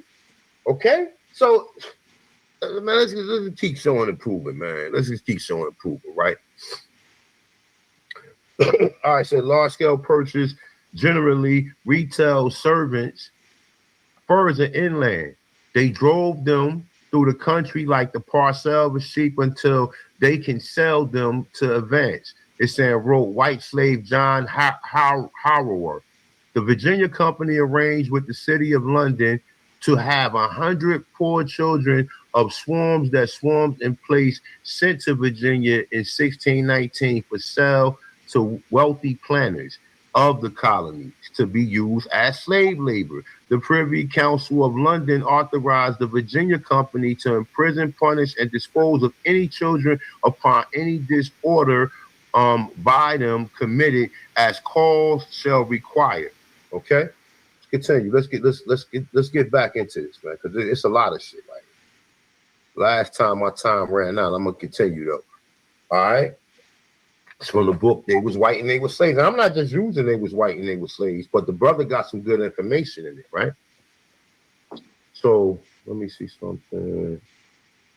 Is this the one I was looking for? No, that's not the one. You didn't read this right book either, man. All right, so this is from another Virginia legislation, Virginia Assembly. I'm sorry. It said, notice of runaway white slaves in South Carolina. Newspaper included specific warnings against harboring or assisting the fugitive white slaves as listed. The statutory criminal penalties for doing so. Certification of freedoms were required to be carried on the person of free white slaves at all times. All white workers and poor colonial Americans were regarded as suspect, guilty of being fugitive slaves unless they could give an intelligent account of themselves or show their certificate. A very convenient arrangement for enslaving free white men and women in America by claiming they were fugitive white slaves. White slaves who ran away from safe havens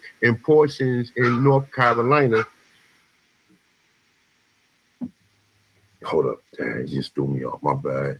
All right, in portions of North Carolina, which became known as Virginia as a reference of runaways, the mountains of Appalachia also served as hideouts for fugitive white slaves, okay? It says the hunting of white slaves became a lucrative practice in Virginia in 1699. Person who successfully hunted a white slave received. Hold on. Hey, y'all, I'm going to hit you right back, Dick. This nigga took a call. All right, no doubt. Ah, my bad. Shit, he threw me off. Where was I? I was right here. All right, so it's saying Virginia 1699 person who successfully hunted a white slave received 1,000 pounds of tobacco. So these niggas was catching motherfuckers for tobacco. They was catching white slaves just for tobacco, right? That's what some of these niggas. Pause. How the fuck did you claim that black people are catching white people for tobacco? Notices of runaway white slaves in South Carolina newspapers included specific warnings against harboring or assisting the fugitive white slaves. Where did you get this from? And listed the statutory criminal penalties of doing so. Certificates of freedom were required to be carried on the persons of freed white slaves. This is some shit where they're talking about niggas, man. Where did you get this from, bro? Let me go back to this book. Is this Lee Cummings' book? This shit's coming out of this book. Oh, Michael Hoffman.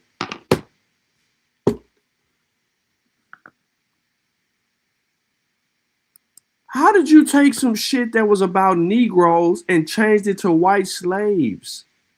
I'm gonna show y'all some again. I'm gonna show y'all how disingenuous this dumbass nigga is, cause he gonna sit here and tell you that this is a white slave in the photo, right? Remember, he gonna say that shit. Let me call this shit pussy ass A1 again. Name the photo that. There you go, pussy ass nigga A1. Let's go back to Google. Man, this shit crazy, bro. That's why I try to stay away from this shit the last time. I mean, when I first watched it, I was telling myself, do not go back, because you're gonna be trying to chop them up.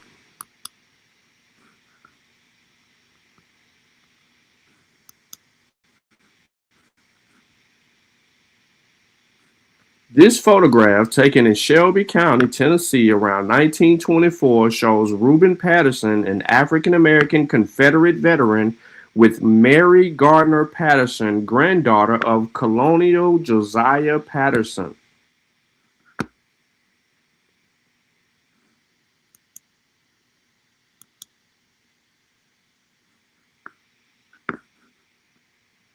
Photo of a black Confederate veteran, Reuben Patterson. This is in the Tennessee State Library and Archives. African American Confederate, blah, blah, blah, blah, blah. Granddaughter, yeah, blah, blah, blah, blah, blah. He traveled from Florence, Alabama to attend. How in the fuck is you using this image of an African American? 1924, y'all. We in an entire debate about white slaves. It's 1924.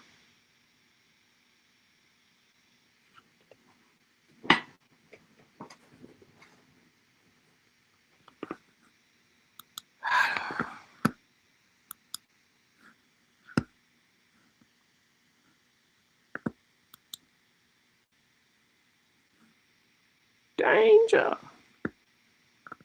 I don't even know what that is. That site blocked. Go ahead, though. Hold on 1 second. That site blocked. Whatever that was coming up. So let me go back to Google. Let me reshare my scrizzle. Hell yeah, it's bad. But this is what I mean. Like when you slow him down and you, why would he be using an image of an African American? But he over here posturing the bullshit. The man sitting next to the colonel's daughter, bro. And it's a dog next to her in the photo. Go ahead. Slap, grip, grip. Stand out. Been so long. Look at this shit. The man right here. Sing it.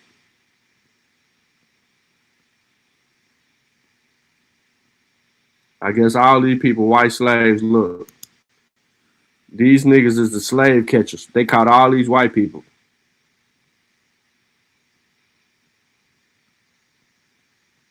I can't wait to get my hoodie, man. Here go the whole photo. I don't know why it took me right here. I was only trying to see this, but it's in the same thing I already read in Memphis. It's the same image. African American, a Captain African American. Why in the hell is you using this photo of Mary Gardner and Reuben Patterson? So now y'all know who these people are in this image. Dedicated to the black rebels who served the South.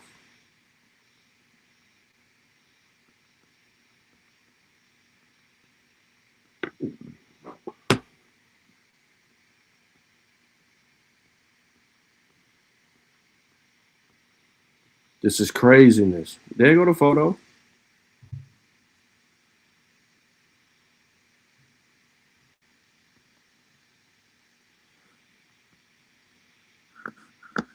It's crazy.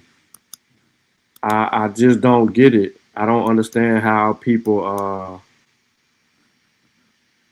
I don't understand how people will do that. He did this in a fucking debate. Mika like, what? Why they have to make up stuff? Because they are fucking liars. They're culprits of the lie. Dan Calloway, A1, AP, Karimio, Top Cats, a couple people lucky know that I'm unfamiliar with those guys, remembering their names. But they are all proponents of this bullshit. This dude whole slide, right? Not a coincidence. This whole slide right here, he typed all of this shit in, bro. That's why you can't find it. Look at the lines drawn right here because something's fucked up right here. Like it needs to be edited. He put all of this shit right here and he replaced. Look, hold on. I'm gonna go even far. Shift Command 4 again. Fuck it. Let's do it for shits and giggles. In Virginia, $16.99. Okay. Pussy ass AP line. I mean A1 line again. Let me name that. Another pussy ass lie. My bad, y'all. I'm being disrespectful as far as my language. Let me change it up. I'm working on myself. Charge it to my heart, not my head. We coming to this screen right here. Let's see if we can get AI to even pick this up.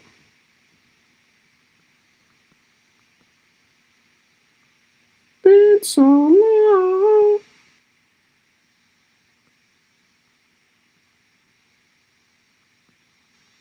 I'm telling you, this shit like a Negro ad. Look.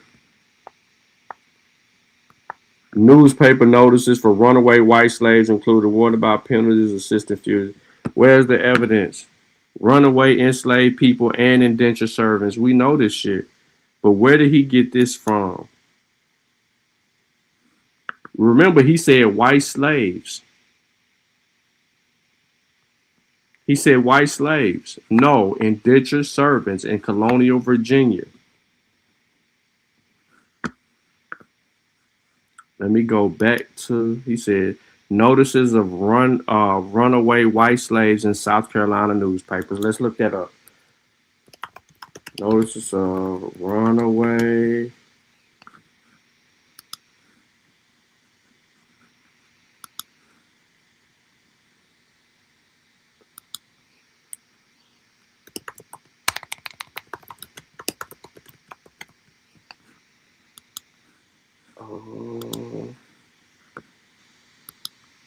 South Carolina news.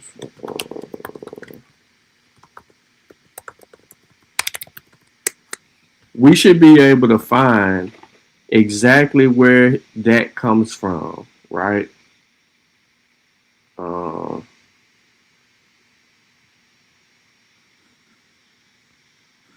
We should.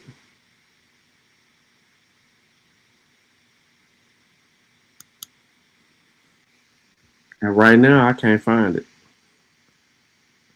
And I put in the exact words. I put in enough words in a paragraph to be able to find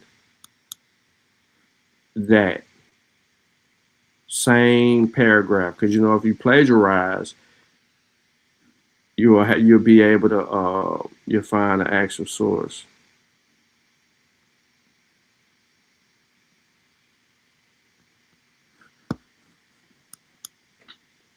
Let me get off this real quick. And let me go back. He says, included specific warnings against harboring or assisting. Virginia 69, but this is South Carolina first. Certificates of freedom were required to be carried on the persons of freed white slaves at all times. They never asked a white slave. They never asked a white person to carry a certificate. All of that was Negro based. This is why I'm saying. This is why I'm saying what he got on his screen. They just replaced Negro, black, colored, or slave with white slaves. I'm telling you, that's what they did. We've been looking at runaway ads for a long ass time. There's never been a runaway ad that said white slaves.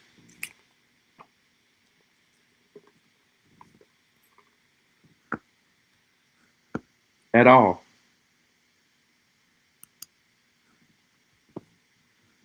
I'm on the South Carolina's runaway slave ads, news ads, where I can find them between a specific date and period. And ain't none of them showing that. I'm looking at every single one. I ain't put it on the screen yet because I don't want them to have the source that I got to be able to look it up.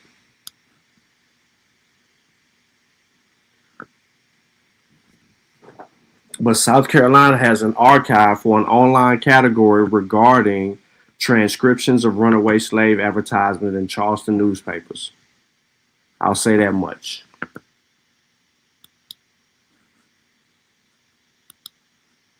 Not a coincidence. You don't even need it, bro.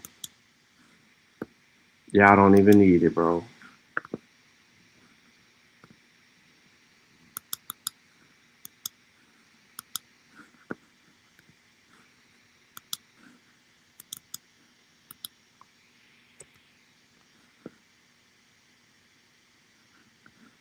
Facts. This is definitely a mix and match.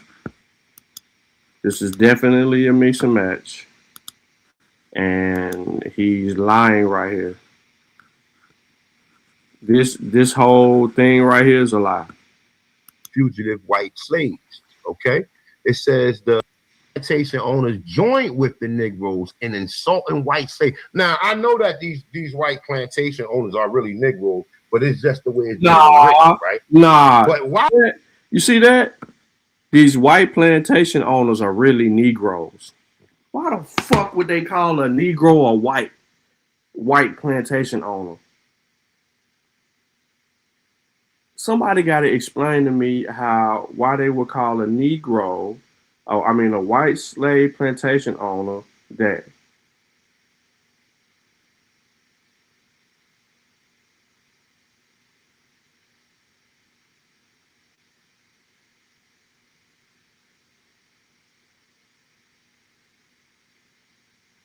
Somebody tell me why.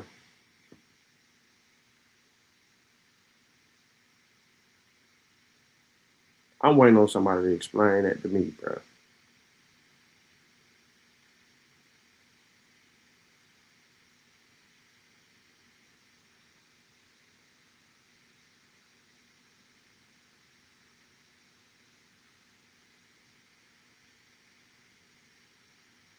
Nobody can explain that, can you? That's bull crap.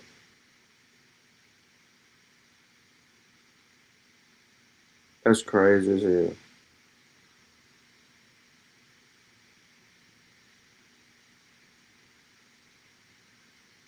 It's crazy y'all can't explain that.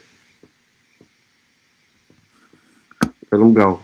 Why would white plantation owners who claim Negroes is also slaves allow Negroes to join in and assault and call white people, what was they calling them?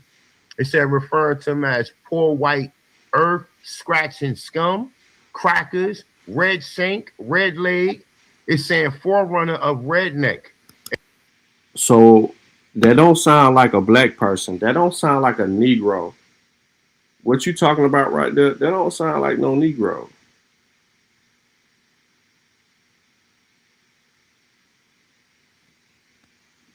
What nigga you know is called a cracker? Red leg, redneck, hillbilly. Look at how he arguing. He still ain't proved that these white people were slaves. Man, facts. How in the hell are black people called white people and that they the ones who own the slaves. But then the white people that they're referring to were called crackers, red shanks, red legs, rednecks for insults. A racial issue currently now. 20 minutes, right? brother. 20 minutes. So let's just kind of process some of this shit, right? The story we get is white people hated niggas so much. That's the reason why they enslaved them, beat them, did all this did all this terrible shit to them, right? But in the same breath, we getting white plantation owners allow Negroes to join in with them and call other white slaves these derogatory terms. Now let that process, right? All right, so we're gonna go into torment and murders of white slaves, right? So the case of the county from 1655 relates to how a white slave was fastened by a lock with a chain by his master and tied to a shop door and whipped until he was very bloody. The beating and the whipping of the white slave resulted in many being beaten to death.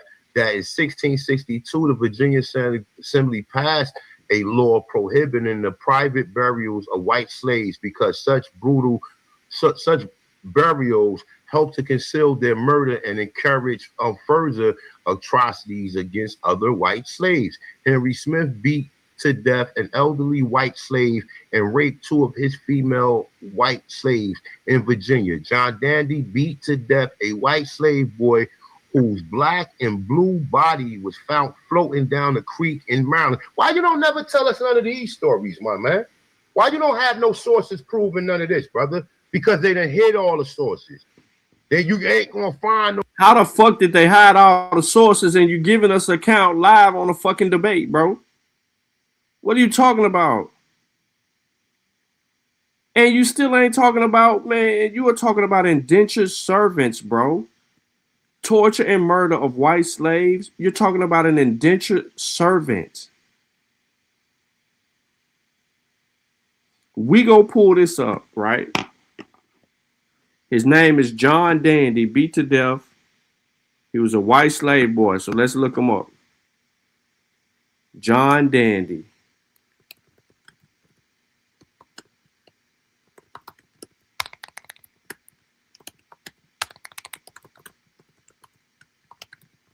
I'm gonna put slave in it bit.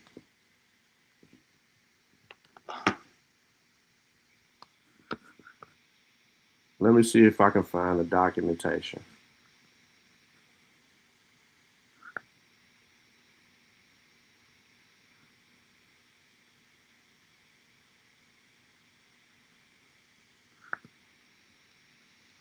Where the article at on this dude?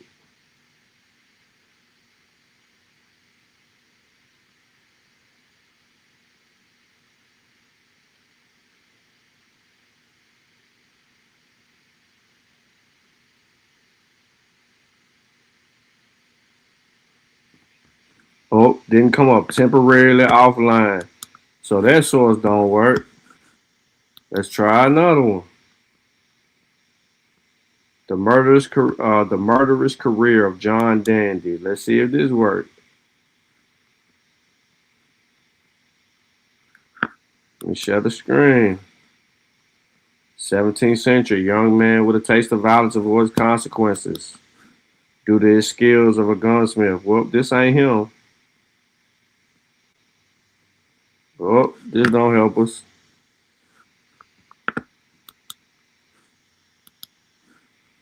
Hold on.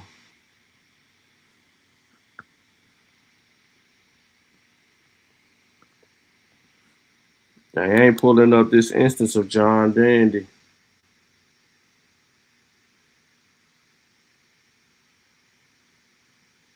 That boy want to be white so bad.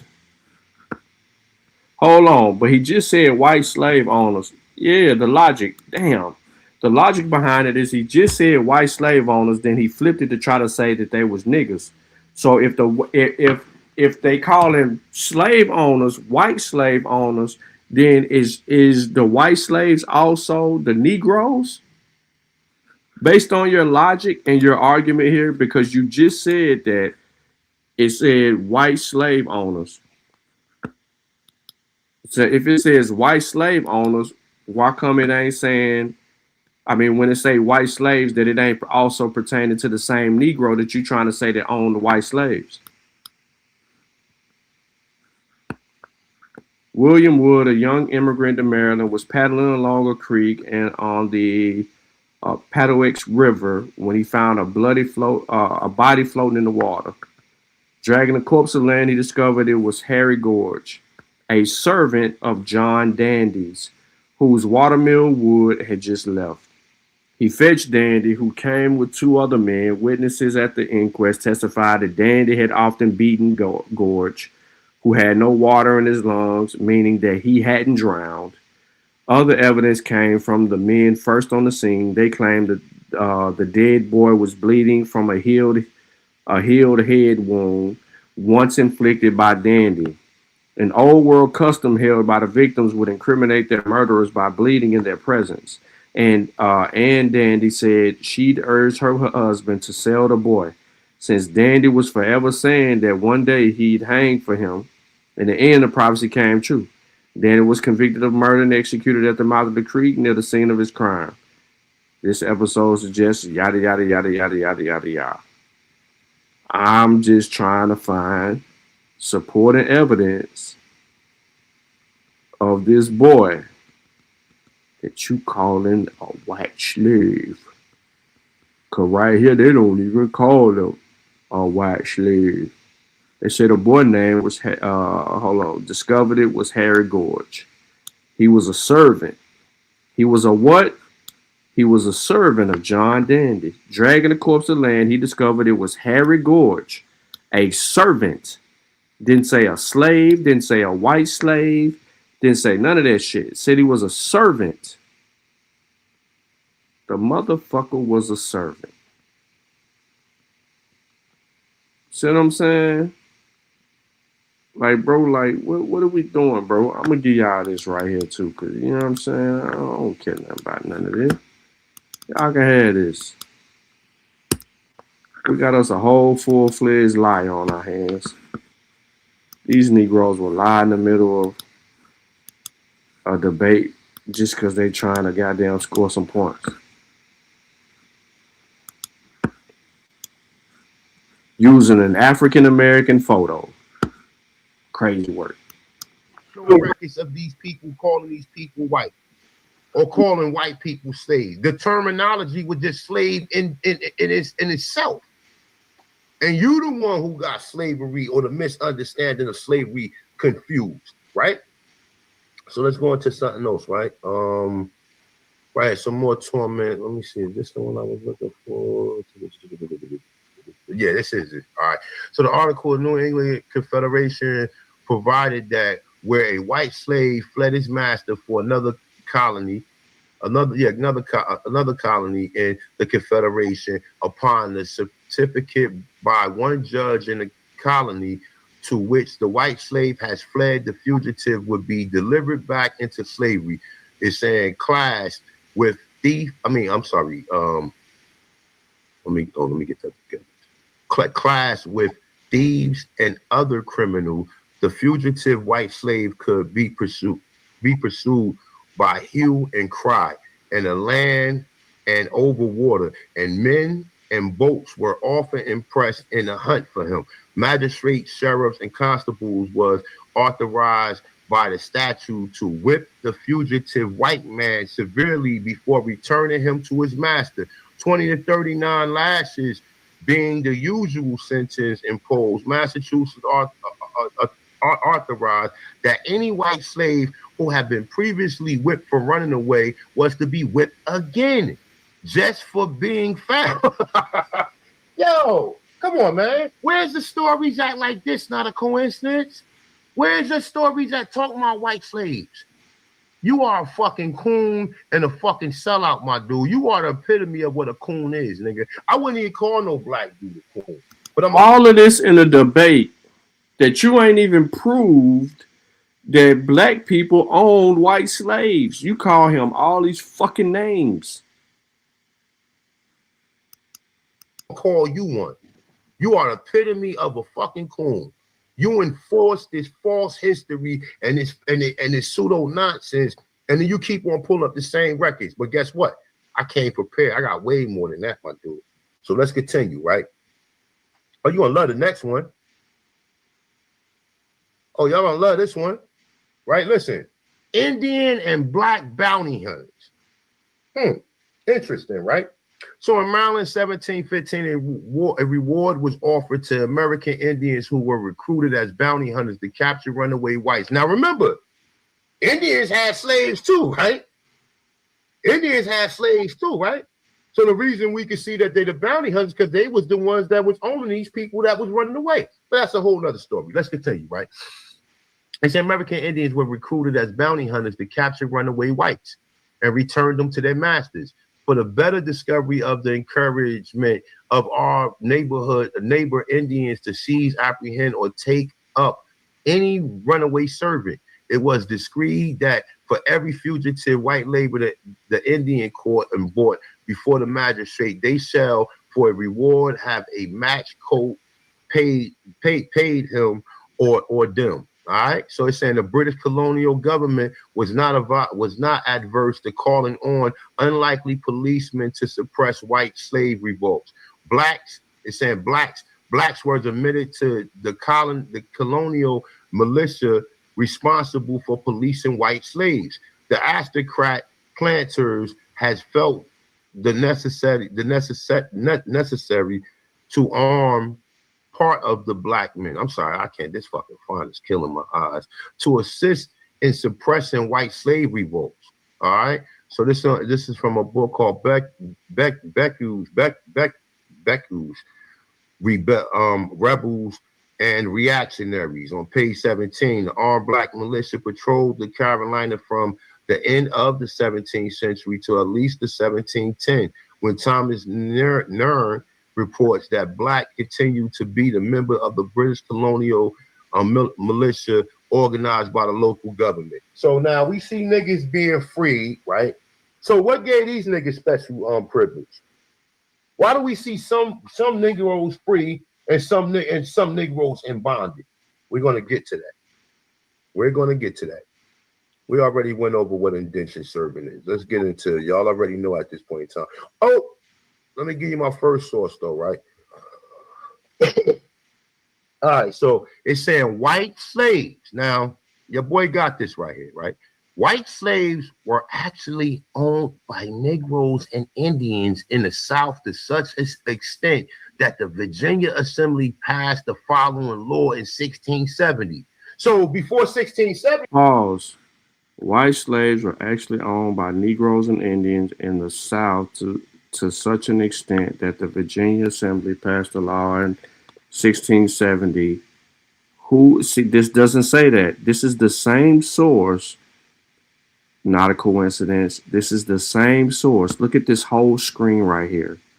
This is the same fucking source that Denzel Calvin Roberts used when you ran the same topic back. It's the same source in a different format.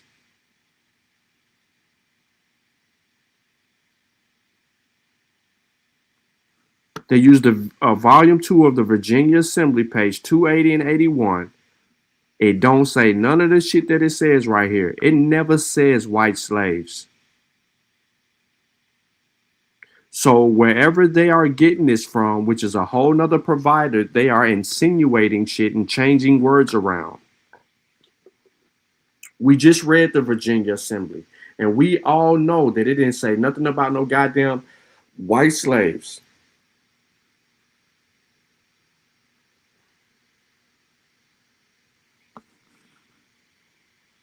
Not a coincidence. Once again, white slaves were actually owned by Negroes and Indians in the South to such a extent that the Virginia Assembly passed the following law. Now, this is only in Virginia. I just showed you Maryland, Maryland, North Carolina, South Carolina, Georgia. All of these places niggas own slaves, my dude. This is only in Virginia. Show me some laws where they stop niggas from owning slaves. And you just can't pull up no William Ellison or no Anthony Johnson because there's hundreds of thousands of them and you can't find a record for them. Not today, at least. Okay, so once again, this is a secondary source, right? What's the debate about? Did Negroes or blacks own slaves, right? That's what the whole in America, right? White slaves were actually owned by Negroes and Indians in the South to such extent that the Virginia Assembly passed the following law in 1670. Not a coincidence. Not a coincidence. I thought ain't no blacks own no slaves in America, my dude. I thought no black. Now you want the source for this one, smart ass? It is enacted that now check this out, and this is kind of vague and ambiguous too, right? This is very vague. Now listen to this. It is enacted that no Negro or Indian, though baptized and enjoyed their own freedom, shall be capable of any such purchase of Christians. It don't even say whites. It say Christians, nigga. It says Christians, nigga. White people wasn't automatically under the religious faith of Christianity, my dude. What are you talking about? What are you talking about? We know what the Virginia Assembly says. Now you're going against what the Virginia Assembly is saying, and you're insinuating more stupidity. Why are you doing this to yourself when you get your source? You're trying to claim the source for the Virginia Assembly. You know we got the document that lets you know that y'all couldn't even hear nothing. White people were called the Christians. Hold on, because it's double sharing.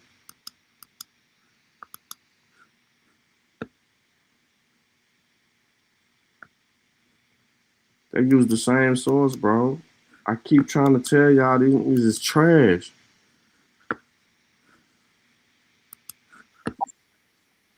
So the statute of the Virginia Assembly, Volume 2, page 280 to 81. Negroes also own other Negroes in America. Charleston County Probate Court Record 1754-1758. It said while whites language in chains, blacks were freemen in Virginia throughout the 17th century. Willie Lee Rose, a documentary history of slavery in North America. Page 15, John Henderson Russell, Free Negroes in Virginia, 1619 through 1865. Page 23. Bruce Levine, Who Built America, Volume 1, page 52. Since you want fucking sources, go look them up. But once again, the debate is about did blacks own slaves. There's not a timeline. There's not a timeline. He's saying that they didn't own slaves. In America, never. Once again, the debate is about did blacks own slaves in America. I'm going to read the source again. White slaves were actually owned.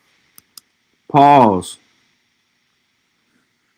Where did you get that white slaves were actually owned by Negroes and Indians in the South to such an extent that Virginia Assembly passed?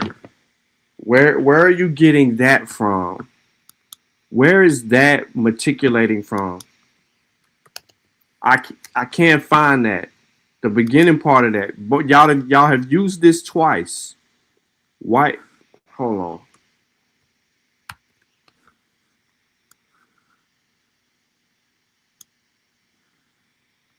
Pussy ass A1. Another lie.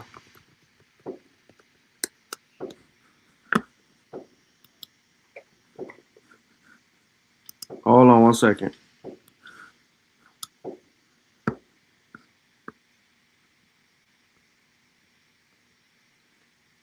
All right, so let's get to it. The text discusses historical claims regarding, look what it says. Look what it says, y'all. And then I'm going to try to go find the exact.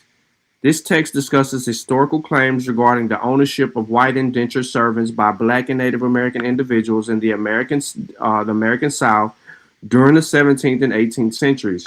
It cites specific historical records to support the assertion that some Black people were free men in Virginia during the 17th century and capable of owning property, including other people. The Virginia Assembly passed a law in 1617 preventing Black or Native American individuals, even if free and baptized, from purchasing white Christians. Records from blah blah blah blah blah blah. Black Indians owning other black individuals owning other black individuals in America. Some historical accounts indicate that while some white people were in servitude, black individuals could be free in Virginia throughout the 17th century. The text challenges a common narrative by highlighting the complex legal and social dynamics of servitude and freedom across different racial groups in America. Go deeper.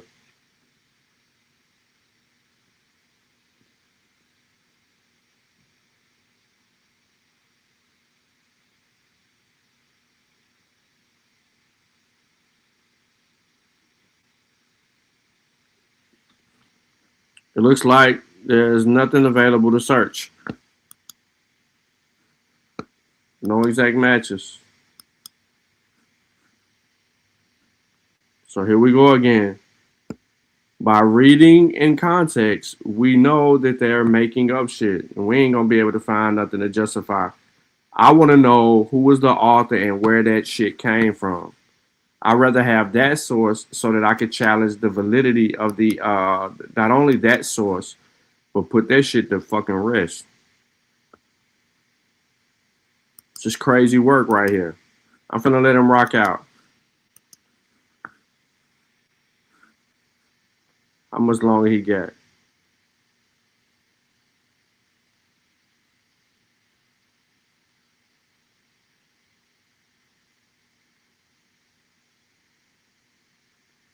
It's all him. Damn. 10 minutes. White Negroes and Indians. And remember, Negroes and Indians is one and the same. I'm not saying an Indian is an Aborigine and that's a Negro and Indian is one of the same. Come on, bro. Stop the bullshit. copper color brother. That's a Negro or whatever else you want to call them. So Negroes and Negroes in the South to such an extent that the Virginia Assembly passed the following law in 1670. Not a coincidence. And you know that this law exists, and we're going to get back into it again. Let's check this out. I got some other shit for you, right? Now, this nigga keeps saying that these slaves was mulattoes, right? And he thinks that the white man was running around here messing with these Aborigine sisters, right? And this is just Hey, 9 minutes, 45 seconds, brother. You gonna give me 9 minutes to run through this? God damn, boy. All right, so look, the condition of the mother. Oh, this picture real too. This is what niggas was doing. Look, and she got a fat ass in the picture. Look, and this is how niggas was perceiving these women. Okay, this is what was going on. Okay. They say contemporaries were aware that the popular stereotype in the white female indentured servants as whores, sluts, debauchee wenches. Okay? This is what they was calling them. Well, let's get into some more of this shit, nigga. Let's go. The condition of the motherfucking mother, not a coincidence. Hold up. Let me take a sip of this real quick.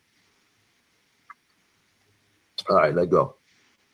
1662, the Virginia Assembly enacted that the law that a child was free or a slave depending on the condition of the mother. The legislation was passed defining the status of mulatto children. Children would be considered the same status as the mother. If the child was born a slave, the child would be considered a slave.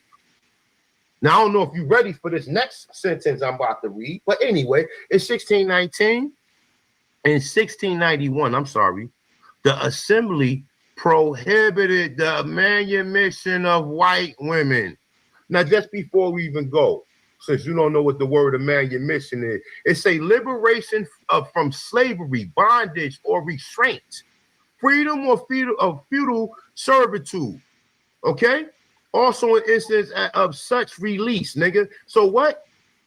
Check this out. In 1691, the Assembly prohibited the manumission of white women who had children by Negroes or mulattoes were to be sold as servants for 5 years, as their children would be bound for 30 years.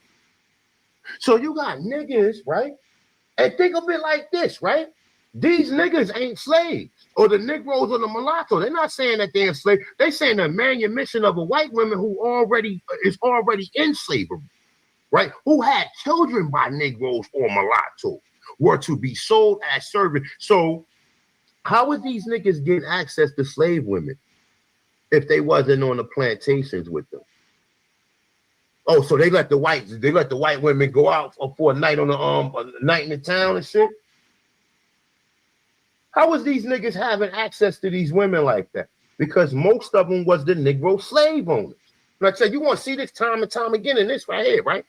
So it says a Virginia law of 1672 recognized that there were masters who had lengthened the enslavement of the white female slaves by making them pregnant by the slave master himself.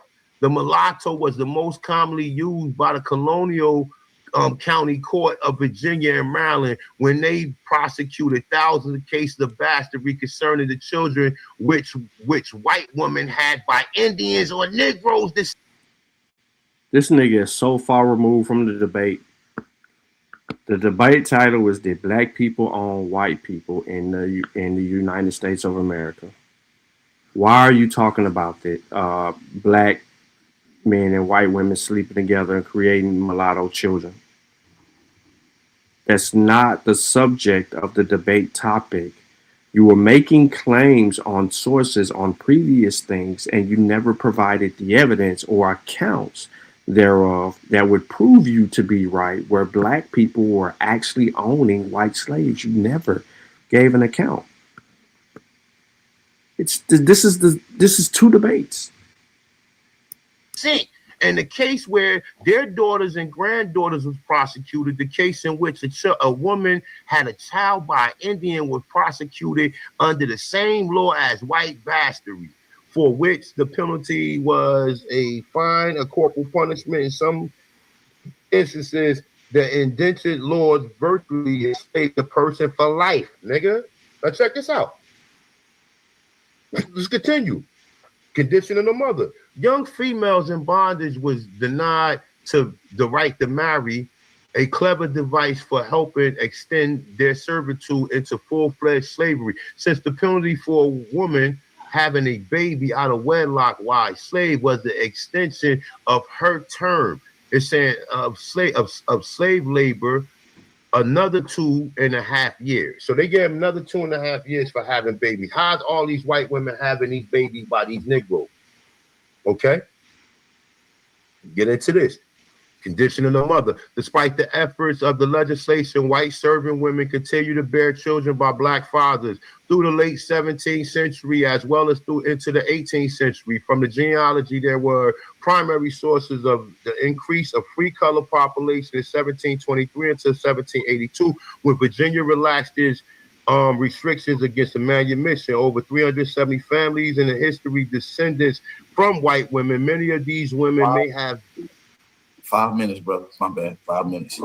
Many of these women may have been the common law wives of Negroes since they had several mixed race children. Okay, now remember, so they was the commonwealth of, hold up, let's read this again. It said many of these women may have been the common law wives of Negroes since they had several mixed race children. So they saying that these white women that was having all these children was the common law wife of Negroes. So that will put them under what? Family. And that will put the woman or the family under what? A household of slaves, right?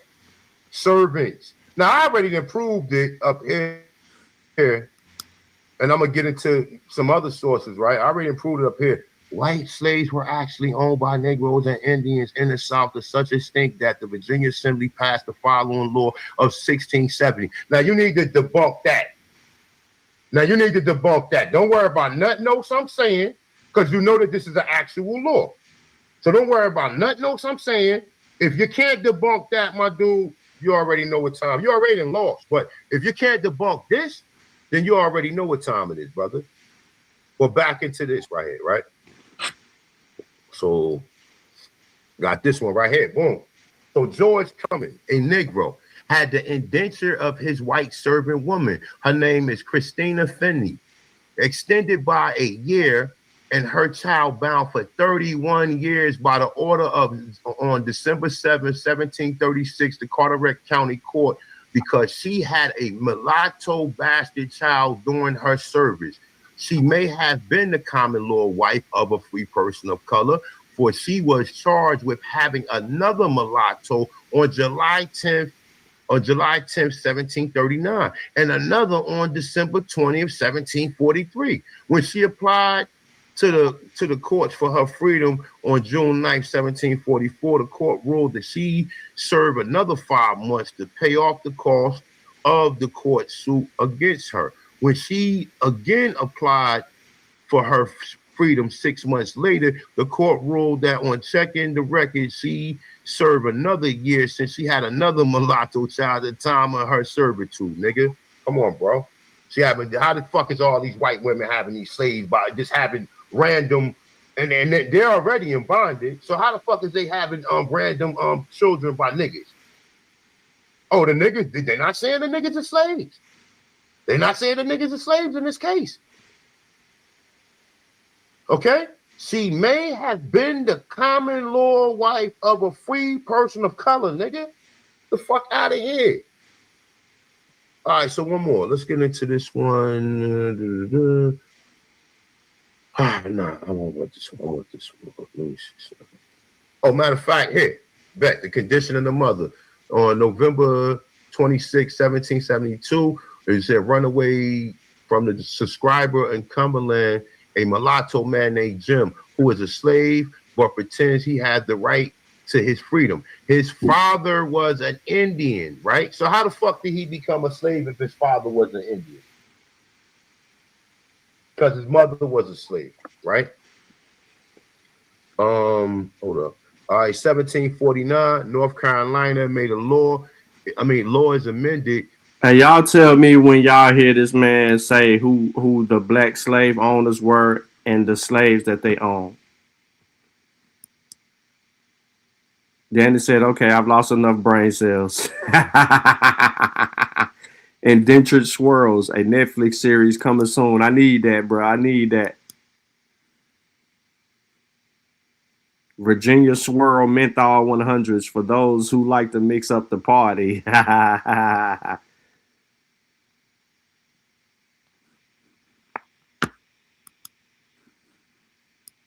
To include all white persons intermarrying with Negroes, mulattoes, or musty, or other person mixed blood.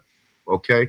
In Tennessee, 1832, Madison County, free man of color Richard Matthews seeks permission to marry a white woman.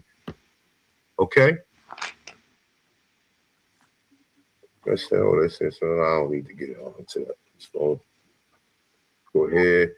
In 1705, the Virginia legislation passed into law that the offspring of an Indian and white is a mulatto. This law went on to state that if a half Indian mulatto was to marry a white person, then the mulatto and his or her offspring were to be legally regarded as white, right? A special meeting at the South Carolina House of Commons after a member has announced that free men of color with their white wives have immigrated from Virginia with the intentions of settling on Santee River. And this is reported by Governor Robert Johnson at the time, right? But bam, what do we got here? Your boy Richard Allen. Hold on. Tom. Uh-oh. Out there around the building, man. We're going to get right into this not coincidences.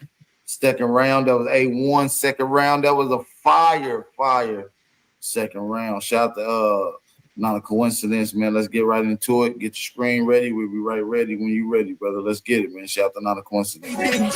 See, my life has been in motion. I'm a little windy. I'm not giving up yet. If you with me, time to place up your bet. Headles running back. We back. We got not a coincidence on the screen. Your time is starting right now, big brother. Let's get it. All right. So A1 tried to dance that 1670 law out there, but we're gonna get into that. But let's listen to A1. Not no, oh, we Indians running around in the dirt, and I even hear some of the Indians. Oh, the white man was slaves, nigga, until 1865. What? Didn't no white people had no power in America. And I even hear some of the Indians. Oh, the white man was slaves, nigga, until 1865. What? Didn't So you hear 1865. So why talk about this? My screen shares still sharing. It's this the law. This is the actual primary, and this is I'm gonna get into why he doesn't like showing the primaries. Right? It says Negro and Indians could not own white servants, and again, like A1 pointed out, it doesn't even say white. It says Christian servants. But it is to be implied when they talking about Christians, they're talking about them. So it says white servants. It doesn't say slaves. This is why he doesn't show the actual primary. But that's why I'm here. I show the primary. Again, what he did was the condition of the mother. Let me go over here. The condition of the mother.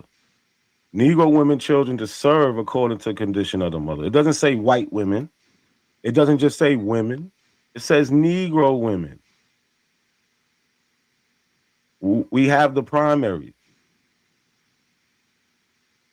But A1 didn't want to show you the primary because then he can't take the word Negro out like he did on his slide.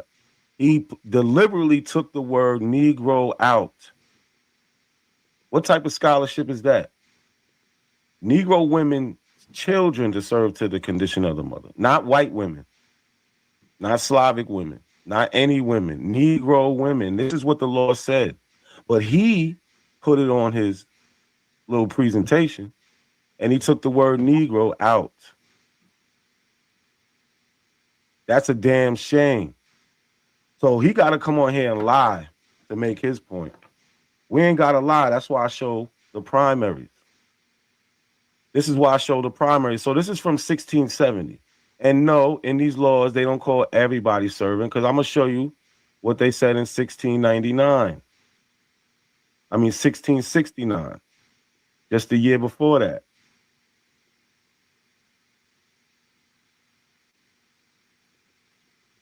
What does it say? An act about casual killing of slaves.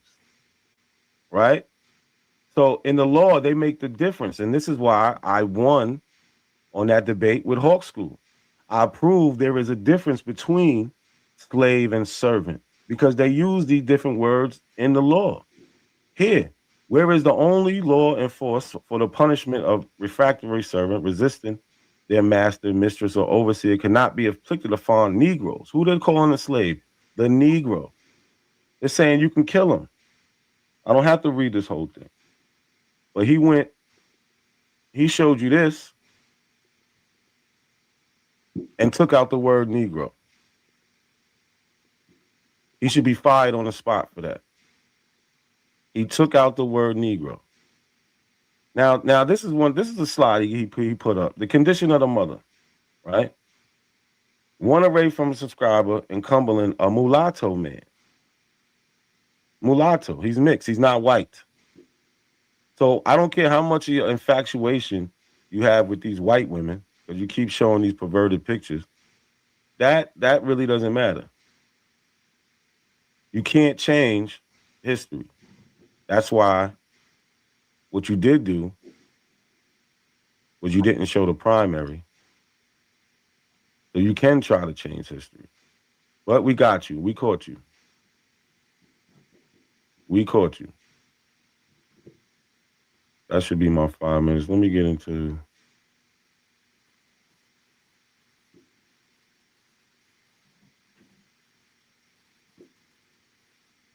my round.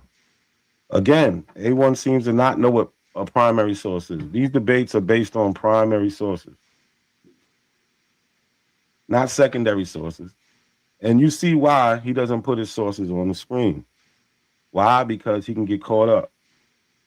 I hope y'all remember when it's time to vote that he took the word Negro out that law. He keep trying to stand on that law. He took the word Negro out. How disingenuous is that? Again, primary sources, we need to know what these are. Text, laws, newspaper reports, speech, diaries, data sets, survey. Original things that happened at the time. So let's talk about revolts. He tried to mention some white revolts, but again, this is secondary sources. We're going to get into the primary, right? The Vermont Journal, October 18th, 1791, page 2. You see, I give you that. You can go and look up the newspaper right now. You can look that up and get the same article I got and read it right with me. A1 doesn't provide you that because he's not here to provide you information. He's here to provide a narrative. He's here to take words out of laws. That's what he's here to do. The northern plains surrounding Cape Francis were the seedbed for popular slave uprising during the Haitian Revolution in August 1791. Rebels began their assault on plantation complexes, burning buildings and factories. Within a few weeks, rebels forcing in the excess of 10,000 forcing many whites to seek refuge in Le Cap. Let me read this article to you. Boston, September 27. Extract a letter from Cape Francis. Remember, they was talking about the Haitian Revolution. This is in 1791. On the 23rd of August, the Negro slaves erected the standard of revolt in the country and have destroyed all plantations between Port Margaret and Limonard. Massacred the whites. Again, like I said, massacred the whites. We wasn't there laying down. We was massacring the whites. He wants to hide this history and just act like all they was doing was having sex with white women, which is weird. Massacring the whites, plundering and burnt everything. The distance of the country now laid waste and in ashes is 60 miles in length, 28 miles wide, 26. The Negroes are continuing their ravages. Every precaution is taken to secure the city. As many failures as could be spared, or as many sailors as could be spared from the shipping are on shore doing duty. All the slaves in the city are confined in the church. Again, who's leading these revolts? I told you, A1, you can't just mention these revolts. We need to see the primary sources. Like this, the Pennsylvania Gazette, December 3rd, 1730, page 2. See, I could just show you it. He can't. That's why he has to take the word Negro out to fit his crazy white supremacy narrative. The account in our last of the insurrection of the Negroes in Virginia. Insurrection of the Negroes in Virginia. Why you want to hide this history of us fighting and killing these white people? Why you want to hide that? Make it seem like we were just some punks when we wasn't? It's confirmed by our other letters. The Captain Willis of the Amity, as he was coming from thence, discovered a Negro who had hid himself in the ship, and being examined how he came on board, said he was going ambassador from the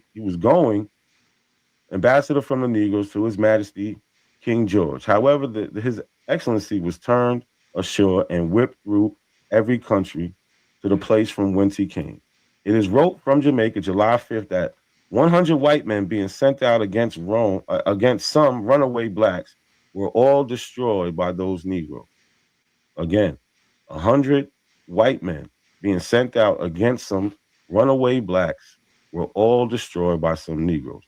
And that March 24th, 1729, to June 24th, 1730, 11,421 hogsheads of sugar have been exported. 20 minutes. Has been exported from the island. And in 4,631 Negroes brought in there from the coast of Africa.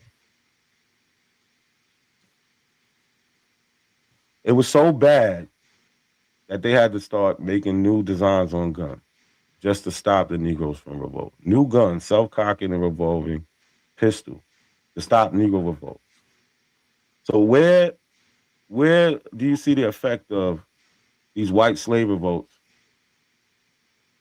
in history, where they had to come up with new technology just to stop us? Where is it? Revolt of Negroes. No revolt of Negroes will take place if it is known that one of the Allen's patent self-cocking and revolving pistols is in possession of master or overseer. Southern merchants, planters, and ship captains are requesting to call and examine this humane preventative over a destructive weapon when necessary to exercise its power. This is from the Evening Post, August 27th, 1841, page 3. You get the source so you can look it up yourself. So let's listen to something else, another one of A1's outlandish claims. Think of it like this. The Nat Turner story is bullshit. The Nat Turner did exist. He was paid by Judah Benjamin to go into Hampton County, Virginia, and kill black slave owners. And then on top of that, there's too many Negro slave owners in Virginia at the time when this shit. About the Nat Turner Revolt. It took place on August 27, 1831 in Southampton County, Virginia. Over the course of 2 days, dozens of whites were killed as Turner's band of insurrections, which eventually numbered over 50, moved systematically through plantation and plantation in Southampton County.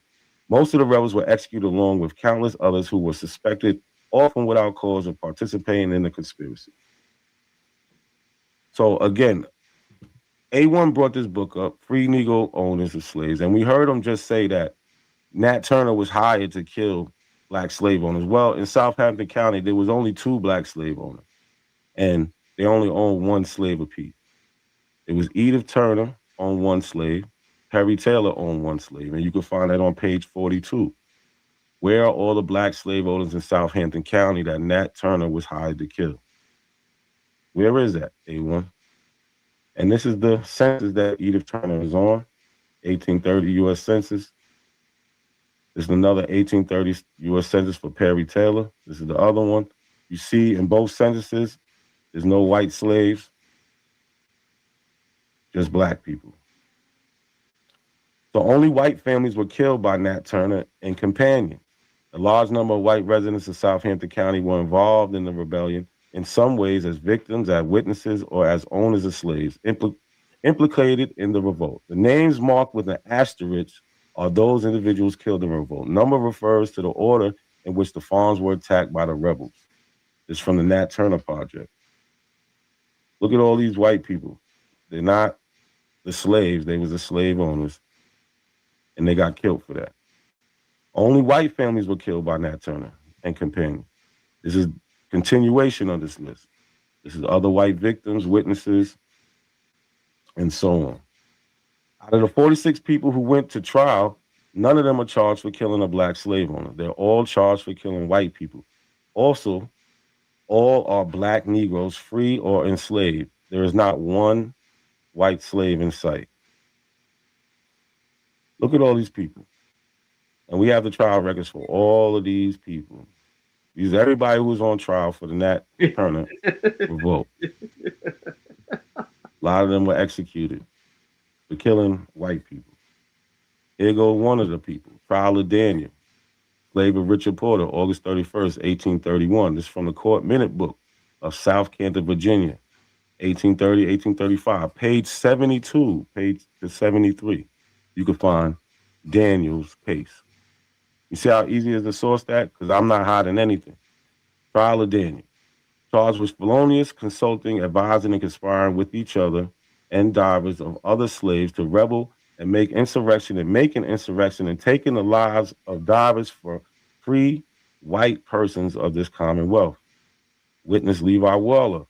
The witness saw the prisoner Daniel and 2 other Negroes named Aaron and Sam go into a log house where the witness's wife and small girl had attempted to secrete themselves. He saw the Negroes come out the house, and the prisoner, Daniel, had the witness's wife's scissor chair in his hand. The witness then made for a swamp farther from the house and was pursued by 2 of the Negroes, but they did not overtake him.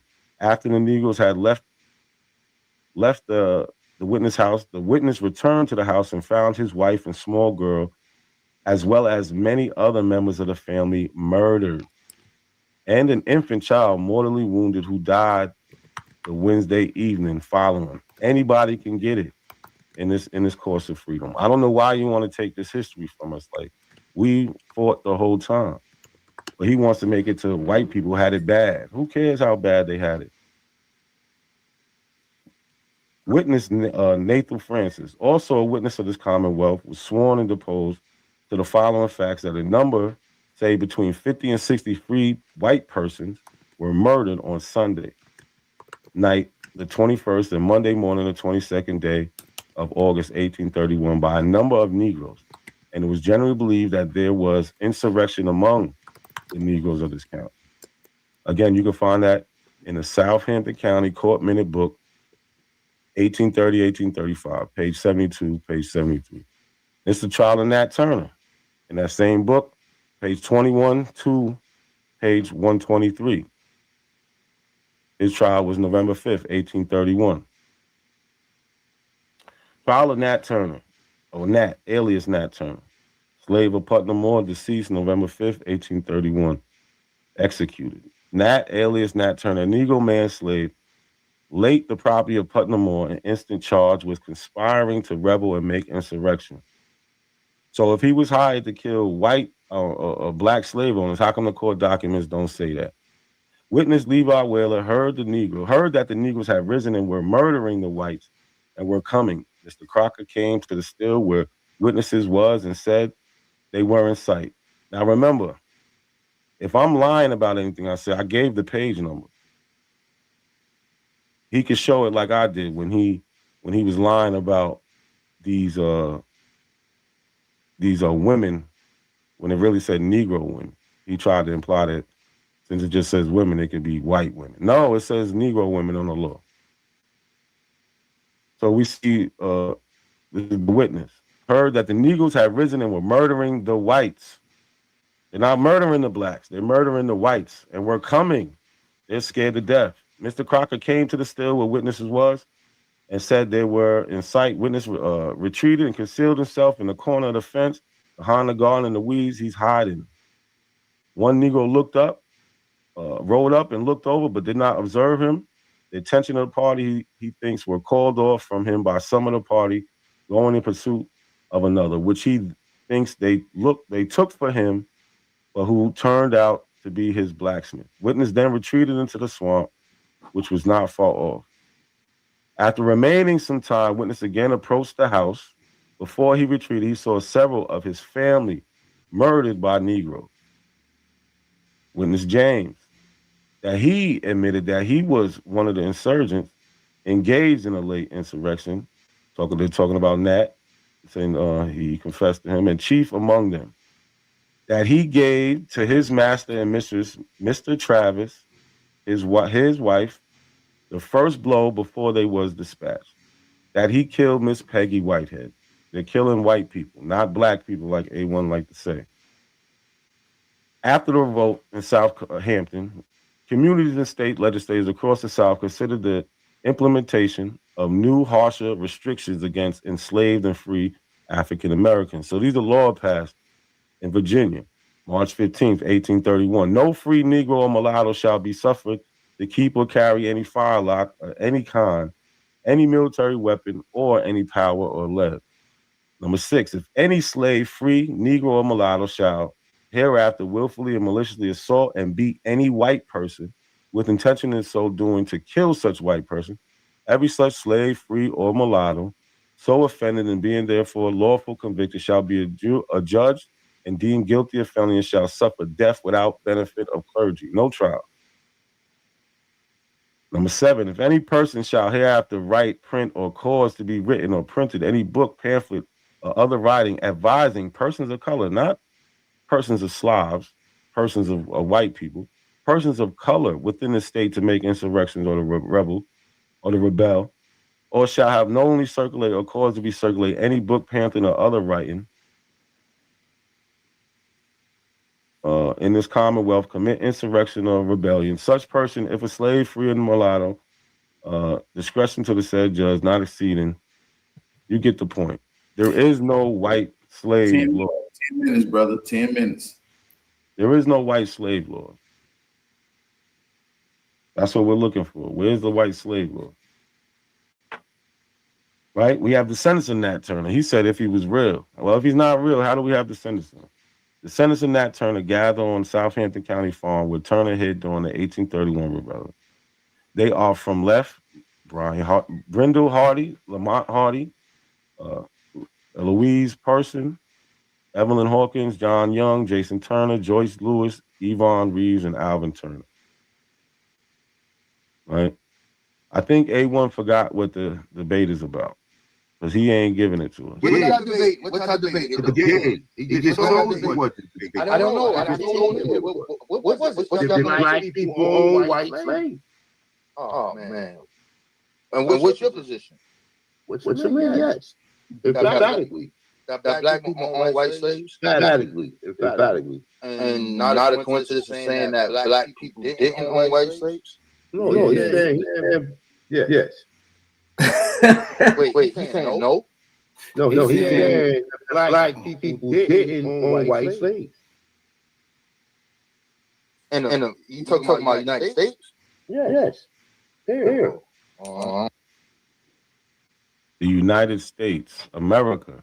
Where is it? We see no evidence of it. None whatsoever. We've been here 2 rounds, and we haven't seen any documents concerning the slave trade with white people. Nothing like that. Right? He gives us the Nat Turner story. He says it's fake. Right? But meanwhile, we have all the documentation for it. Right? We have the white families. We know how many black slave owners was there.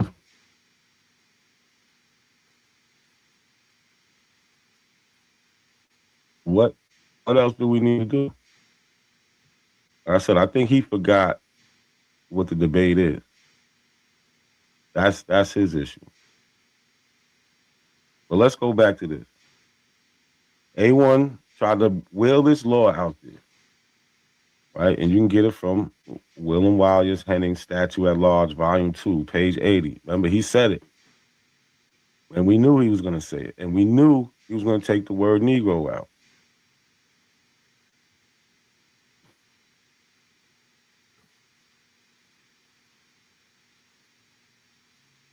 Right? He did it with he took the word Negro out with the women's law. When it said no Negro women, children to serve according to the condition of the mother. He tried to copy and paste and take the word Negro out. But this is what he had to do to make it sound good. Other than that, he has nothing for you. How much time I got left?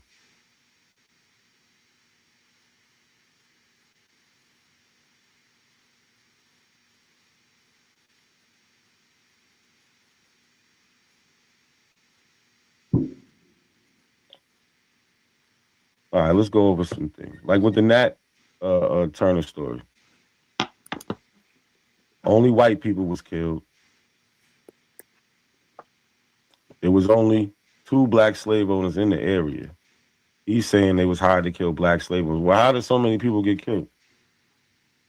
If there's only two black slave owners in that area, right? When we talked about William Ellison, right? For 30 years, for 35 years, from 1830 to 1865. He was the only black slave owner in Sumter County. Right? We got the primaries. A1 seems to not know what primary sources are because he hasn't used one yet. So maybe we need to remind them. Maybe everybody needs to be reminded. 5 minutes, big brother. 5. Right? Primary sources are first-hand accounts of topics from people who have direct connection with it. Primary sources can be can include texts of laws, like this law. Right? We have the actual law, like we've been showing y'all. Again, he took the word Negro out.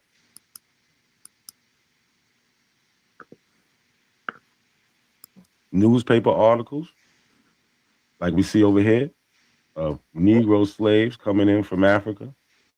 That's from the South Carolina Gazette, April 13th, 1769. When is A1 going to get historical with you? Right? A1 likes to paint this picture like we just laid down. No, we didn't. We fought something that he's trying to take away from your ancestors. I don't know why we take that.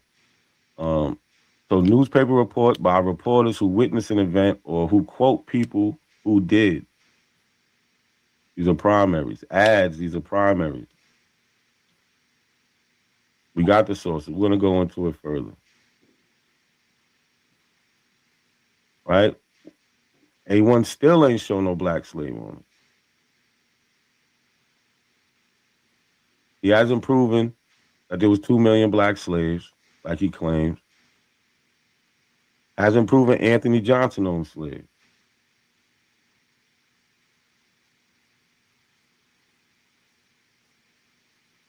Not William Ellison. Not Antoine Dubulet. Now, he could repeat the names like I said something wrong or doing something wrong by using them, but look what I'm doing. I'm giving you the primary sources. This is a federal census in 1860. If black people was running shit in 1860, why are they putting black on there and not putting white? Right? A1 wants to turn the Slavs into slaves, but then also tell you that's your family. You hear that ridiculous shit? Now these Slavs are your family.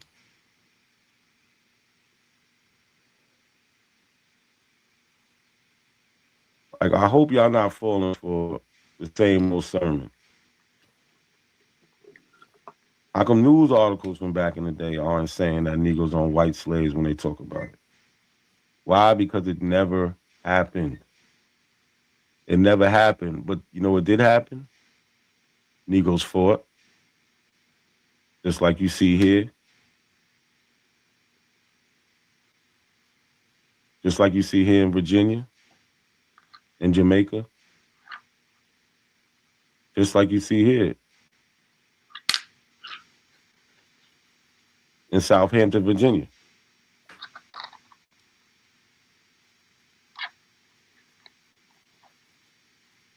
Look at all these people that was killed in that revolt that we have the records for. This was big. But A1 wants to make it seem like it didn't happen because in his perverted mind, black slave owners just wanted to have sex with white women. That's all it was about. So much though, he got so caught up in having sex with these white women that he actually went and brought us this. Remember, he said the condition of the mother, right? When it didn't say, it says the condition of the Negro mother. Why are you leaving that out? But he shows us mulattoes. Look at this picture. That's all he's worried about. A mulatto man named Jim, who was a slave. That's not a white person.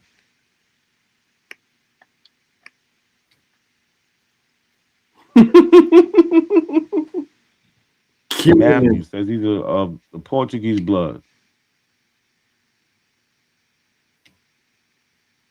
They call him a free man of color.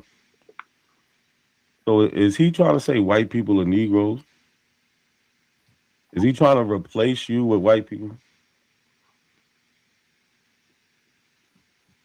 I don't know what he's doing. He's not making any sense. He hasn't been on topic. All he gave was a Jack Johnson. Where's the white men that was enslaved? Because the Mann Act only talks about white women. Doesn't even say that they was being sold like slaves and being on an auction block, things that we could prove. No, just, if you happen to bring this white woman across state lines to have sex with them, then you're going to jail. But if you stay in that state, you can still have sex with them.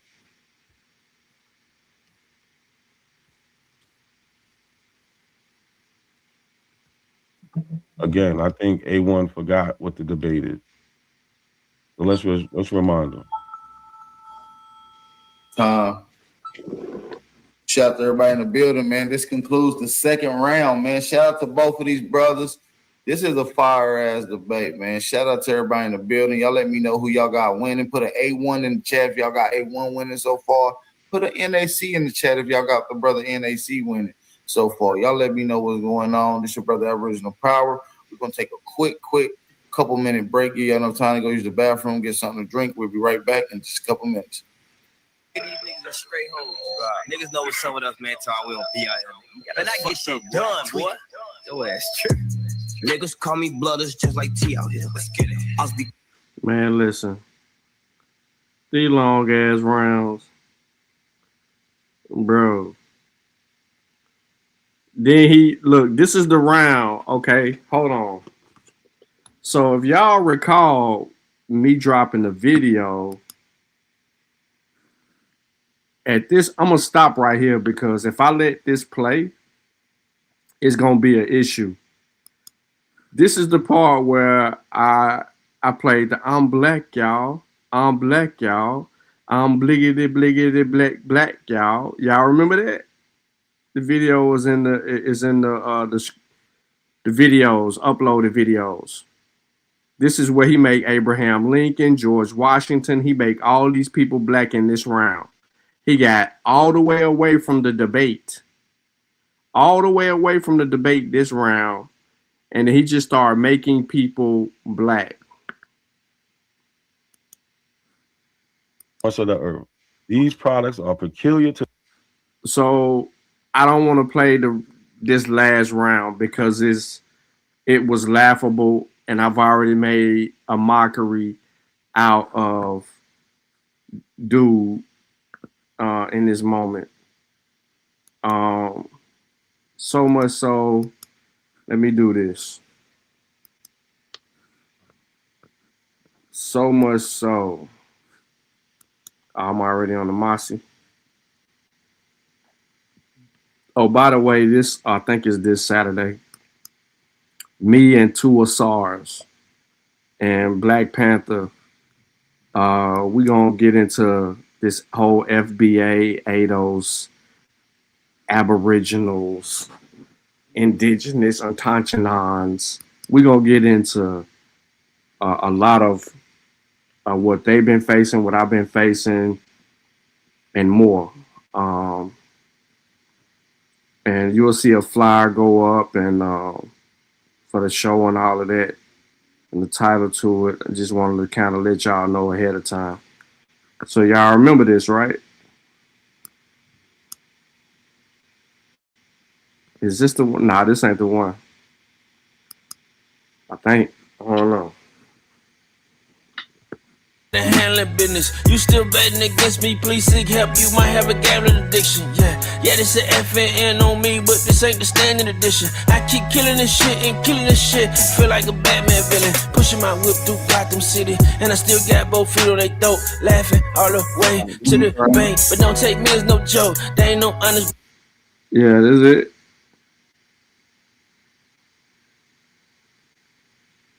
You would be perfectly fine.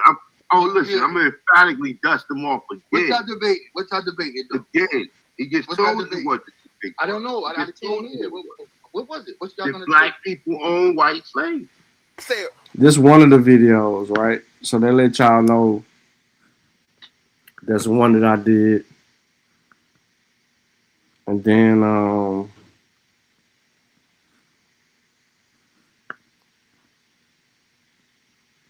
where the other one at?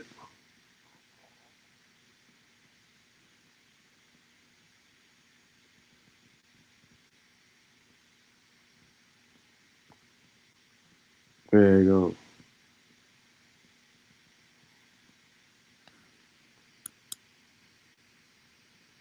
I was right after this one. I made a shorter version.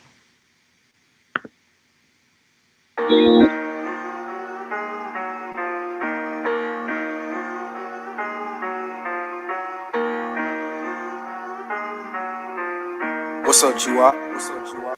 Yeah. So what? Evidence Okay. For it. You show no primary evidence for it. Of course, there's no primary evidence for it because they too busy trying to flip I'm history. glad you admitted you show no primary documents in this debate. You show no primary document. You said, of course, there's no primaries. You show no primary documents. Listen, okay. So you hate your black skin. Hate your black pants. I hate black pepper. I hate black keys on the piano. I hate my gums because they black. I hate Whoopi Goldberg's lips. I hate the back of Forrest Whitaker's neck. Most of all, I hate that black ass Wesley Snipes. So this is your man George Washington, right? And this is what they wrote and said about him. Right, say contemporaries of George Washington had commented that none of his portrait accurately resembles him, and a member of his immediately family is quoted as having said that the pictures of him painted by various artists all look very much alike, but are not really like the general himself.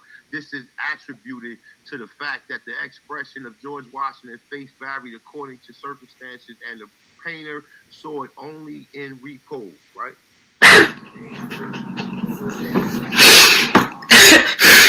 It says a great similarity exists also in the word pictures painted by those who met George Washington at different periods of his life and under various circumstances. One of his earlier of these depictions of a handsome young 19, it says 6 to 2 feet inches, slender, blue eyes and abundance, brown hair, and a clear, ruddy complexion. His manner, self-control, his speech well considered, but his personality is not revealed.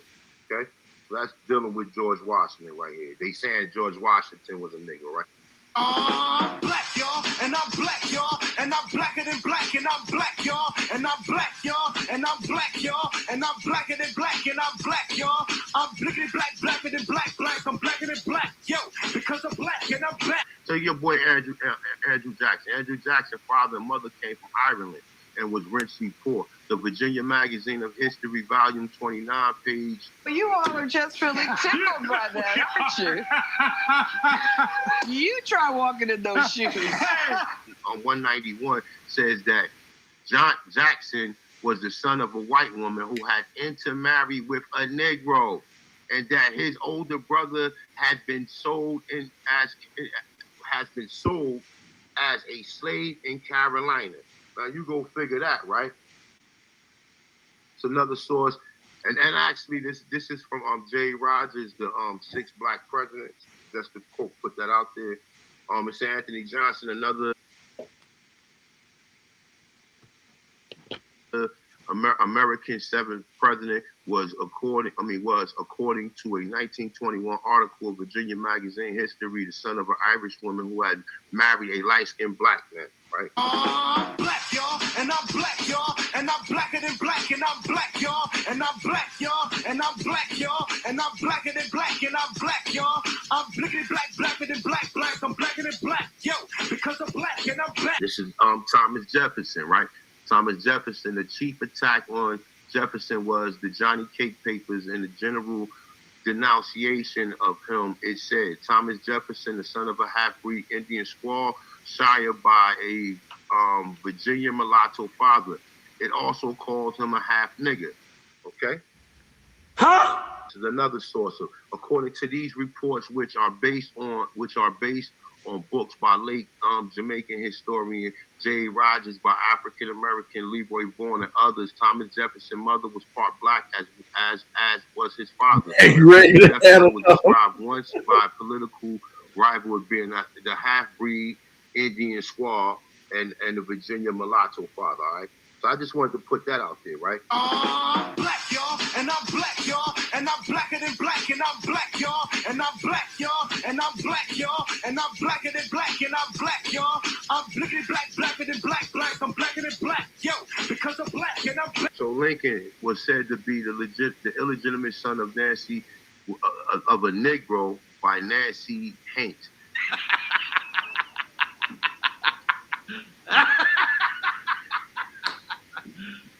If serious? It's in the campaign for the presidency. He was often referred to as a Negro by his opponents. He was even depicted as a Negro. He was seen as Abraham Africanus first. Stop the cap. Stop the cap right now. Stop the cap. No bullshit, bro. Now, the reason I'm putting that out there, right? Matter of fact, let me continue, right? It said what gives strength to this was that the hair was more Negro than Caucasian. So was his color of his father, he said. His face was round. His complexion was swarthy, hair black and coarse, eyes brown. It said of himself of a dark complexion with coarse hair and dark eyes. I'm black, y'all, and I'm black, y'all, and I'm blacker than black, and I'm black, y'all, and I'm black, y'all, and I'm black, y'all, and I'm blacker than black, and I'm black, y'all. I'm blickety black, blacker than black, black, I'm blacker than black, yo, because I'm black and I'm black. Yo, I'm black and I'm black, y'all, and I'm blacker than black, and I'm black, y'all, and I'm black, y'all, and I'm black, y'all, and I'm blacker than black, and I'm black, y'all, and I'm blickety black, black, black, black, black. This is Vice President Hamill, right? It said even more than Lincoln was the Vice President Hannibal Hamlin, said to be a Negro. While the United States Senator from Maine, he was often attacked from the floor because of his dark skin. Some people are really fucking stupid. To one of his opponents replied, "I'll take my color from nature. You get yours from the brandy bottle, which is more honorable." All right? I'm black, y'all, and I'm black, y'all, and I'm blacker than black, and I'm black, y'all, and I'm black, y'all, and I'm black, y'all, and I'm blacker than black, and I'm black, y'all. I'm blickety black, blacker than black, black, I'm blacker than black, yo, because I'm black and I'm black. Going to the next one right here, right? So we dealing with Hamilton, Alexander Hamilton, right? Saying short proof Hamilton was a Negro ancestor. He says Reverend Martin is that Hamilton brother, James, same mother, same father, also migrated to the United States where he was treated as a Negro because of his dark color and hair. James was a merchant. It said was once refused a seat on the Broadway coach because of his dark complexion. That sounds totally different. I'm black, y'all, and I'm black, y'all, and I'm blacker than black, and I'm black, y'all, and I'm black, y'all, and I'm black, y'all, and I'm blacker than black, and I'm black, y'all. I'm blickety black, blacker than black, black, I'm blacker than black, yo, because I'm black and I'm black. So, all right, so this is at the time, this is Benjamin Franklin.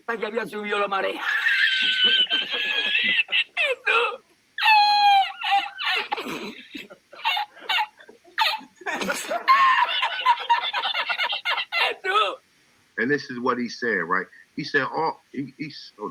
All right. It said, all of Africa, Asia, and America are swarthy, black.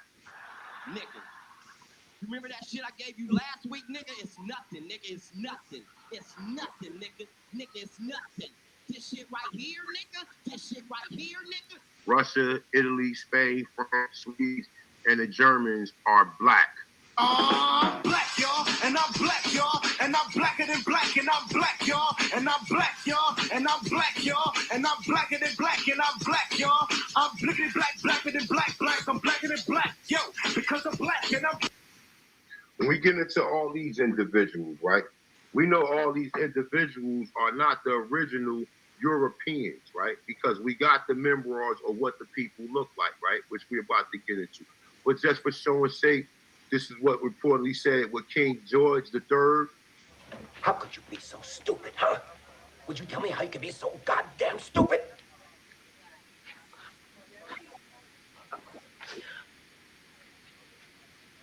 Queen Charlotte, and these are other emblems of other higher royalty of coats of arms that was going on at that time, right? I'm black, y'all, and I'm black, y'all, and I'm blacker than black, and I'm black, y'all, and I'm black, y'all, and I'm black, y'all, and I'm blacker than black, and I'm black, y'all. I'm blickety black, blacker than black, black, I'm blacker than black, yo, because I'm black and I'm. We see the same thing at the same time where they claiming that these people was white that was sending all these people over here, kind of find out that the royalty in them countries, niggas was black, right? So check this out, right?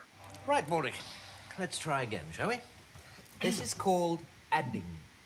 If I have 2 beans, and then I add 2 more beans, what do I have?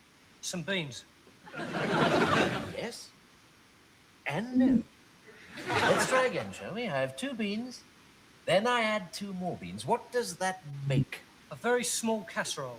Get into it, right? So these are some other images of the fake King Charles the Fifth, right? Which this nigga, he believed, not a coincidence, believed that this is the real King Charles the Fifth, right? And I show him that this is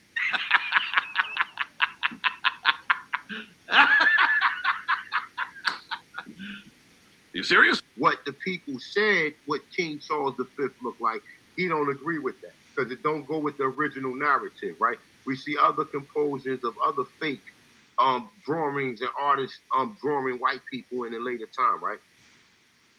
You see more royalty in Europe, right?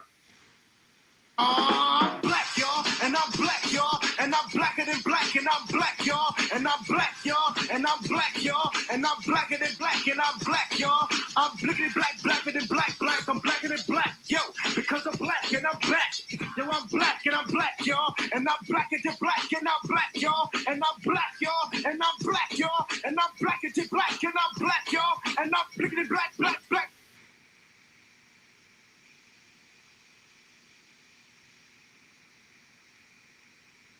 What's up? You had a debate with Not a Coincidence.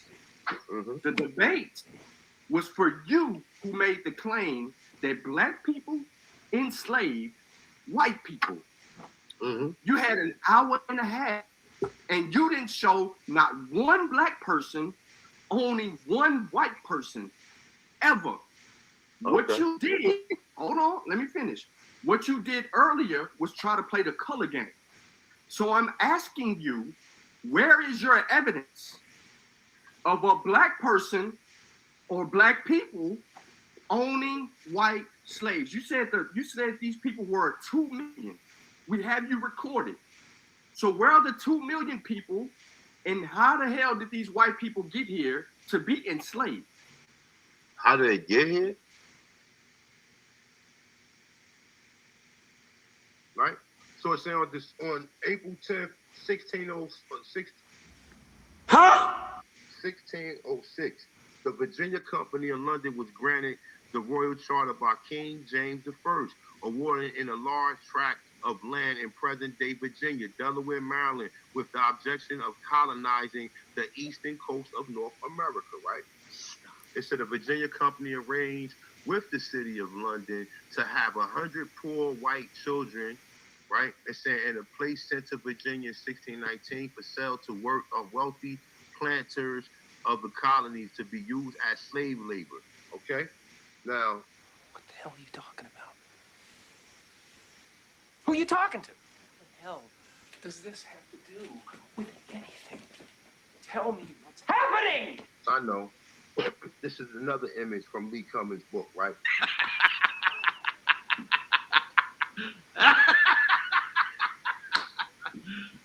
You serious? That we're going to get real acquainted with, right? So it's saying, I know that the image of the black King James can be a little confusing because of the Western education, but this is the truth that is known by the rich and the elite in the world. It's saying that was the reason I paraded all of the English historians and professors before I got into the bow of this book, right? So now look, they go to actual source right here, right? I'm black, y'all, and I'm black, y'all, and I'm blacker than black, and I'm black, y'all, and I'm black, y'all, and I'm black, y'all, and I'm blacker than black, and I'm black, y'all. I'm blickety black, blacker than black, black, I'm blacker than black, yo, because I'm black, and I'm. And this is from the New College Library of Edinburgh, UK, right? I'm gonna read from here. It's saying, I know that the image of the black King James can be a little confusing because of your Western education, but this is the truth that is known by the rich elite in the world. That was the reason I parted all of the English historians and professors before I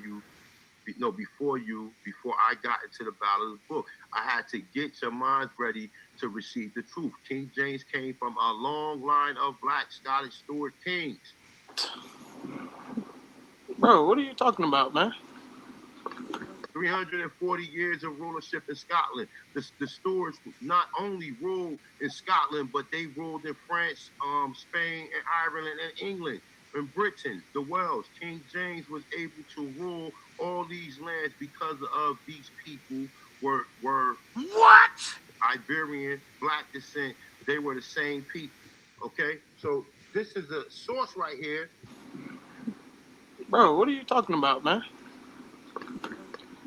Bro, I'm out, man. That nigga's tripping. That's telling us the nigga who put the charter to bring the so-called slaves here in 1606 in Virginia is actually a fucking nigga. I'm black, y'all, and I'm black, y'all, and I'm blacker than black, and I'm black, y'all, and I'm black, y'all, and I'm black, y'all, and I'm blacker than black, and I'm black, y'all. I'm blickety black, blacker than black, black, I'm blacker than black, yo, because I'm black, and I'm black, yo, I'm black. Another image from his book. This is King James, the Duke of York, the Duke of Albany. It's saying the King of Scotland and England. It's saying an image of Duke of York depict him as the black Scottish king. He was named after King James VI of Scotland. 5 minutes. Bro, what are you talking about, man? Of a Christian. They put that law in place, and Negroes also own other Negroes in America. But they put that law in place because they was already owning Negroes, as we can see with Anthony Johnson. Okay? We got P.C. Richards, who's a white man, who his mother was a black slave owner. How did he become white today? Right? I'm black, y'all, and I'm black, y'all, and I'm blacker than black, and I'm black, y'all, and I'm black, y'all, and I'm black, y'all, and I'm blacker than black, and I'm black, y'all. I'm blickety black, blacker than black, black, I'm blacker than black, yo, because I'm black, and I'm black, yo, I'm black, and I'm black, y'all, and I'm blacker than black, and I'm black, y'all, and I'm black, y'all, and I'm black, y'all, and I'm blacker than black, and I'm black, y'all, and I'm blickety black, black, black, black, black, black, black, black, black, black, black, black, y'all, and I'm black. Feel.